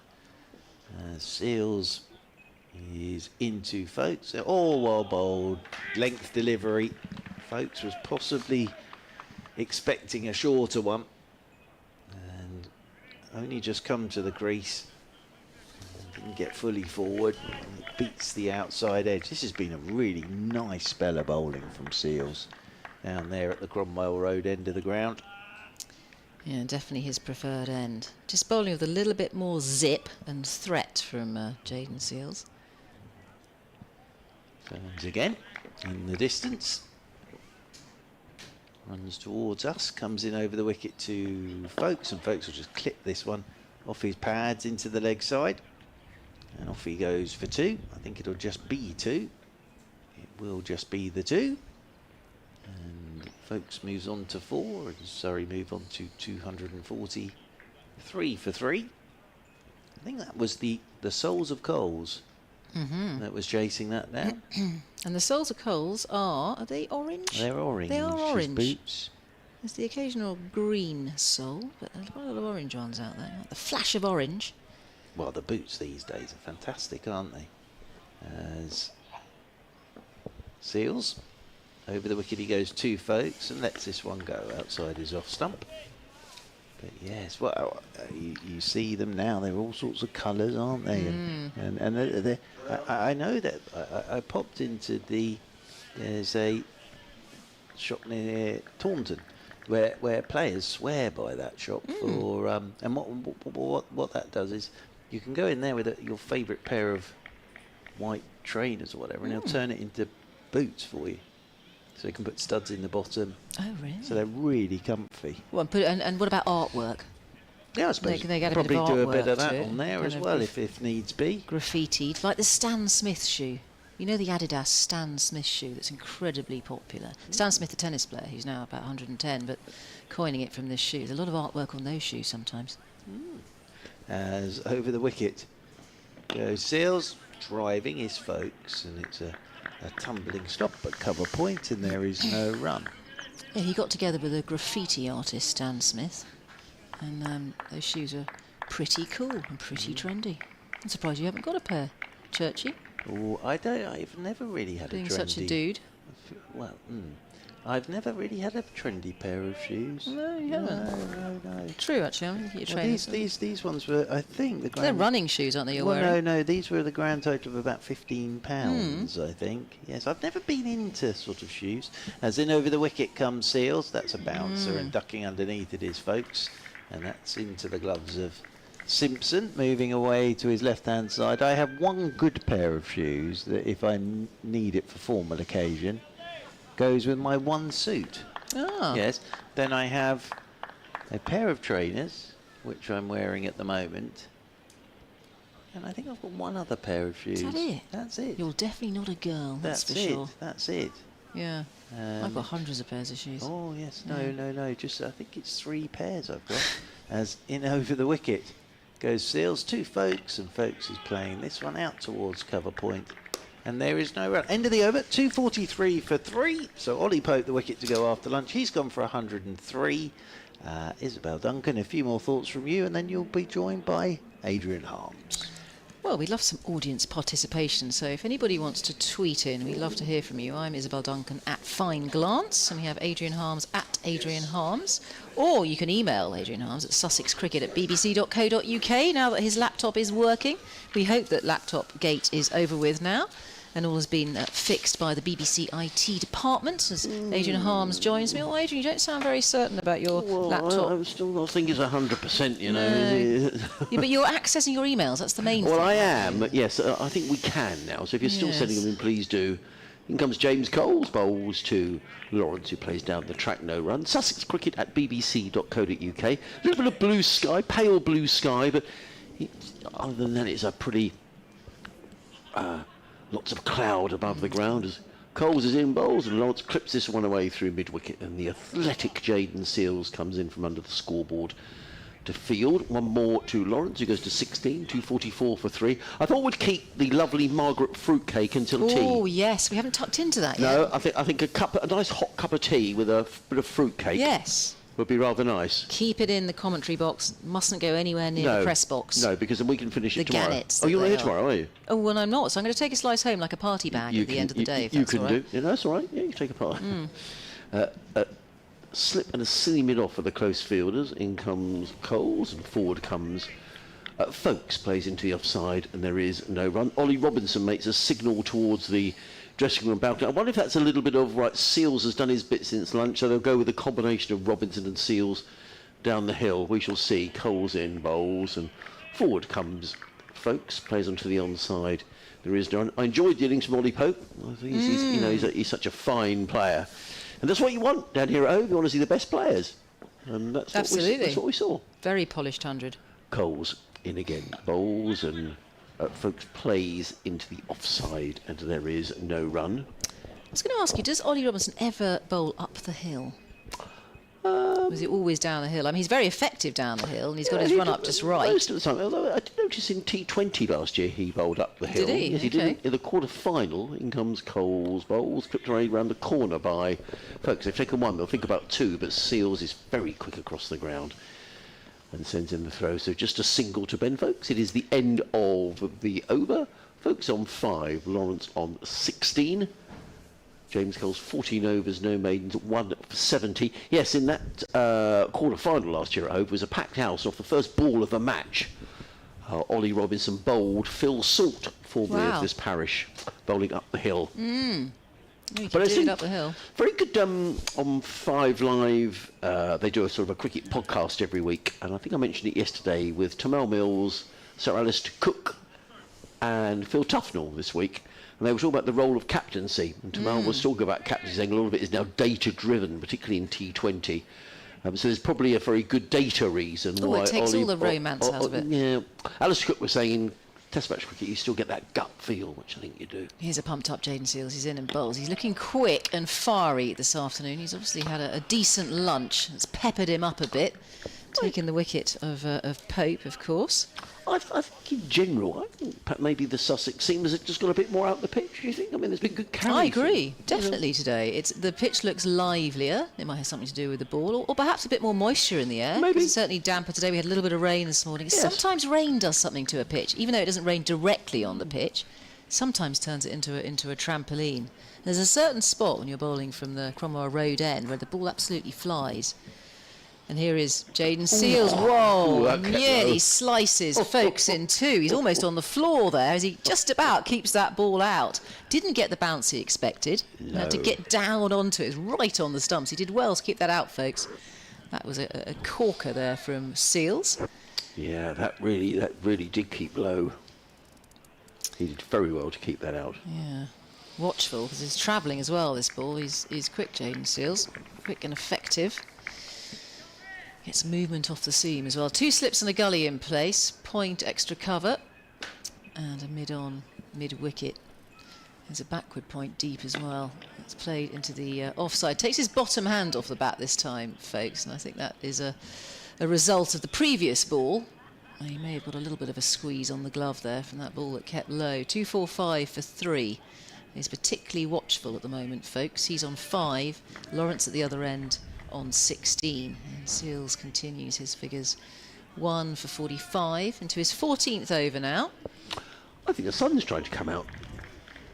It's attempting to, isn't it? A lot of overs to be bowled today. I mean, I don't think we're going to get through these 61 overs. Oof, long day, eh?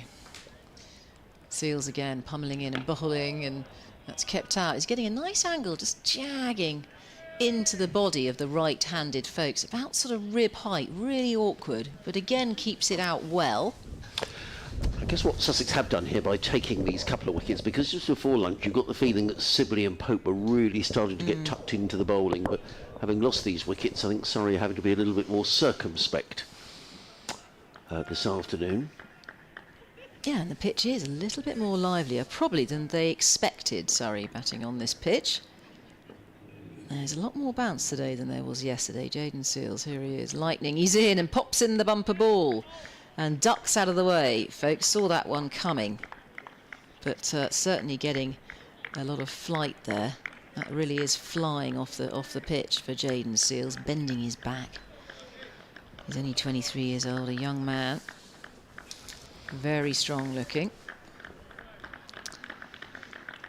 What is all the clapping? There's a clapping. There's clapping going on.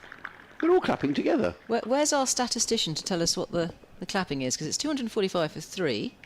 No one's... Oh, maybe there's some sort of milestone for one of the batters. Who knows? Anyway, here comes Seals. He bowls, and that's driven into the offside for no run. Just finding mid-off for folks. And the score now 245 for 3. And we've had 61 overs. Yeah, I mean, all the Sussex fielders started clapping now. I'm just looking as to why that might have been. Well, Jayden Seals had bowled 5 dot balls, so I don't know whether they all clap at 5 dot balls. I have absolutely no idea, but it was definitely a team clap, wasn't it? It was a team clap. You're right. Yeah. Team clap. Anyway, James Coles is going to. I haven't seen much of Jack Carson today. Jack, I think they're trying to sort of rest his finger injury as the 12th man comes racing out because they've decided they don't want a helmet anymore for one of the close fielders. Ollie Carter is on the field for Danny Lamb. I do have some Danny Lamb news to share, which I shall do in a minute as James Coles is coming around the wicket and bowls to Lawrence, who drives firmly down the ground. And there is no run. So, Danny Lamb has had an X-ray on his shoulder, but the good news is that it's just badly bruised, which I'm sure is very painful, but no break or further damage. So that's good news. It seems unlikely that he'll take any further part in the match. Is the word I've got. In comes Coles, bowls, forward comes Folks, plays down the track. There is no run. I guess if Sussex were in a position whereby they were hanging on tomorrow, that they might suddenly, he had to bat. Yeah. Perhaps but I think it's unlikely that he will, unless it's absolutely necessary. Coles in, worked into the offside by Folks. There is no. I saw some people sort of scurry out their chairs there and make their way into the warm. And I thought for a minute, I hope it isn't raining because that sunshine has now disappeared. But I don't think so. They've just decided it's a little too chilly on this Easter Sunday. Coles in again and hammered away into the covers as misfield. Now that's a collector's item from Tom Clark, who's hurt his hand. Was belted away into the offside. Clark diving away, caught one on the left hand. But he's all right. One more to Folks, who goes to 6, 247 for 3. So Surrey closing in on their first batting bonus point. Coles is in, bowls to Lawrence, who hammers that one away through backward point. They've taken one. Jack Carson is out there. That's a very good bit of fielding, actually, by Jack. He was very, very quickly round. And looked for all the world like it was going to be 2, but it wasn't. Just the one to Lawrence. He goes to 18. Here on BBC Radio Sussex, BBC Radio Surrey, Adrian Harms, Izzy Duncan, and Mark Church, your commentary team. You can also listen via your smart speaker. As in comes Coles, bowls drilled down the ground by Lawrence, who goes to 18, 249. Sorry? Yes, 249 for 3. You can say play. Oh, Tom Haynes is going off the field. Play Sussex v Surrey, day 3 to your smart speaker, and I think by the magic of whatever it is, the commentary appears. So Tom Haynes is going off. Yeah, what if you said play Adrian Haas, my favourite cricket commentator? It wouldn't recognise it. That's a shame. And no one would listen. No one would listen? No, well, I would. Tom Haynes is going off. Did someone else come on? I didn't see anyone come on. Where's young Bertie today? We had Bertie. Bertie was on yesterday. Yeah, I like watching Bertie. Bertie Foreman. Bertie's very fast. Jaden Seals. Talking about fast, here comes Jaden Seals. Tail up. And bowling. Whoa, that's kept low, and that's clipped away into the onside, out towards deep mid-wicket. They'll come back for the second. They'll think about the third, but the ball's in the hand of the fielder over there, and his wing back in. So 2 more to Folkes. He goes on to 9 off 25, and the 250 is up, so that's the first batting bonus point for Surrey in the bank now. 251 for 3. Now, who chased that? I think it was Ollie Robinson on the chase for that one. It was 5 of him. It was Ollie Robinson. And we are still a little bit surprised we haven't seen so much of Ollie Robinson today. We saw that spell this morning, which was pretty fiery. It was. Caused a few problems for the Surrey batters. Jaden Seals doing a very good job out here, though, coming down the hill and bowling, and defended well there by Folkes. Number 7 on his shirt comes forward, keeps that out. So we're down to 1 slip and a gully now. The second slip has been taken out. A backward point.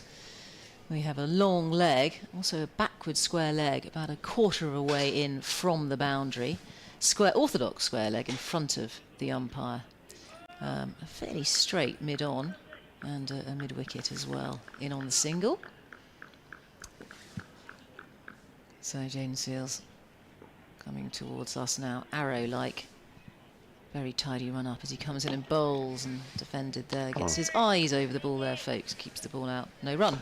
Couple of emails from Tim in Shoreham by Sea. He says, just a quick note to say I'm enjoying the coverage. The first year I've actually realised I could hear ball-by-ball coverage, so a new listener. So welcome to the club. He goes on to say, I'm currently filling out my tax return. Oh dear. Well, that's exciting, isn't it? In a much warmer environment than those poor chilly people in the crowd. Yet I'd rather be out there with them. Happy Easter to all of you, says Tim in Shoreham by Sea. So thank you, Tim. Thank you, Tim. Nice place, Shoreham by Sea, isn't it? Seals, he's in, bowls, pops in a bouncer, and just ducks out, the last minute ducks out of the way there, Folkes. The Reverend Doug has been in touch again. We heard from Reverend Doug yesterday. He's had a very busy time because it's Easter. And he says, Happy Easter, everybody. I finished for Easter, so feet up with a cup of tea and catching up on Sussex. If you were here, Reverend Doug, you could have a cup of tea and a bit of our fruitcake that's been brought in. We haven't eaten it yet, but it's here ready to be demolished. Although we're not keen on sharing, are we, Adrian? No. Well, we share some with Reverend Doug. We would with Reverend Doug. Yes, we would. We're very selective about We wouldn't share it with the blokes with. in the press box, but we would share it with Reverend Doug. No.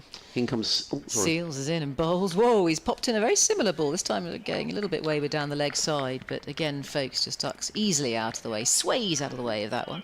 251 for 3. Now, Reverend Doug's son, Tom, was playing for Skipton yesterday. He says it's poor radio, but yes, Skipton is a stunning ground in the Yorkshire Dales. Still trying to convince everyone up here that Hove is the best ground to watch cricket, but I'm not winning the argument. No, I'd imagine it's beautiful there. Unfortunately, Skipton's seconds lost. Oh dear. But Tom took 1 for 16 off 6 overs, so good start to the season. Very tidy. Very tidy. 1 for 6. Yeah, very good. Jaden Seals all pumped up. Here he comes, storming in, bowling, and again, it's lovely looking forward defensive from Ben Folkes. Technically very sound and solid out there. It's a dot ball, 251 for 3. And Seals, very good spell from Seals. 15 overs, 1 for 47 with 3 maidens. So he's keeping it tight as well. A probing line from Seals and forcing shots out of the batters, forcing them to play. I think that's what you want from your overseas, isn't it? You know, you want him running in hard, and he definitely does that. So just to reiterate that news on Danny Lamb, a bruised shoulder, no break or further damage, which is the good news, but unlikely to take any further part in the match. Well, he was such a brave man yesterday, wasn't he? Retired hurt, came back in. They needed him back in again. And he was in a lot of pain when he was batting. James Coles is going to come in around the wicket, comes in and bowls, and played by Lawrence onto the onside, and there is no run.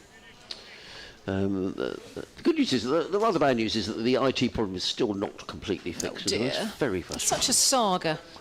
In comes Coles, bowls, wide outside the off stump, hammered away by Lawrence to deep backward point, fix up a single. He goes to 19, 252 for 3, not for the lack of trying or people, but you know, sometimes it just doesn't work. We are getting the emails, but they're a little slow. The main thing is you are getting your emails, and you are a popular man, and you do want to read them out because you don't want to offend anybody out there. You know, like Reverend Doug has taken the time to write in. Yeah. Coles, driven down the ground by Folks, who goes to 10, total 253 for 3. Oh dear. Bruce Talbot's just come into the commentary box and he's talking to Churchy, and Churchy's saying Southampton's in my head. Are they talking football? No, I think I might be talking cricket. Okay. Coles is in, bowls, stylishly driven by Lawrence through the offside to long off, fielded down below us by... Now that's young George Thomas, who's signed from Somerset. Here, promising young batter. He's on the field, so somebody else is off. Apart from Danny Lamb, and I think it might be... Is it Ollie Robinson? I think Tom Haynes went off. off. Yes, he did, yeah. sorry. Coles in bowls, cut away by Folks, nicely played, but again, very good fielding by Jack Carson. I do like Jack Carson. He's such a competitor, and he races around the boundary, gets in the throw. Jack Carson, the Irishman, who we haven't seen enough of him bowling, but I think you feel that's probably his finger. He split his finger last week. Possibly they're just, keeping, perhaps not bowling as much as he might have done. Coles in again, bowls, and that's cut away down towards third man. Ollie Carter, another substitute fielder in hot pursuit, chasing it towards the boundary. Will he get there? Won't he get there? Or is it flying? Well, what a bit of fielding that is.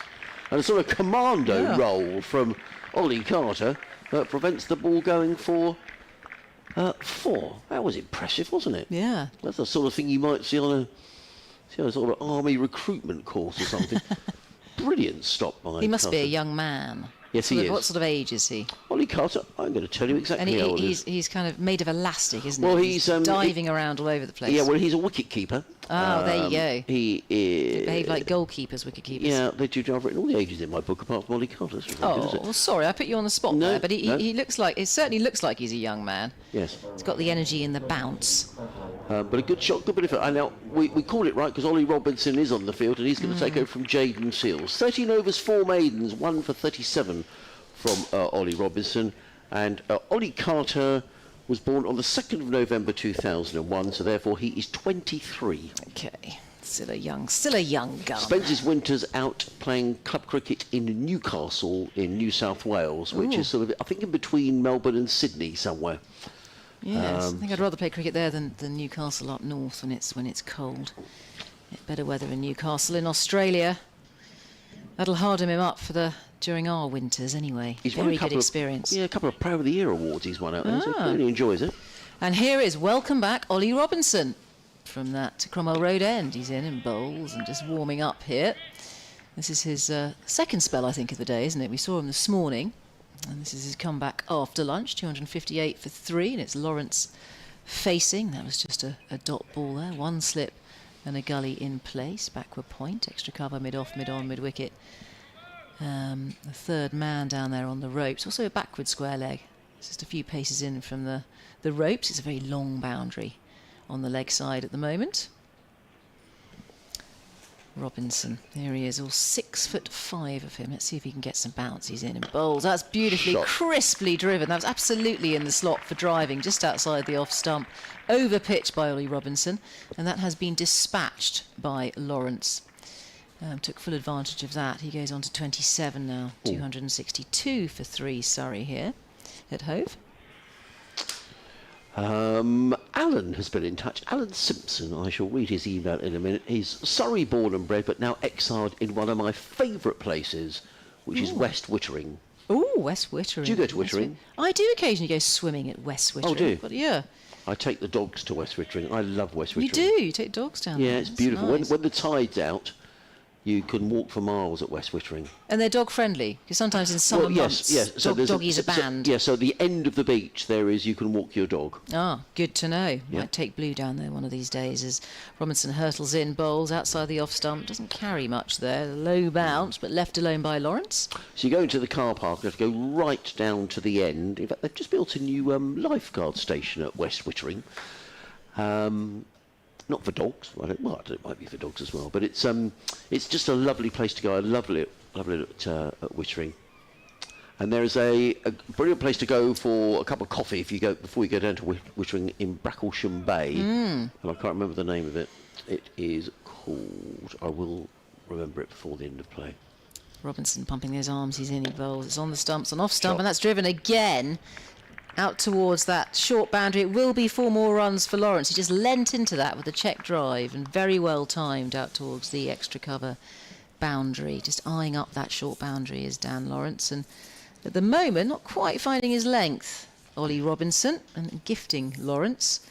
Surrey go on to 266 for 3 now, and Lawrence on to 31. Good shot, wasn't it? Looks like he's in touch. He's had some full starts, hasn't he, Dan Lawrence, this season, but looking to make his mark today. Robinson, and he comes again on the stumps, this time on middle and leg, and just pushed into the onside there by Lawrence. So Alan says, I made plans to come yesterday before the start of the season and have been watching the weather from 10 days out. He says, it was lovely to get an unexpected full day's play, but I definitely underclubbed by about 3 layers set up by the Surrey flags at the top of the shark stand. I make the same mistake every season. I wonder when I will ever learn. Robinson, in he comes on the stumps and showing respect this time. Lawrence, defensive shot. As I say, when the wind dies down, Hove really is a delightful place to watch Championship cricket. Thanks for bringing us the commentary. So exciting, yeah, that's a lovely end of Robinson's over actually. 14 overs, 4 mains, 1 for 45. Surrey 2, 6, 8 for 3. Folkes 11, Lawrence 31. Yeah, it's lovely at West Wittering. As I say, a lovely place to go. And they've in the past when we used to go down, I remember go down there when you have to know. You can book your car parking space, which is a great idea because you go down there in the summer sometimes when you didn't do that and you queued. We've queued for hours to get into West Wittering. It's such a waste of time, isn't it? But the thing is, you get into the queue and you think, oh right, been waiting 20 minutes. Well, might as well wait another 20 minutes now. And then we've waited an hour now, and so you can let the kids out of the car, so they could just trot down to the beach, and you have to sit in the car. It is lovely, and there's some lovely campsites down there as well. I've stayed in a yurt down there. Oh, Somebody's garden in West Oh Wittering. no, that's a bit upmarket. Was that a bit upmarket? Yeah. It wasn't that upmarket. Was it? No. Outside loo. Oh well, yeah. There's a lovely campsite down there called Nunnington, another one called Wicks Farm, and they're great fun. Lots of happy memories down at Wittering. Tom Clark is going to come into the Sussex attack. I'll try and remember the lovely place for a cup of coffee at Bracklesham Bay. As in comes Tom Clark with the floodlights on, runs away from us, in and bowls and driven sweetly through the offside. There's a slight misfield and a tumbling stop. Well, between James Coles and I think that's Jack Cast out there, they prevented a single being taken. Lawrence remains on 31 or 42 balls. Churchy's got his burger and fries. It's getting stuck in there. A lot of ketchup in there, I think. Yeah, there is. He's polished it off. Yes, yeah, well, yeah. What's this on the floor? Something's fallen off the That's desk. my fault. Yeah. Oh, is it? In comes Clark bowls and Lawrence plays onto the onside, and there is. Oh, was that the bit of sort of of the There's edge a bit of the desk? tape that sort of sits on the end of the desk, and it's been flapping around. Oh, You're trying to sort of work and commentate, and it eventually fell off. So I'm quite relieved. Yeah, there's another It's bit getting a here. little bit. Don't pull it though, because it makes it worse. Does it? Yeah, Right.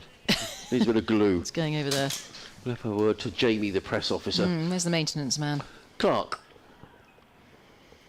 In and bowls, forward comes. Folkes plays into the offside. There is no run. Ball of good length. The field, there's almost a fourth slip. Backward point, cover mid-off. There's a short extra cover, mid-on, mid-wicket. Daniel Hughes is trying to make a point to his skipper, John Simpson, maybe a suggestion. A square leg, well, forward square leg really, and a deep backward square leg. Clark. In and bowls, driven with any degree of confidence there by Ben Folkes. And he was looking to play that to mid-off. It ended up in the covers. No great alarms, but it just was a slightly uncertain shot. Because that's Paul Farbrace at the far end of the ground. Looks like he's going for a wander around. He's standing directly behind, directly opposite us. Now, he's the stepfather of Ollie Robinson, isn't he? Yes. Paul Farbrace, yeah. In comes Clark. In and bowls. That's down the leg side. Clipped away. That's a nice looking shot that could run. But Jaden Sills, he's very quick across the floor, is Jaden Sills. But Folkes picks up a single. He goes to 12. 267 for 3. I like Jaden Sills. I think he's everything you want from an overseas. You know, you commit to coming and you commit. You know, you bowl quickly or bat well. You field well. You know, he's been excellent for Sussex. And he's, as well as being a very nice man. Clark, one more to go in his 7th over. Ooh. And Clark just waits.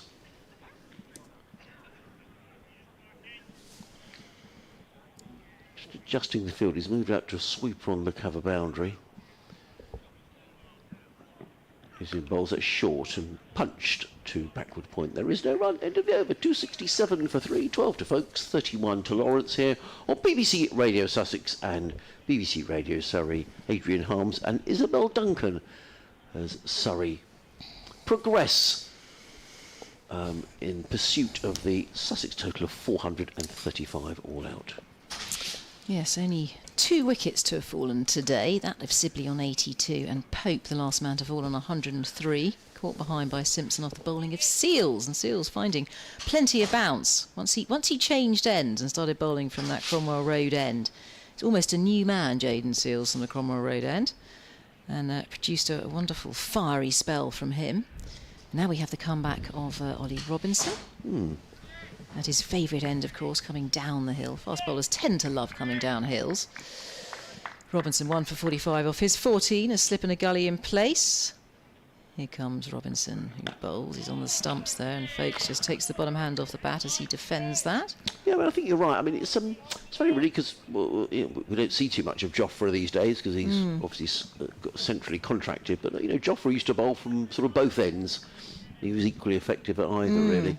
Equally elegant as well, and so fit. Yeah, beautiful to watch. Yeah.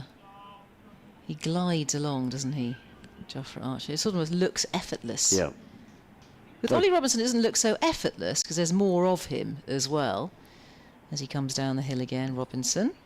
Up to the crease and bowls and flicked into the leg side. A nice looking shot where it beautifully bisects the 2 fielders on the leg side on the single. They'll think about the 3rd. Yes, they will come back for 3. Lovely looking shot there from Folkes, who just leant into that and played it off the hip out towards deep mid-wicket. So 3 more to Folkes' total. He goes on to 15. 270 for 3 now. Surrey. Sussex all out for 435 last night. Haynes with a big 174 to his name. One of the best openers on the circuit, Tom Haynes, for Sussex. Surrey batting now. Lawrence facing. Lawrence for his 31. Robinson again sprinting into action. Oh, gets on top of that just. That leapt on Lawrence. He's trying to turn it into the leg side. It's a bit of a miss-hit, but manages to keep the ball down. There's nobody in short in front of the wicket to take the catch. He wasn't really in control of that, Lawrence. Took him by surprise. 270 for 3. As Robinson struts back to the Cromwell Road end. Sun's disappeared again, but we do have the lights on today, giving us a bit of a boost here at Hove. Robinson, tidy run up. He's in and bowls. Whoa, he's gone for the full pull there. Full Monty. And that, has it gone all the way, or was it 4? I know it's 4. There's a few bounces before it reaches the boundary. It's the long boundary. It's just too short from Robinson, and Lawrence leapt onto that with a pull shot, a mighty pull shot. And 4 more to the total, 274 for 3, and Lawrence on to 35. I lost that in the green. I lost the ball completely as to where. So Lawrence looking to dominate here.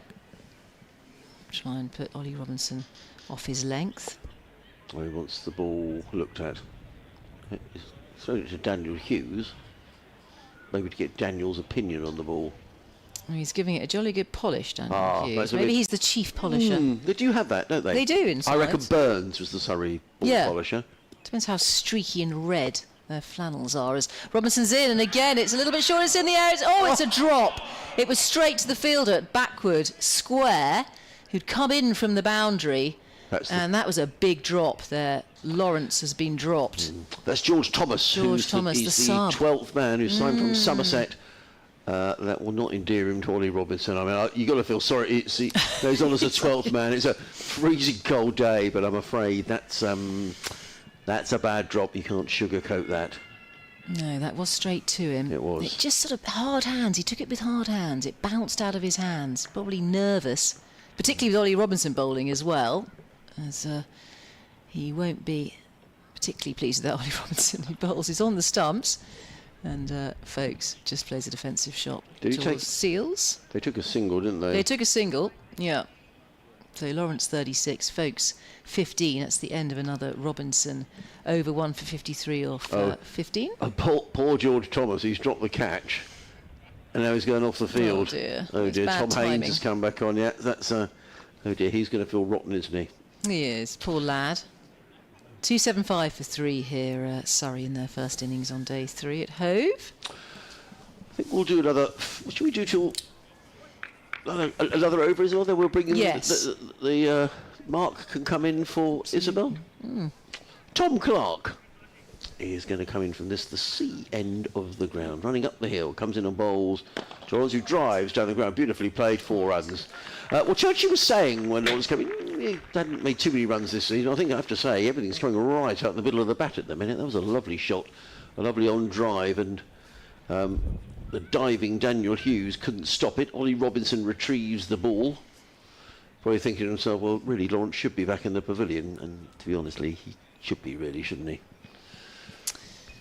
Yeah, it was very much a bread and butter catch, that, wasn't it? It was. Straight to... What's George's surname, the son? Thomas. Yeah. In comes Clark. Over the wicket bowls. And Lawrence is at it again, driving through the offside. And a brilliant bit of fielding by Jack Castle. He's such a good fielder. That's very, very good indeed. Very quickly round the boundary edge. Sliding stop. Stopped the ball. Got the throw away. And restricts Lawrence to a single. Lovely shot for 1. He goes to 41, but Lawrence is looking slightly ominous here from a Sussex perspective. He's looking like he wants to sort of get on with it. 280 for 3. So the lead is, 155? And if they carry on like this, there's still another 54 overs to be bowled tonight. Whether we'll get them all in, I'm not sure. Clark in, bowls, and Folkes rather digs that one out into the offside, and there is no run. So that's, I mean, just doing some maths here. My maths isn't very good, but Surrey are going along here at about 4 and over, aren't they? Nearly 70 over gone. Yes, they're going if they go at 4 and over for the rest of the day, then that's another 200 runs. Is that right? Something like that. But let's not forget about the new ball, which isn't too far away, is it? It's not too far away. Here comes Clark. In and bowls, Folkes clips onto the onside. There is no. The new ball is 12 overs away after this one. So Surrey are 280. If they scored 5, there's 50 overs to go. 50 overs at 4 and over is 200, isn't it? So that would get them a lead of sort of 50 or 60 by the close of play. But that's just going at 4 and over. Clark in again, bowls, and Folkes plays that one to backward point. Lawrence was looking, he seems, Dan Lawrence looks in the mood here. He just wants to get the strike every ball, doesn't he? Yeah. He wants to keep it ticking over. He's hungry for it, isn't he, Lawrence? Yeah. I'll give you the other scores at the end of this over, so we keep right up to date with what's going on across the county championship. On this Easter Sunday, the people with their Sussex flag are up there on their balcony. Cups of tea, I think, probably are the order of the day. Clark is in, bowls, good delivery, cut back into Folkes who played it with due respect into the covers, fielded by James Coles. There is no run, 280 for 3, Lawrence 41. Folkes is on 15. Isabel Duncan is going to have a breather. Mark Church will be rejoining us, and I'm going to read you the other scores. At the Riverside, Durham made 427 in reply to Yorkshire's 307. Yorkshire's second time around 3 without loss, trailing by 117. At Chelmsford, Worcestershire are 46 for 3, needing another 239 to beat Essex. Down the coast at Southampton, Somerset 45 without loss, still trailing Hampshire by 107. Nottinghamshire made 367. Century there for Hasib Hamid. And Warwickshire are 11 without loss in their second innings, trailing by 263. So much work for Warwickshire to do there. As Churchy rejoins us. Yes, I'm feeling bit rotund after my burger. Are you? Oh dear. Here's Robinson from the Oh, Cromwell good take. Road end. Great take from Simpson as that was banged in by Ollie Robinson. Ducking underneath it is Lawrence on 41. I opted for the ploughman sandwich, Churchy. Very, very but sensible. I did have a tray of fries. Well, he's a lovely gentleman as well. I can thoroughly recommend those burgers. They are lovely. Right. And what a lovely man. Chatting to him, Welsh, and we were talking about the state of Welsh rugby. Oh dear. As we were, well, as he was cooking our burger for us. That takes a long conversation. As in over the wicket comes Robinson. Short ball. They're packing that leg side now. So this is what we saw from Gus Atkinson yesterday. Coming down the slope. 3 men back on the leg side boundary rope. They're cutting out the offside because it's a short cover boundary, of course. So Lawrence knows what's coming here. It's going to be the short stuff from Robinson from down the slope. And yes, we've seen him dropped. Yeah. I think we're waiting for the helmet because we're going to get a short leg in. Are you the sort of person, Church, who just sort of likes to talk to anybody? Talk to the burger. I think it's great. He's a lovely man. He really is. Very, very nice gentleman. And yes, we were just saying it's going to take a while that to sort out I think it's a bit of a mess. Welsh isn't it? rugby. Yes, indeed. So Robinson coming into Dan Lawrence. Schwartz again. Oh, Lawrence. He's got got one. after this one, and that's 6. Oh, this is good cricket from Lawrence. Yes, I know he's been dropped, but he knows what's coming, and he has popped that about 8 rows back into that stand for 6.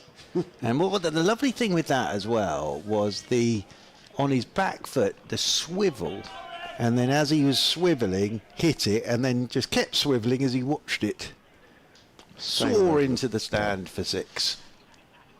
47 now to Dan Lawrence. 286 for 3. Surrey. Robinson comes in over the wicket to Lawrence. Another short one. He'll duck this one.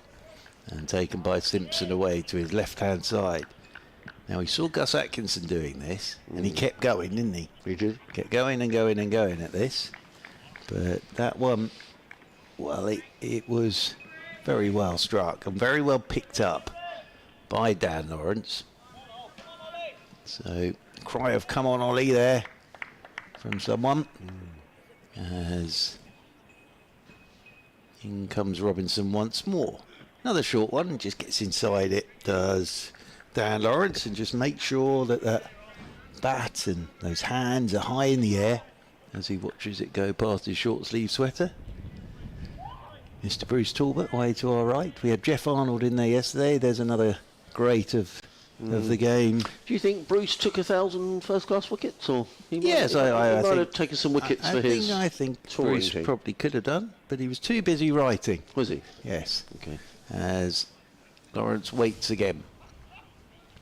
In over the wicket goes Robinson, another short one, and ducks underneath it, and it bursts through the gloves of Simpson, that one. End of the over, no damage done, no byes there. 286 for 3, Folkes 15, Lawrence 47. This all in reply to the Sussex 435 earlier today. Dom Sibley 82, Ollie Pope 103, and yeah, Surrey are just ticking along at the moment. Yeah. I always like to talk when I go to the supermarket. I always like to talk to the cashier. Yeah, very nice. And it's interesting you find out, never judge a book by its cover and all that sort of thing, I say. And particularly in Guildford, because there's the university there, so you get a lot of students who do some temporary work and people from all over the world. And one day there, I went through the till. In comes Clark, comes running into bowl to Ben Folkes in bowls. Folkes defends to mid on. There is no run. I talked to a lady on the till. It was nearly Christmas time, and I said, "Oh, what are you doing for Christmas?" Expecting the normal thing. And someone says, "Oh," she said, my last day," she said, "I'm off to Florida for 6 weeks." I said, "Oh, lovely." She said, "Yeah, going over there with the family. Got a place over there." So you never know. Very nice. What people do and why people. I said, "Oh, I enjoy this couple of days a week. Talk to people, Very nice. Yeah. Clark. Floodlight shining brightly, it comes in and bowls, clipped away. Nice looking shot by Folkes. If I'd have clipped it like that, I'd have hoped to have got 4 runs. But Well, it went straight to Hudson Prentice. There is no run. Clark at the moment is having to do that job that we talked about yesterday. The way the field's set, all his captain wants him to do is bowl straight. Stump to stump. That's the way the field's set up. He's just got to run in, bowl a good length, stump to stump. Clark in again, bowls, Folkes is forward, plays that to backward point. The eager Carson is in, but he can't, even Jack Carson can't prevent a single, which gets Lawrence on strike. And Dan Lawrence has been exciting to watch. 47 off 54 balls, hasn't been hanging around. Has he got a bit of licence to play here, Churchy, do you think? He's just playing his way. That's the way he plays. Just playing his way at the moment. Of course, he got picked for England, didn't he? Yeah. Last year, they got him opening. Asked him to. Yeah, Yeah. it's tough that. I was at the game actually. In comes Clark from bowls. Lawrence drives through the offside. Lovely shot for just 1, fielded on the cover boundary. 1 more to the total, which goes to 283 for 3. Yeah, I went to the Oval on I think it was the 3rd day. It was the Sunday. And Lawrence opened the batting, and he was under a bit of pressure because they were saying, "Oh," and he thumped a couple of balls down the ground, looked in good touch, and then got out. Yeah. But he was on a high to nothing, really, wasn't he? Hadn't Crawley broken his finger or something, and that's why Lawrence opened, something like that. Anyway, in comes Hudson Prentice, over the wickets, bowls, and Folkes works that one to backward point, where it's fielded by Tom Haynes, and there's no run. It's interesting. You've got 2 players out there at the moment who are sort of out of that England side at the moment.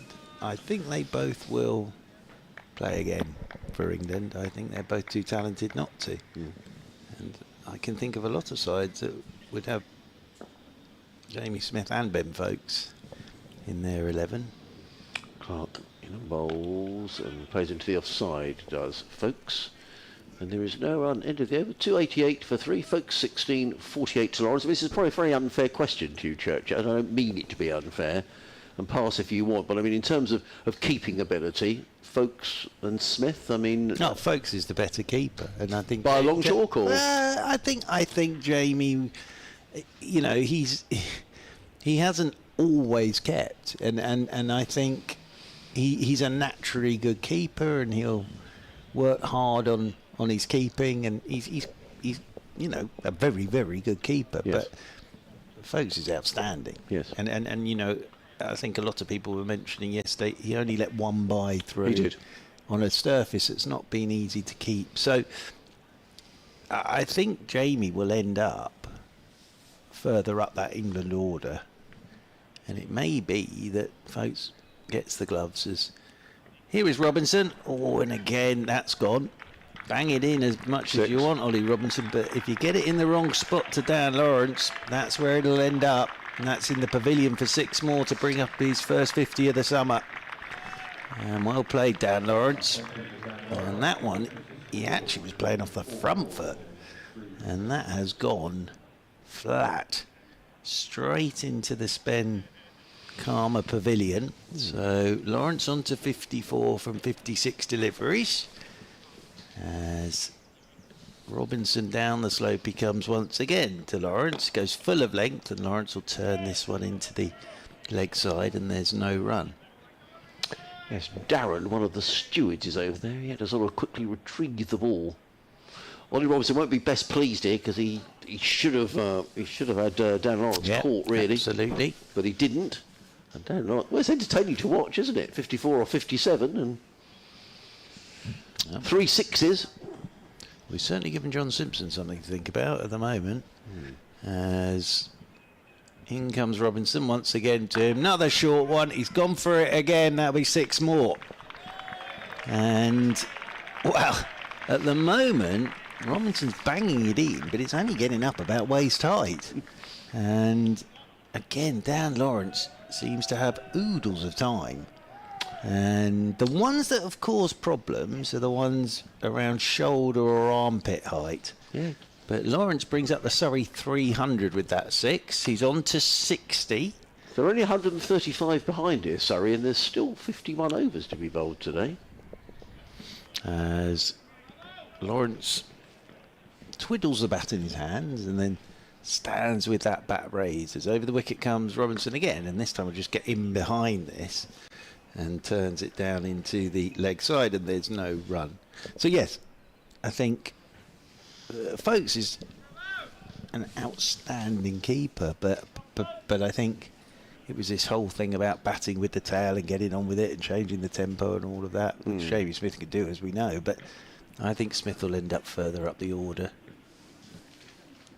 As settling himself down over his bat once more is Dan Lawrence, and another short ball which Lawrence plays back up the pitch, and there's no run. It was a good day to go and watch Test cricket that day, because that was a game where Jamie Smith, I think he got about 70 in no time at all actually against Sri Lanka, and it was him because he was batting with the tail actually at the end. That's the role they've sort of brought him in to do, and he just smashed it all around the ground. So it was very exciting. And I think Lawrence will get his chance again. I think he's too talented not to. As Robinson is in and ducking underneath it is Lawrence. So end of the Robinson over, a couple of 6s in it, 300 for 3, second batting point for Surrey. What I would say though is there's some hugely talented young cricketers out there at the moment, and yeah, the way they go about it these days is look at Bashir, you look at Hull, there's talk about Sonny Baker.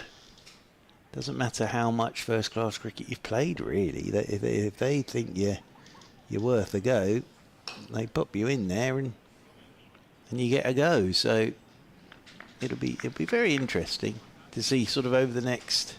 I think England need a good Ashes series. I think England need a good Ashes series, and it's also how long does Brendan McCullum want to keep going for? Now he's also doing the one-day stuff and the T20. It's a lot of work. And he's only just taken that on, hasn't he? Exactly. Tom Clark comes in, bowls to Ben Folkes, who's he trapped in front. I think that was sliding down the leg side actually, and maybe because it was a slightly stifled appeal, maybe there's a little nick on it as well. Because Clark stopped his appeal fairly quickly. 300 for 3. Live cricket here on BBC Radio Sussex and Surrey. Adrian Harms, Mark Church, Isabel Duncan, your commentary team. The lights are on. It's been a cloudy, grey old day, but we're playing cricket, and that's the main thing. And Surrey making fairly rapid progress here. Clark in again, bowls. Folkes defends to Alsop, who comes around from slip to field. And there is no run. A noticeably less attacking field. Sorry, more attacking field for Ben Folkes. Well, I think what this is it is that archetypal field for the medium pacer to just run in, pop it on a length and bowl straight. Clark in bowls, Folkes drives into the covers. He thought about a single, but it wasn't there. Tom Clark in his 10th over, sort of pressed into action because Danny Lamb, if you just missed it, the good news is the x-ray that he had revealed no significant damage, but bruising, and the word from the Sussex camp is that he probably won't play any part in the match in the rest of the game. So that means that Tom Clark's getting a slightly longer bowl than perhaps he would have normally got. He's in and bowls. Folkes drives very straight into the offside, fielded by Coles, and there is no run. He's doing a decent job here, Tom Clark. He's, as you say, Church, he's bowling line and length. Well, he's got the short extra cover, a short mid-wicket, a fourth slip, a backward point, a cover, mid-off, mid-on, and just in front of square on the leg. So actually he's at a mid-wicket, and then the deep backward square. So as I say, all he's saying here John Simpson is bowl straight. Clark in again, bowls. Oh, folks, very nearly plays on actually. He got a big thick inside edge and didn't quite know where the ball had gone for a moment, but you probably heard the cry from Dan Lawrence of stay, which he did. Lawrence goes down, does a bit of gardening. 5 balls gone in the over. Yeah, and he's doing a good job for his captain here as well. See, Jack Carson's warming up. So I wonder where he might be going to get a bit of off spin. Clark in bowls, folks, drives to Robinson at mid-off. And there is no run. Now, is Ollie Robinson going to bowl another over to Dan Lawrence? If he does, it could be entertaining. Is he going to peel off his jumper? No. I'm not sure he is. I think we are going to get a bit of Mr. Carson. This will be interesting with Lawrence on strike as well. Now, if Carson's going to bowl, it makes sense him bowling from the Cromwell Road end because he's got the long boundary leg side. Yes. So that looks like that's the plan here for Sussex. Ollie Robinson's wickets have taken a bit of a pounding in the last couple of overs with those 6s. Jack Carson just bowled the 6 overs so far in the innings. Hasn't bowled a maiden, no wicket for 19 for Jack. Now what's his field going to be? This is going to be interesting. There's a slip, we know that. He's got the long leg side boundary to work with, so I think it'll be predominantly leg side field for the off spinner, and he'll get that sweeper out. He's got one of those out there on the cover rope as well. So there's a long on, there's a deep mid wicket, there's a backward square leg. Well, it's a 6-3 leg side field for the off spinner. Sort of makes sense having the big boundary. As he's in over the wicket and he's sweeping straight away is Dan Lawrence. Lawrence will find a way here to try and manoeuvre that field, and he's immediately sweeping. So he gets a single and moves on to 61. This will bring Folkes onto strike. So yeah, he's got the mid off a backward point and a sweeper on the cover rope. Got one close catcher, but he's just defending that long leg side boundary at the moment. As Carson is in, tosses this one up. That's not where he really wants to be going with it, but it's driven away out there towards the sweeper on the cover boundary rope, because there is no turn here. No. So if I like it, you know, he's tossed that one up wider outside the off stump, but I'm not sure it's going to go spinning back through the drive. As here he goes again, sweeping, stood up straight to play that. Did Dan Lawrence get a single? Well, Lawrence, one more to the total. Lawrence didn't even bend down on one knee there, which is sort of de rigueur of the sweep shot. Mr. Harms just stood up straight and played it away through the leg side for a single. Dan Lawrence, Carson's in once more. Tosses this one up. Driving away again is Folkes. So they're happy here just to pick up a single each delivery if they can. That'll be 6 and over. Did you see what... Is it tea at 4 today? It's tea at 4 o'clock. Tea at 4. Yes, tea at 4. I'm not sure I'm going to need any after. Although then I've got Margaret's fruitcake. Yeah. As driving again is Lawrence Adelby because Carson, he's giving it a chance, but he's only got those 3 fielders on the offside. So as long as Lawrence can get to the pitch of that, as long as he can get it to the left of Seals, it's always going to be a boundary. So Carson in this over has gone for 8 and Surrey are 308 for 3. As Lawrence settles himself down over his bat once more. Jack Carson is over the wicket to him, and Lawrence drives again. Sweeper's going to have some work to get to this. Nope, that's away for 4 more. So Lawrence moves on to 70, and Surrey move on to 312 for 3. Folkes has 18, Lawrence on 70, and Yes, 12 off that first Jack Carson over. Well, he's got plenty to think about here, hasn't he, John? And I was saying, Church, if Surrey were to go at 4 and over for the rest of the today, their lead would be sort of 50 or 60. Well, they're scoring at appreciably more than that, and the arrears now is down to 123. Yes. And there's still 49 overs to be bowled today. So if Surrey were to score at 4 and over for those 50 overs, that's 200. Yeah, so they're going to be. I mean, they're scoring at more than that. So this could, you know, and you did say last night that you wondered if Surrey might feel they can get themselves a lead. Then who knows going into the final day? Still a good batting service, but then there's scoreboard pressure, of course. Tom Clark comes in and bowls to Ben Folkes, who plays a lovely looking cover drive. Well fielded in there at short extra cover by James Coles, but can't prevent a single. And it brings Lawrence back on strike.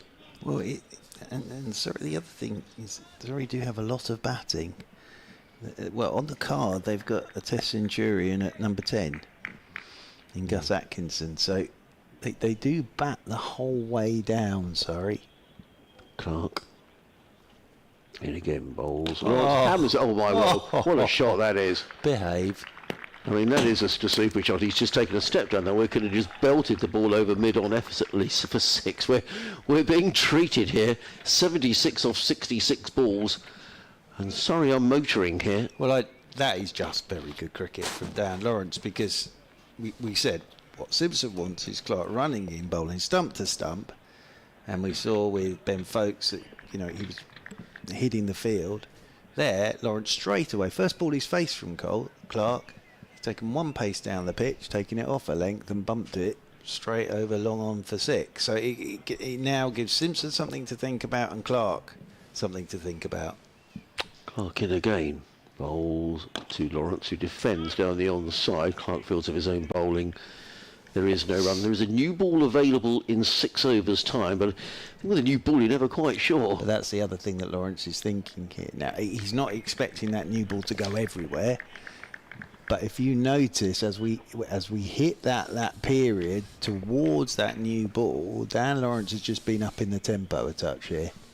Clark in again, bowls. Lawrence swings this one away into the offside. They've taken one out to cover point. He gets a single. He goes to 76. Sorry, 320 for 3.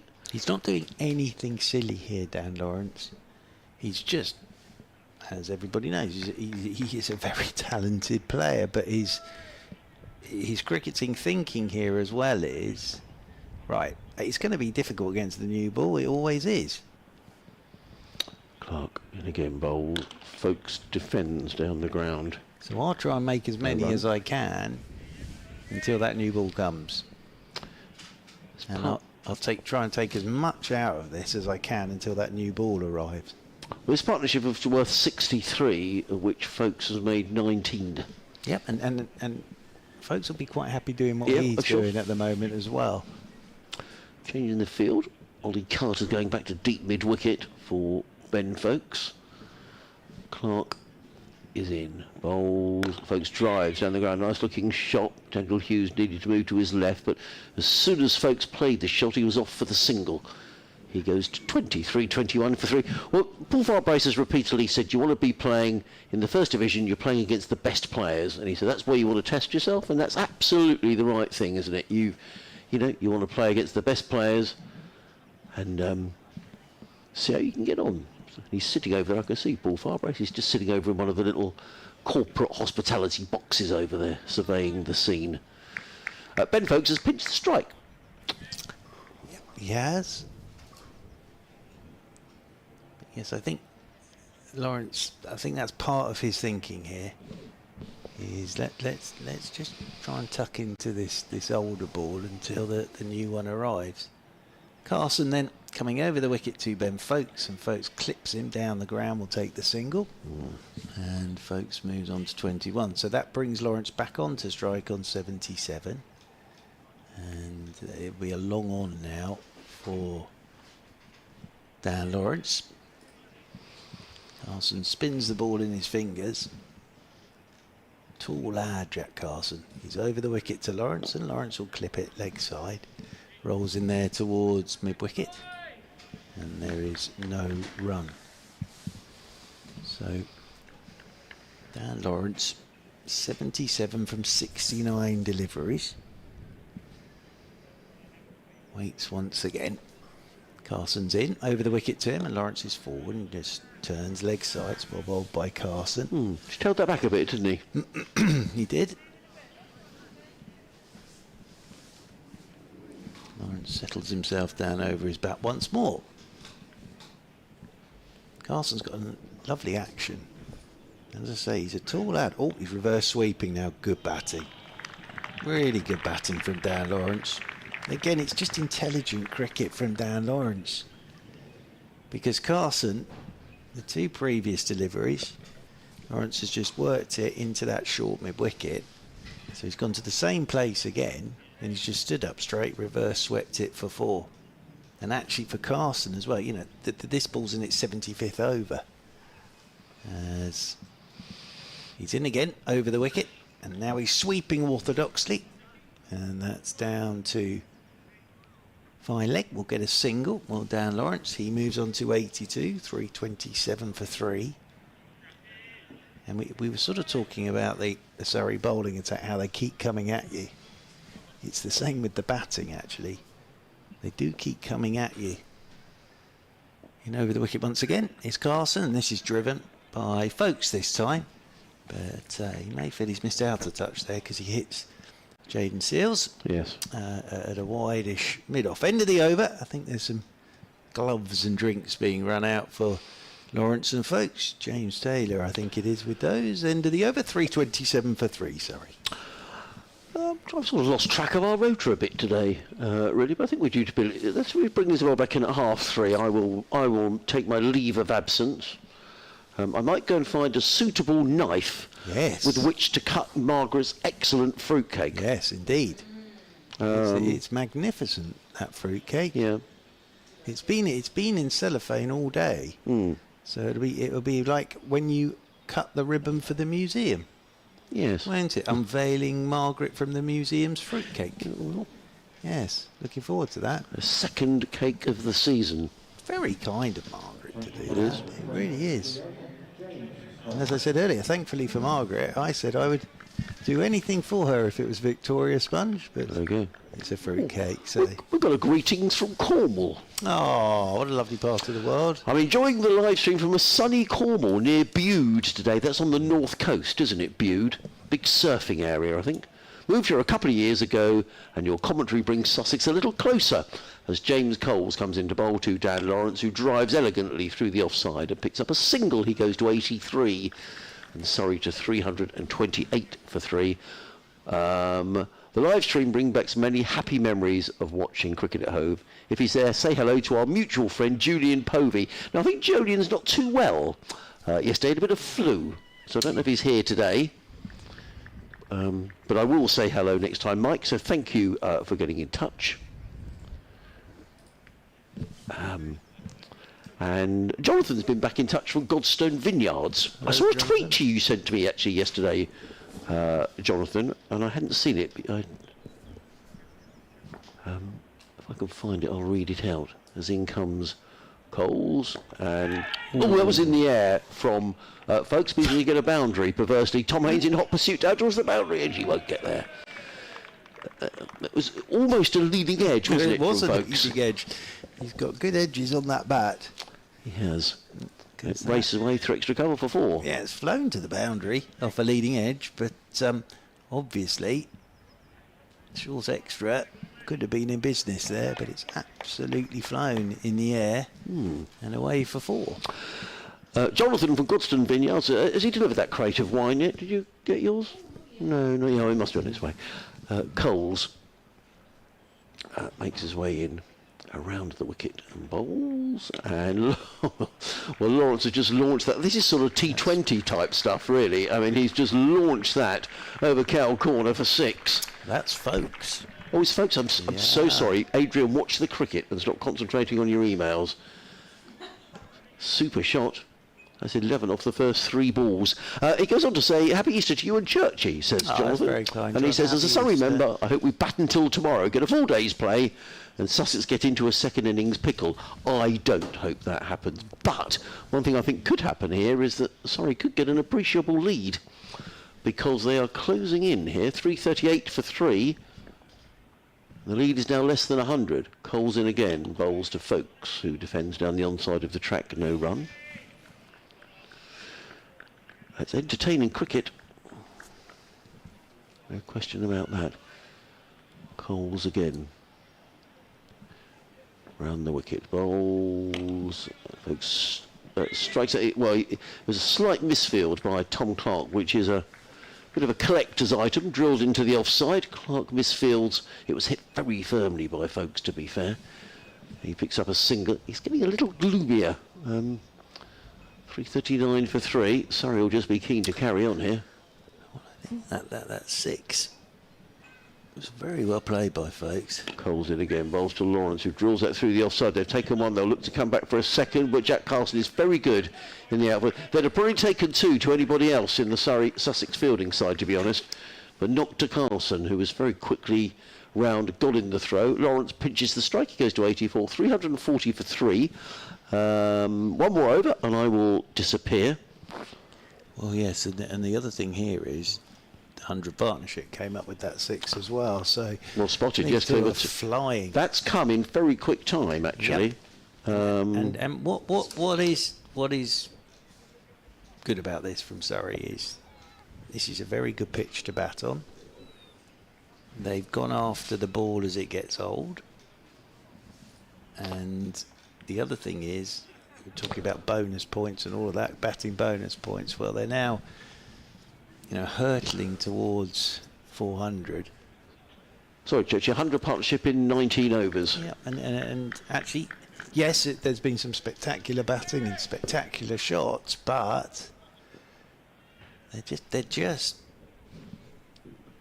grabbing this game at the moment as Carson continues, and this is turned by Lawrence into the leg side, and they will pick up a single. 1 more to the total as the throw comes in on the half volley. He's got his 2 fielders. Coles is the other very good fielder in this Sussex side, very quickly across the turf. So 85 now for Dan Lawrence. Folkes comes back onto strike on 32 as Folkes settles himself down over his bat. Carson comes in over the wicket to him. Folkes is whipping this into the leg side, rolls in there towards short mid wicket, and there is no run. So Surrey now 9 runs away from another batting point, as in over the wicket once again is Carson sweeping. It's Folkes. I'm not quite sure what he's got on this, but it's going to run away down to the fine leg boundary rope. 4-4. I think it was off the edge of the Folkes bat, but it's away for another boundary. 345 for 3. Folkes moves on to 36. It means that Surrey now trail by 90. We're not even at tea, as Carson is in over the wicket too, Folkes, and Folkes tucks this one into the leg side. They'll stroll a single. That'll be 1 more to the total. 346 for 3 then. And Dan Lawrence is coming back on to strike on 85. There's been 130 added since lunch in 22 overs. As Carson is into Lawrence. Lawrence, little paddle sweep, shout for LBW. He's not going to get that. He's just trying to get that as fine as he can, is Dan Lawrence. Carson gets the ball in his hands once again. Over the wicket he comes, Jack Carson. And this is turned by Lawrence into the leg side. They want 2 here. But that's been the other thing, has been the running between the wickets from Surrey. They have absolutely belted the first run and tried to get back for the second when they can. And they are manoeuvring themselves into a very interesting position here, Surrey. 347 for 3. And as I say, John Simpson's got a little bit to think about now. And we've got half an hour until the tea break, and there are 3 overs until a new ball is available. Well, I'm going to do one more over. I'm going to make way for Isabel. I'm going to go hunting for my cake knife. But it's been entertaining this afternoon, if nothing else. And as I say, Surrey are closing in very rapidly on this Sussex score. John Simpson will be very well aware of that. But you have to admire the way that Surrey have gone about their business today. And we've seen runs aplenty. What did we start with this morning? 90 for 1. So we've seen, 250 runs today? Yeah. You keep saying it's a good pitch to bat on. Cole's in, drilled down the ground. Didn't quite get that, did Lawrence? But he's going to single down to Daniel Hughes, the Australian who trots in. Good news for Daniel, with his partner expecting a baby soon. So it was lovely to speak to him the other day. You could tell by his face how pleased he is. He's really looking forward to it. So he's a lovely man. So that's some excitement for Daniel coming up in the next few weeks. Slip is in place now for Ben Folkes, who's 37 off 69. It's going to be James Coles who's going to come in around the wicket. He bowls, and Folkes plays this defensively into the onside, fielded there by, I think that's Finn Hudson-Prentice. Yes, it is. There is no run.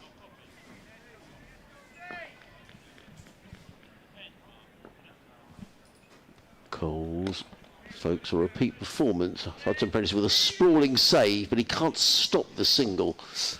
He's disappointed with himself. I think he did pretty well to get to the ball, and just couldn't hang on to it, and the ball squirmed out of his grasp. It's another single, which brings Dan Lawrence on strike. So there's 3 fielders on the leg side boundary. Coles in bowls, and Lawrence plays elegantly through the offside and picks up a single. So that's the 350 up. Yes. For Surrey. Another batting bonus points. Ripple of applause around the ground. Yeah, 3 batting points so far for Surrey. In comes Coles.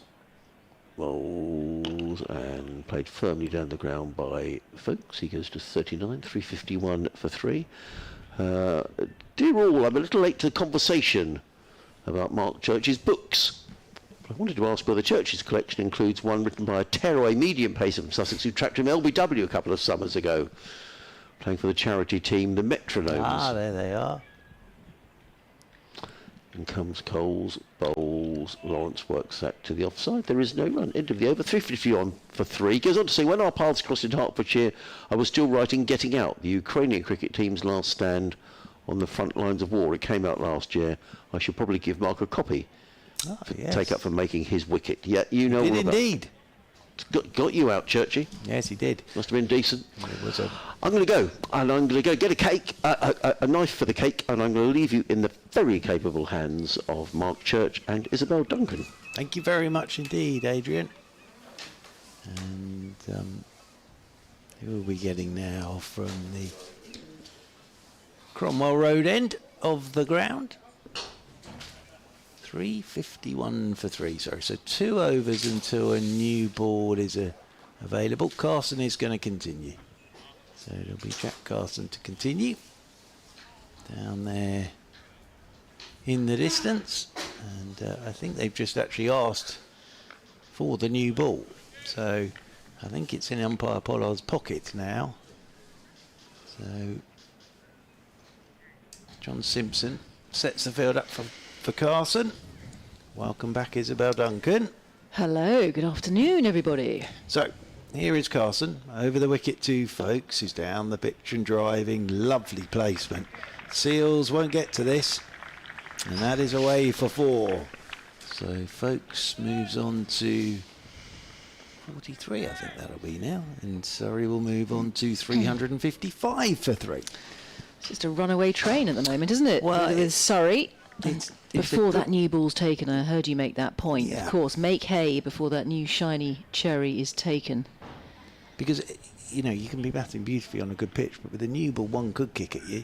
As driving again is Folks, straight back down the pitch, and Carson does the fielding off his own bowling. So it's been intelligent batting. Particularly from Lawrence.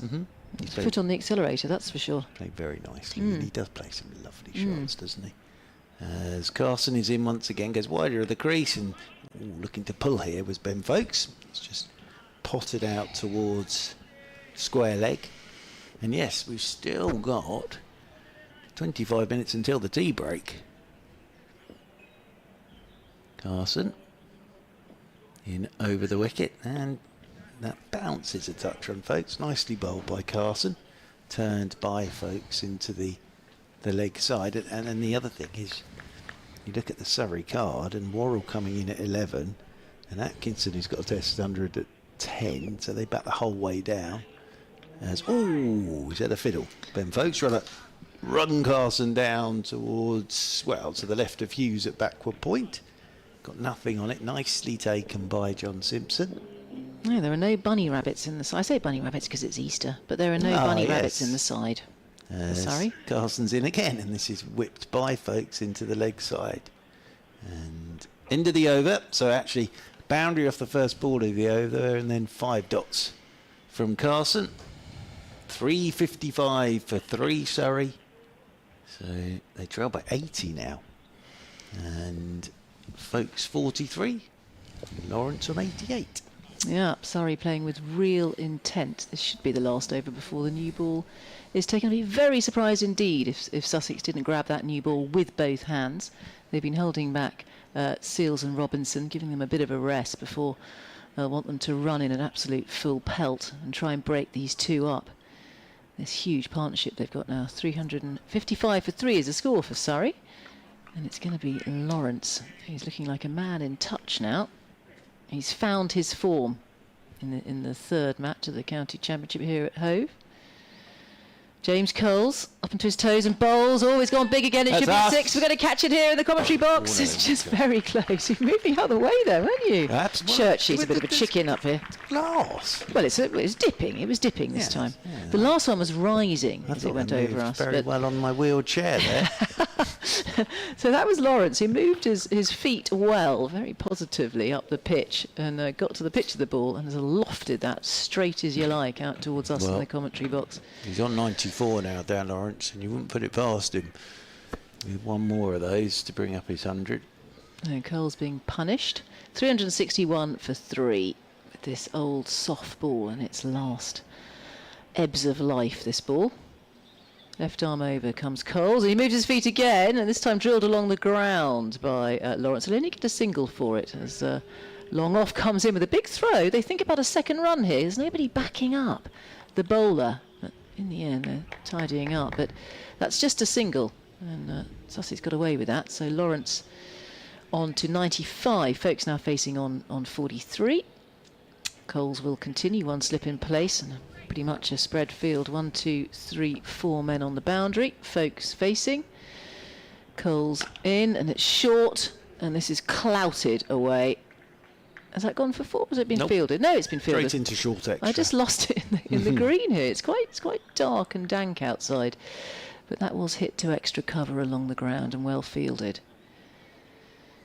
Coles again with his orange soles flashing as he comes in and bowls, and that's punched off the back foot there by Folks to extra cover again, just finding the fielder, no run. And it was a lovely shot down the ground, wasn't it? Just eased it down the ground, did Lawrence.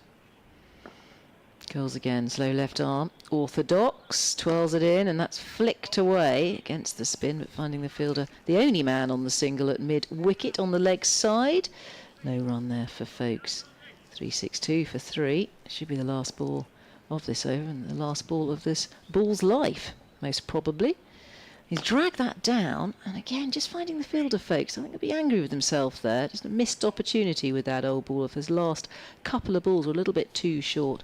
362 for 3. Folks on 43, Lawrence on 95, and Surrey 362 for 3. And we'll see, is the new ball being taken? I'm sure it will be. There'll be a signal from the umpires if it is, won't there, Churchy? So it certainly will. There's a wave of the ball, that's what happens. Well, it should be Robinson taking off his long sleeve sweater here and coming down the hill, and then it will be, I think.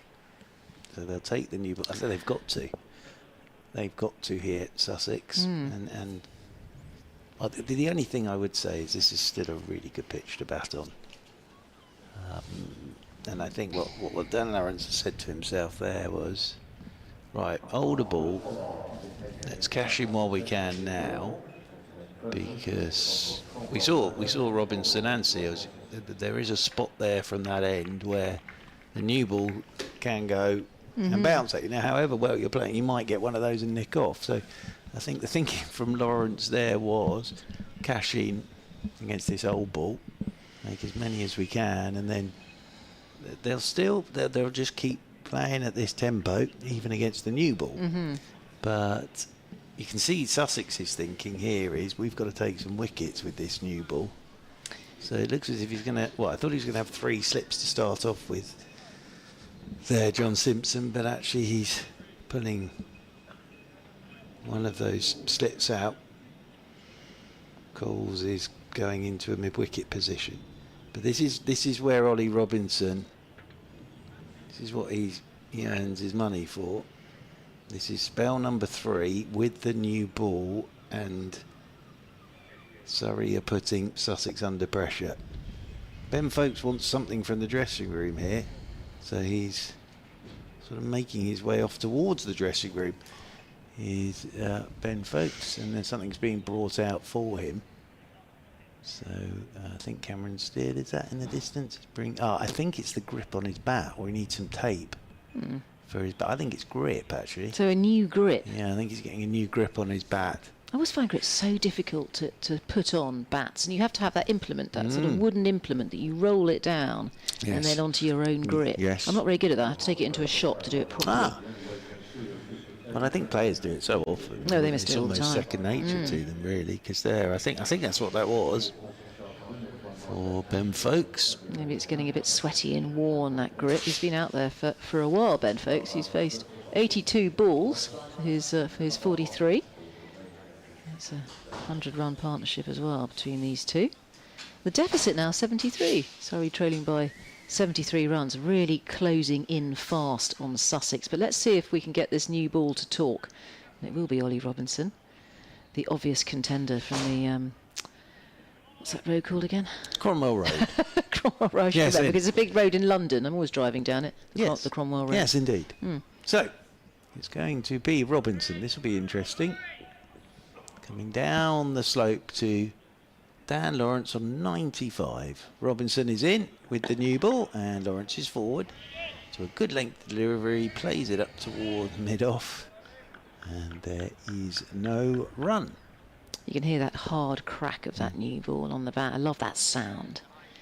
It's a wonderful sound of cricket in the summer. There's nothing like a new ball, is there? And I hear you used to get a new ball every Easter. Every Easter. As a little boy, instead of an Easter egg, you As got a a little cricket boy, ball. yeah. You're probably very happy with that. Very Not even happy. coated in chocolate. Very happy. Yeah. No, a cricket ball. Very happy with it. As in over the wicket goes Robinson, and in behind this one goes Lawrence, just straight into touch on him, and he plays it down into the leg side, and there's no run. And the other sweet thing you said, that when you were given maybe your first cricket bat, you went to bed with your cricket bat. You took it to bed. Took it to bed. And I took, months linseed oil and knocking it in properly. With an old cricket ball in a rugby sock. That's right. It Yes, takes yeah, hours. and It then took proper hours. linseed oil. Yeah. Lovely smell. And knocking it in properly. As in over the wicket goes Robinson, and Lawrence lets this one go outside his off stump. But the other thing that Surrey have done here is they've given themselves time to have a look at the new ball. So Lawrence has got time here to have a look at the new ball. Yeah. Because there are still, after this, over 41 left today.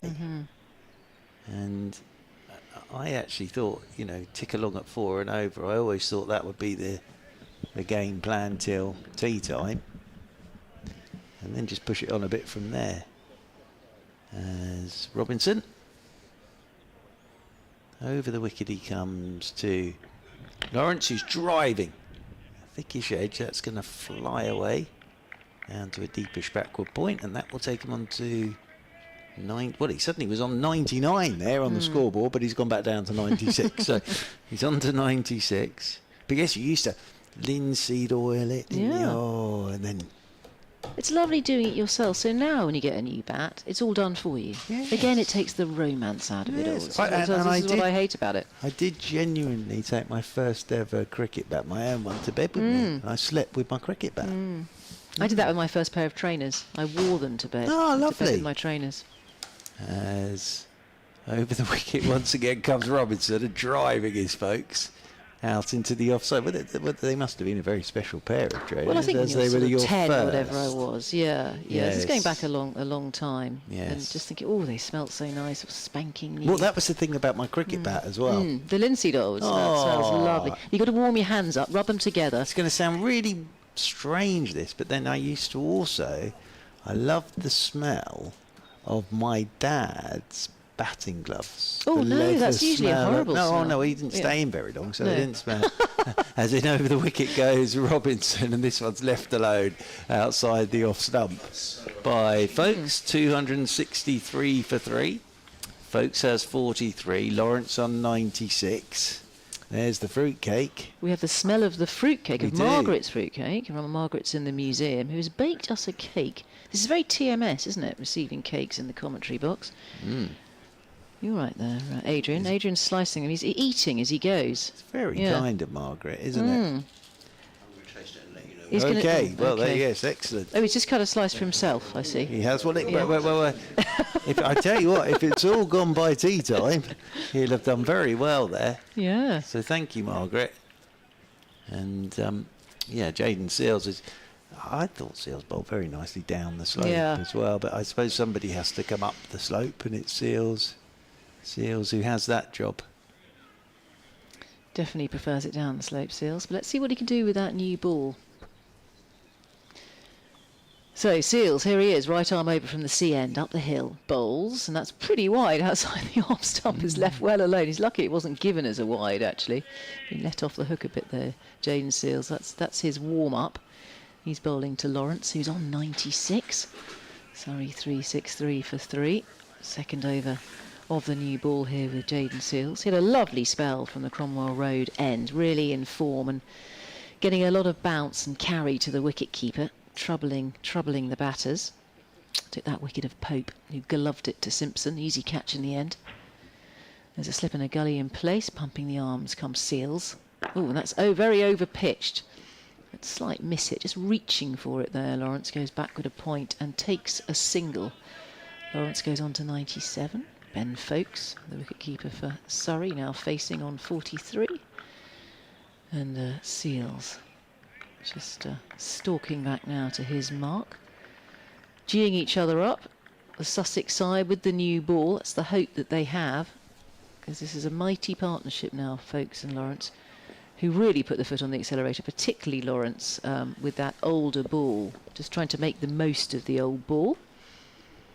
14 on his bat, Jaden Seals. He's in and bowls. It's on the stumps, on leg stump in fact, and clipped into the leg side and fielded well there by mid-wicket. No run. Yeah, it's just good cricketing thinking, this, from Surrey at the moment. Because, as I say, Folkes and Lawrence can take a little bit of time here against the new ball. Just get themselves in against the new ball again. Yeah, after that acceleration earlier on, that was quite something and exciting to watch as well. And still 40 overs remaining in the day, so there is plenty of time, and all day tomorrow. I'm hoping the weather is set fair tomorrow. I haven't had a look. Seals storming in, bowling, bending his back there. There's a real crack off the bat, but finding the fielder at extra cover there, Ben Folkes. Yes, I think it's. I'm not saying the sun's going to be out and it's going to be the most beautiful of days, but I think the forecast is for a pretty dry day tomorrow. Well, that's good news. That is good news, because Surrey will, of course, be looking for a lead this evening. What do you reckon? Sort of anything between, I don't know, 60 to 100 leads this Yes, evening for Surrey? That's what they'll be thinking about. I always thought if they batted well on here, they could be over 500 by stumps. Seals again bowls and has a nice looking drive. They're going to take a quick single. There's going to be a shot at the stumps. There's a miss, but it was a quick single. They needed to hurry. And it was Folkes running to the danger end there after striking that single to mid-off. Who's the fielder there? I'm having a look at his Robinson. number. It is Robinson, yeah. He's got a long way down to pick up. I think even if he'd hit the stumps, I think folks probably would have been safe there. 3-6, 5 for 3 is the score here at Surrey. And that deficit now 70 runs, catching up with Sussex, closing in. Jaden Seals bowls. Whoa, that was pretty edgy there. There's that ball not controlled, but it's along the ground. That ball has gone backward a point out towards the boundary, and a single is taken. There's a man out there who's sweeping. So one more to the total, 366 for 3. And Lawrence goes on to 98 now as Surrey motor along. Haven't had too much trouble facing this new ball yet, Surrey, but they're not playing any extravagant shots because they don't need to. Well, it's still a good pitch to bat on. That's the thing. But I think Surrey have just shown here the pace you can go at, and I think you'll see it just that tempo go up after tee as well. They've certainly got the batters to do it, and as I say, they do bat all the way down to 11. So very interesting. As Ollie Robinson then to Dan Lawrence on 98, and he's letting this one go outside his off stump, and that's where this Lawrence innings has been so clever, is that on a really good pitch he's got as much out of that old ball as he can, and now against the new ball and against the Robinson and Seals, he can now, just if he hits a good length, just let it go outside the off stump. Well, Robertson's got to make him play if he can. He needs a tighter line. He needs to pitch it on the stumps. Comes in once more.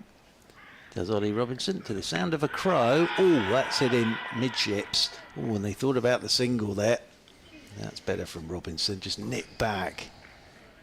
Dan Lawrence on 98, and for a second he was setting off for a leg by there, but got sent back by Ben Folkes. Lawrence goes for a little wander. The field at the moment is slip.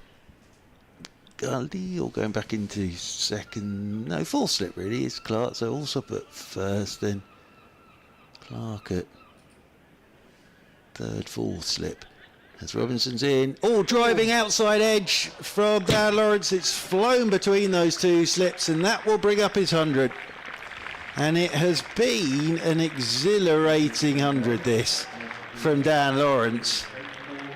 And he moves on to 102 from 92 balls with 8 4s and 6 6s.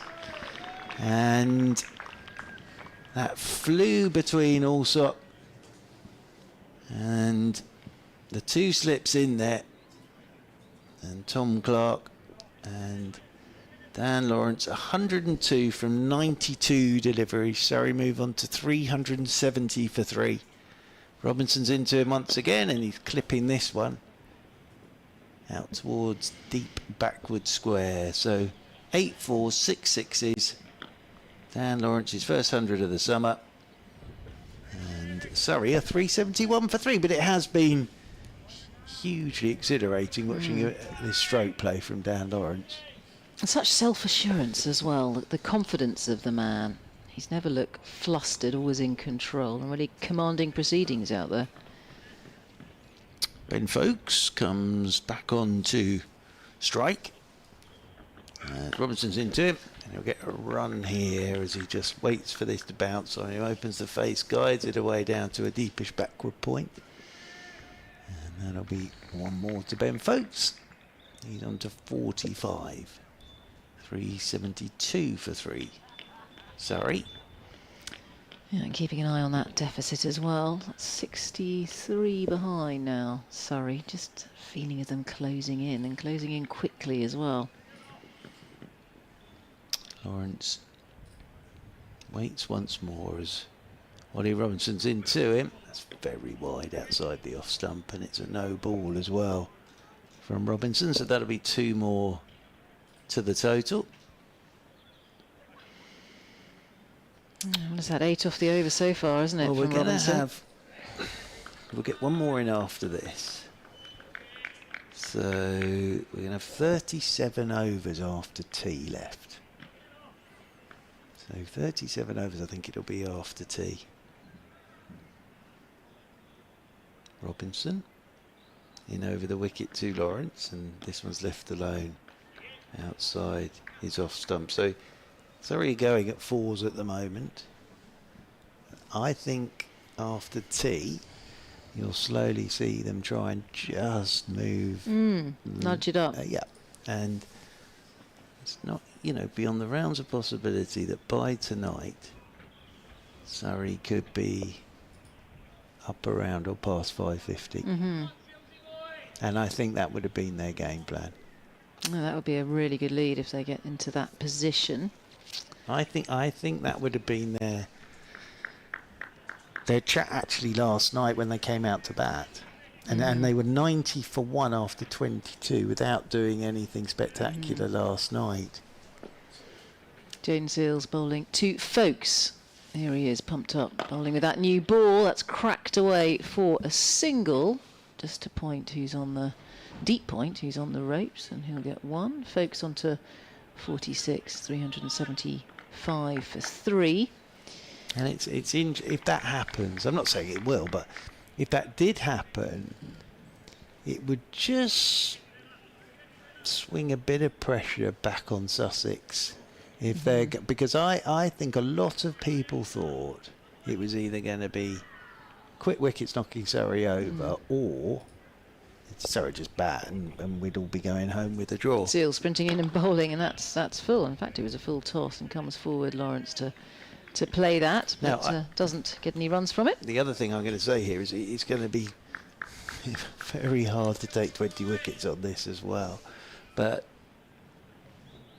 I just think today Surrey have shown what Div 1's all about, and I think it's on a really good pitch to bat.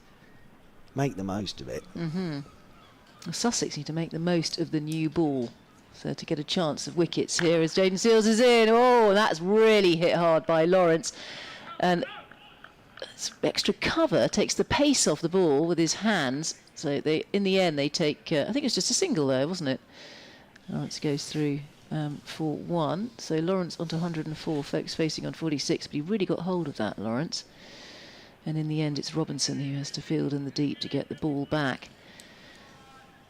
Sussex really need to bend their back here and bowl intelligently, because we know how quickly the shine comes off that ball and it starts to soften up again. And these two batters are very well set, Folkes and Lawrence. One slip in a gully. As Seales pounds in up to the crease and bowls. It's outside the off stump, not forcing a shot out of Folkes, who just leaves that well alone. And Surrey very much in control here. All hopes were pinned on this new ball. There's still hope there, of course, for Sussex to take a wicket if they could do something with the new ball.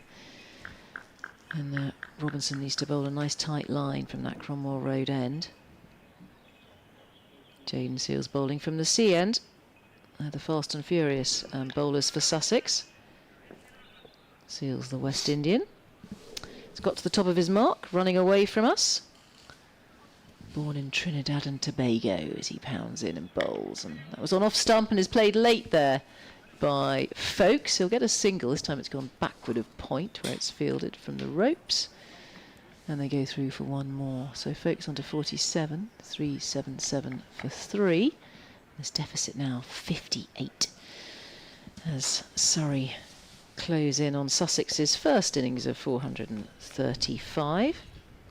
I want to keep going at this tempo with this momentum, Surrey, and these two will want to be looking at around 4 and over, and as Churchy was saying, look to up that as they eat up the overs.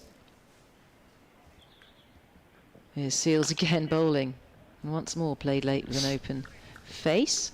It's gone down towards point, and a single is taken by Lawrence, who steals the strike on 105, 378 for 3. Nothing dynamic happening with the new ball out there at the moment. Well, that will be tea. And it is tea. Yeah, of course, so I've forgotten about tea. Yep, and so they were at lunch, 216 for 2. They go to tea on 378 for 3. Dan Lawrence is 105, not out. Ben Folkes 47, not out.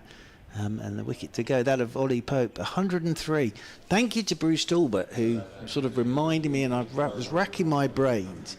But Ollie Pope's first 100 for Surrey was 2017 down at Southampton. And that is his first 100 away from the Oval in the Championship for Surrey since then. Wow, Yes, really? so of course he scored lots for England. Surprising. Scored lots for England, but that's his first one since that one in Southampton in 2017. But he played beautifully. But that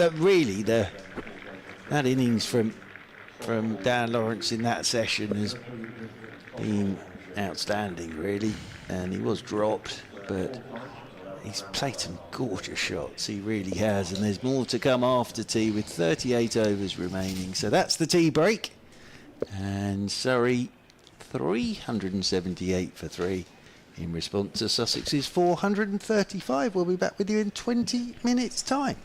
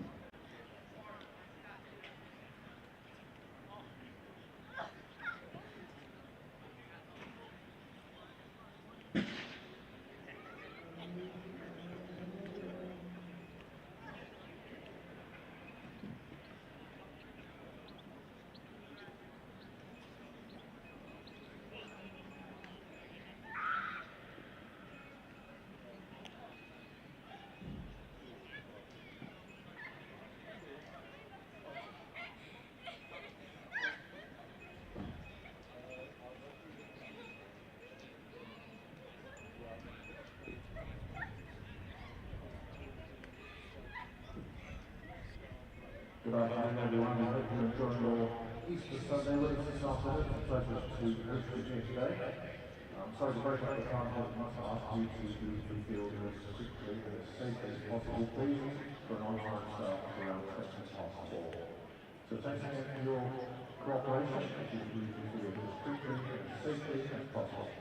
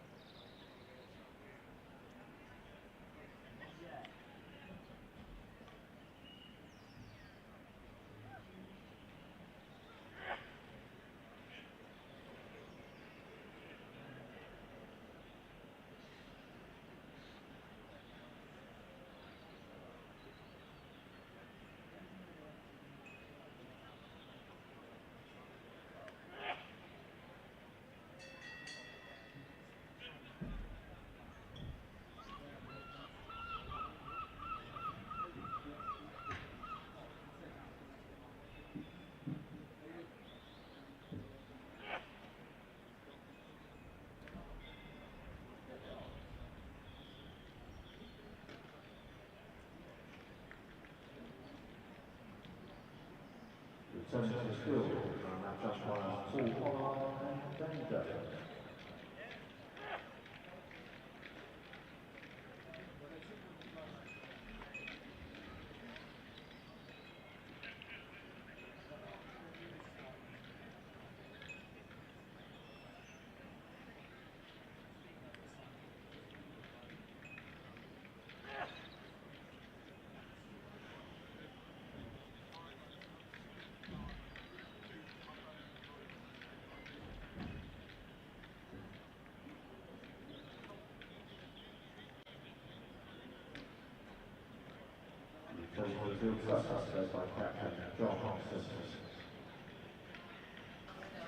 Well, a very good afternoon. Welcome back to Hove, where the final session of play is about to get underway. The floodlights are on. It is very gloomy here.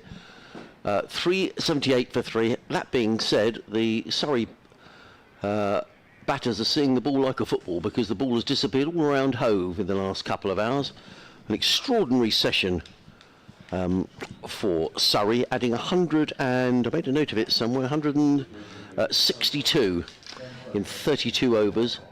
Dan Lawrence coming in when Ollie Pope was out for a very classy 100. Has clubbed to make it sound like he's slogged, and he hasn't. He's just hammered the ball. That's a better adjective. He's hammered the ball all around Hove. He's 105, not out, ably supported by Ben Folkes. These two have added 161 so far for this wicket.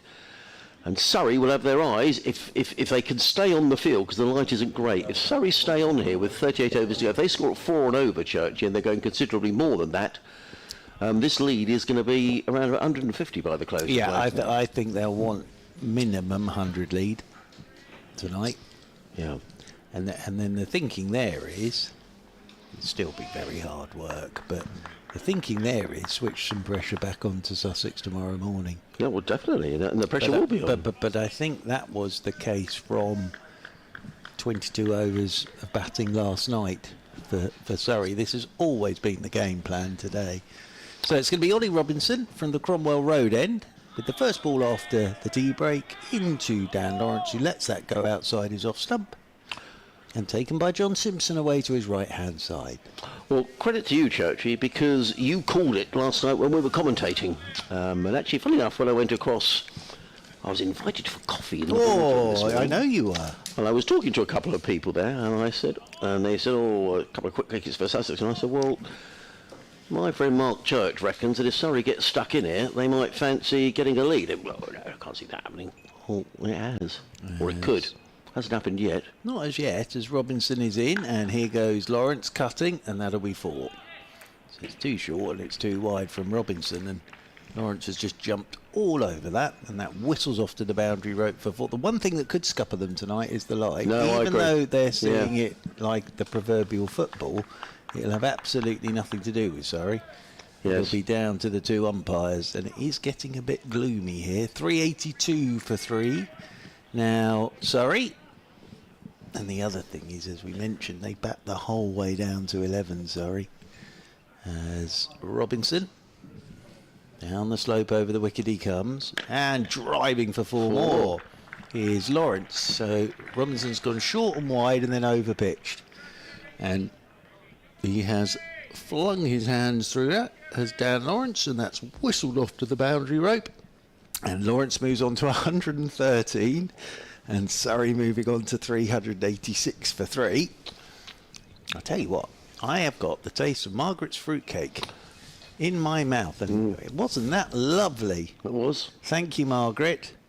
There's not a lot of it left. We've demolished it. So we'll let the press boys have a absolutely little. yes. As in over the wicket once again. Always Robinson. That was better. Just straightened a touch on Dan Lawrence. Stick outside edge. Flies away down towards a deepish backward point. They'll pick up at the single. And Lawrence moves on to 114, 387 for 3. Surrey. Folkes and Lawrence get together for a bit of a natter and a punch of gloves. Came together when Ollie Pope was out for 103 at 237 for 3. And they've now moved it on to 387 for 3. So that single has brought up the 150 partnership between these two.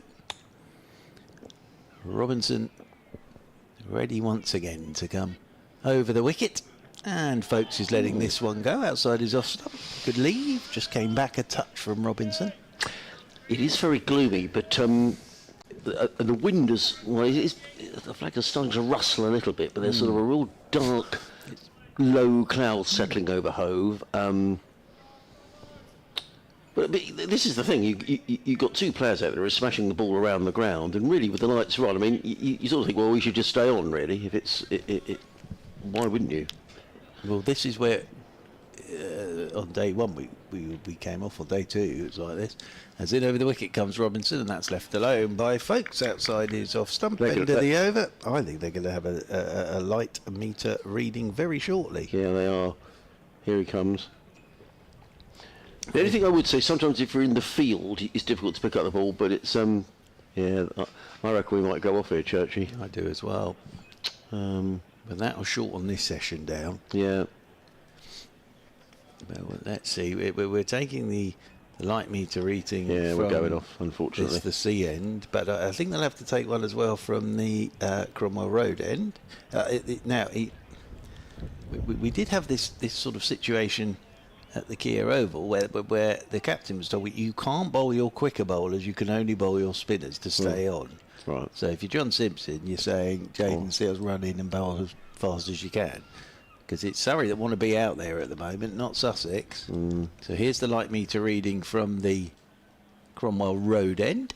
Got to be good at balancing the old light meter, haven't you? We're staying on. We are staying on. Well, I'm pleased, because for the fans who are in here, you come to see cricket being played, and it's exciting cricket. Sometimes when you're the field, I'm not just saying this because Sussex are in the field, sometimes when the light is poor, my dad used to say it's as difficult to see in the field, at least when you're batting, you know where the ball's coming from. But if you're in the field, often someone says, you know, quick, and you think, oh, I can't see it. But for the sake of the spectators who are here and what's been an exhilarating afternoon's cricket, we're carrying on. And it is going to be Jaden Seals, who's running away from us. The tall West Indian fast bowler in and bowls, and Lawrence plays into the covers. You probably heard the cry of wait as Jack Carson closed in on the ball and prevented a single being taken. So the lead at the moment is 13, is it down to 48 the arrears? Yes, and as I say, Surrey on lead of minimum 100 tonight. I think it'll be surprising if we get all the overs in, but it's only 4:30, you know. I know, so we've still got a lot of time to play today. Yeah. Seals in bowls to Lawrence, so Lawrence plays this down to third man. They're going to take a couple of runs here. James Coles has got a long chase around the third man boundary, picks up a couple of runs. As you said, I wrote my report for tea time, actually. And I was trying to think of the right word to describe the innings, because he hasn't slogged, has he, Lawrence? He's just been clean hitting in his innings. He's just played really nicely. He has. It's been good to watch. Sussex are coming up with some answers. Well, see where this goes in the next hour or so. Yeah, they're off a bad light at Canterbury. Seals in bowls, stand and deliver. Doesn't quite time that, does Lawrence. Played to mid off the wrist. The light really isn't good at all. I mean, the lights on this clock tower scoreboard are really shining brightly now.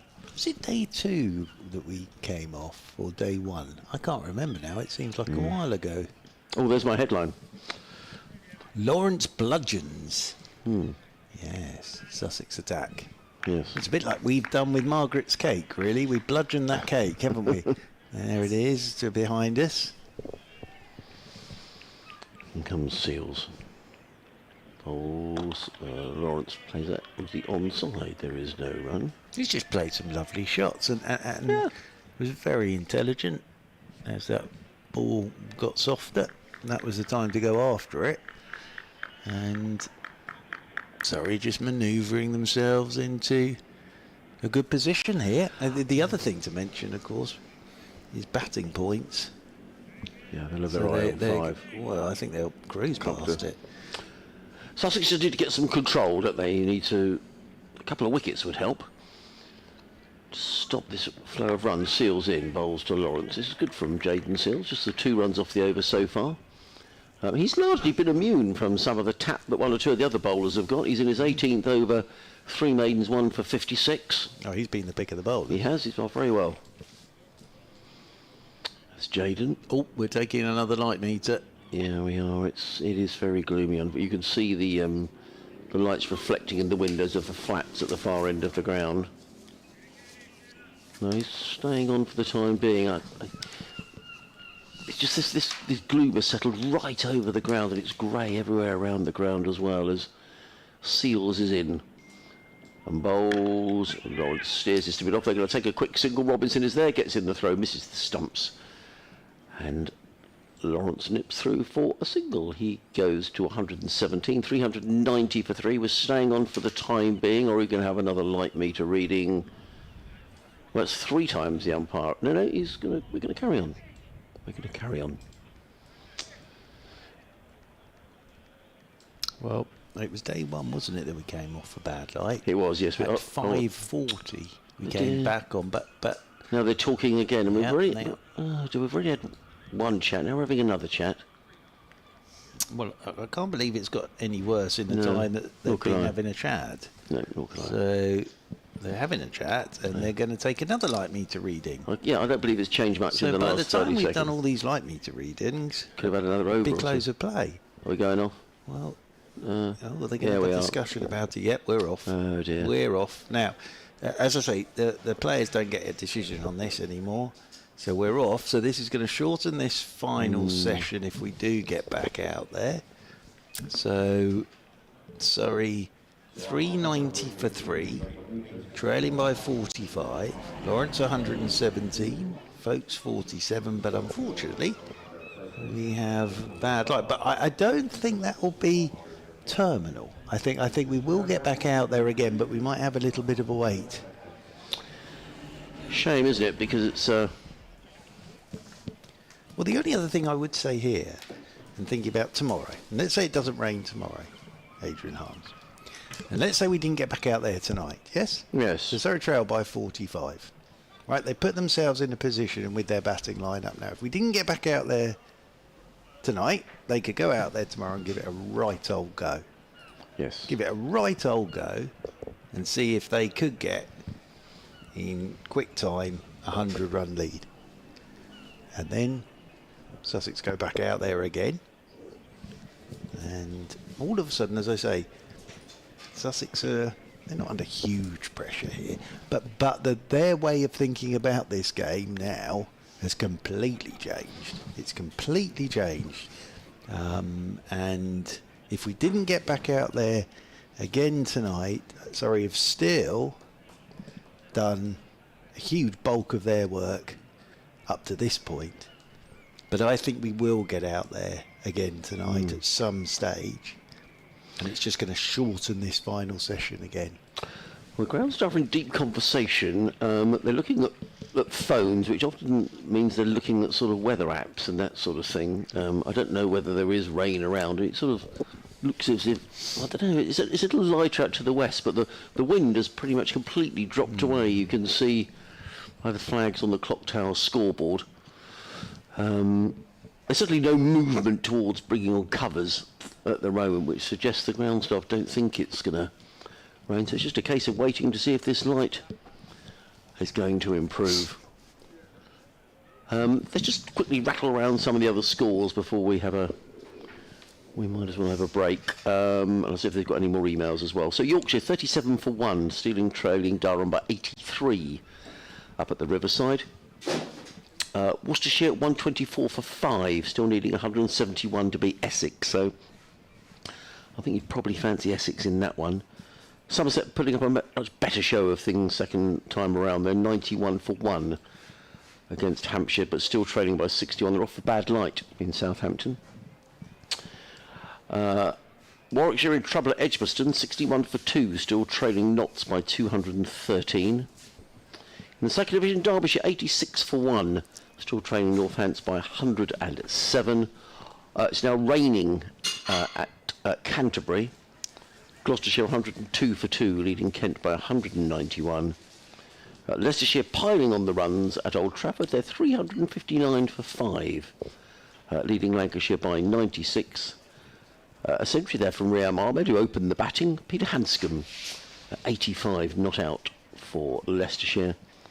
And the final game, I should say, Glamorgan in trouble at Lords. They're 116 for 3, still trailing Middlesex by 155 runs.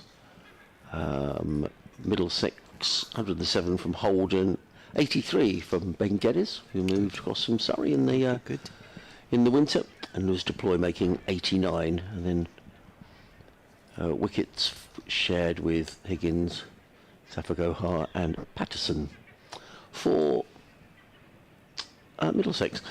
Over the back of the pavilion towards the Downs, it's actually a little brighter.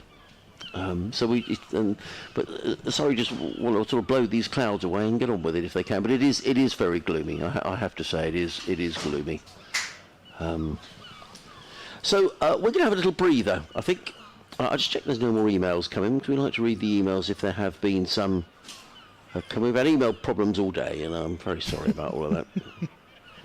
We've really struggled, despite the best efforts of our friends in IT. Well, actually, they did tell. I got a message to say shut your computer down in half an hour, so I can do that now, can't I? And see whether that's fixed it. No, switch it off and switch it on. Yes, that's the old adage, isn't it? Really, it does work. Yeah, we'll chuck it out the window. One of the two, one of the three. Just make sure there's any other messages. Graham Peters. Hello, Graham. You're a regular contributor. Lovely to hear from you. He says, hello, Adrian. Happy Easter from London E4. Lovely. Next to E3 and in between E5. Goes on to say, I note that Church is a Sussex lad commentating on Surrey. You're a Surrey boy commentating on Sussex. My question to you both is, at what point in your career did you make the emotional move in supporting the county of your youth? Can I go first? Yes, by all means. Although I was born in Guildford and had an elder brother who played for Surrey young cricketers, he was a good player, and my younger brother supported Surrey as well. He was also a much better cricketer than me. The team I supported as a boy was Yorkshire. Oh, there you go. And the reason for it was one Geoffrey Boycott. There you go. And I had a bat that I had all the names of the side on, and I can almost remember it in batting order. It was something like Boycott, Lum, Sharp, Paget, Hampshire, Bairstow, Barry Ledbetter would have been in there as well, Chris Old, Tony Nicholson, Don Wilson.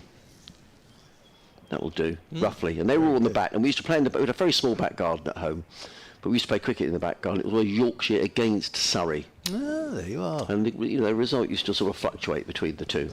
So I always supported Yorkshire, Graham, as a kid. Didn't make me very popular with the lads at the local cricket green, where we used to play all summer. Probably like you, Church, you spend all summer playing cricket on the cricket green.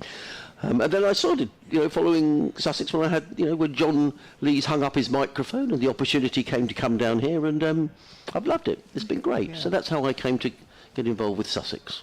I didn't support anybody. I just love my cricket. I just love my cricket, and I've said before, I spent a lot of my time here and played a bit of the Sussex age group stuff, and then went and watched Essex, and went with my dad to watch. Well, we used to go on summer holidays all around the country, me, mum and dad, and then part of my treat was to go to a day of championship cricket. Oh. That was fun with dad. And then, I suppose, same as you, really. I think it was 2002, and then started doing the ball-by-ball on Surrey. And I think naturally, if you're seeing sort of every day of a side playing during the summer, you have a great affinity to that county and those players. But yes, I never supported as such one county. I just loved my cricket, and I'd have watched anything, to be honest with you. I just loved the game. Cricket, yes. I first came across you, actually, Churchy. I was sent by BBC Surrey in the early days. I was issued to do bits of freelance here and there and scrabbling around for work. And I came to the Oval, and Surrey were playing Kent. I think it's the first time I saw you, and you were commentating with Jamie Reid. So it was about 2002, 3, something like about that time. I don't know whether Surrey were in line for a champ. They were a good side. No, they didn't win that. Would Holyoke been in charge? Holyoke was captain, yeah. Right. Yeah, so Yeah. a while ago now. So. Yeah, was it? Yeah. Yeah. But no, there was no sort of county that I supported. I just loved watching and playing cricket. And actually, I think one of the good things, I mean, clearly, I would like Surrey to win, and you would like, I would like Sussex to win, and you would like Surrey to win. But the nice thing, I think, is to be fair as well, and to give due praise where it's due. And you can't help watching innings like Dan Lawrence's and not say, well, that's a very fine innings. Sit here and say, well, it's a great innings, 117 and 108 balls. Wonderful to watch. Jonathan from Godstone is not happy. Oh no. He says the light is not a danger to anyone, and Hove has floodlights. Once again, cricket shows a reluctance to treat the paying supporter with proper respect. I mean, I've got some empathy with what Jonathan is saying, because, we have got floodlights. That's the whole reason for floodlights. I think is that, the bad light discussion is one that carries on all the time, doesn't it? But you've got two bad. I mean, I don't think Lawrence and Folk. If Lawrence and Folks had been offered the light, they would have stayed on. Oh, absolutely.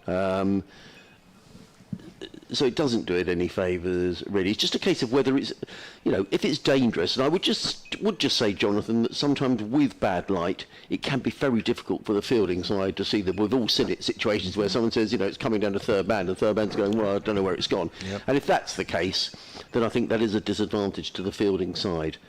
But it is very, very frustrating, this conundrum over bad light. Did I see somewhere, Churchy, that there's some plans in Australia, isn't there, to build a stadium with a roof?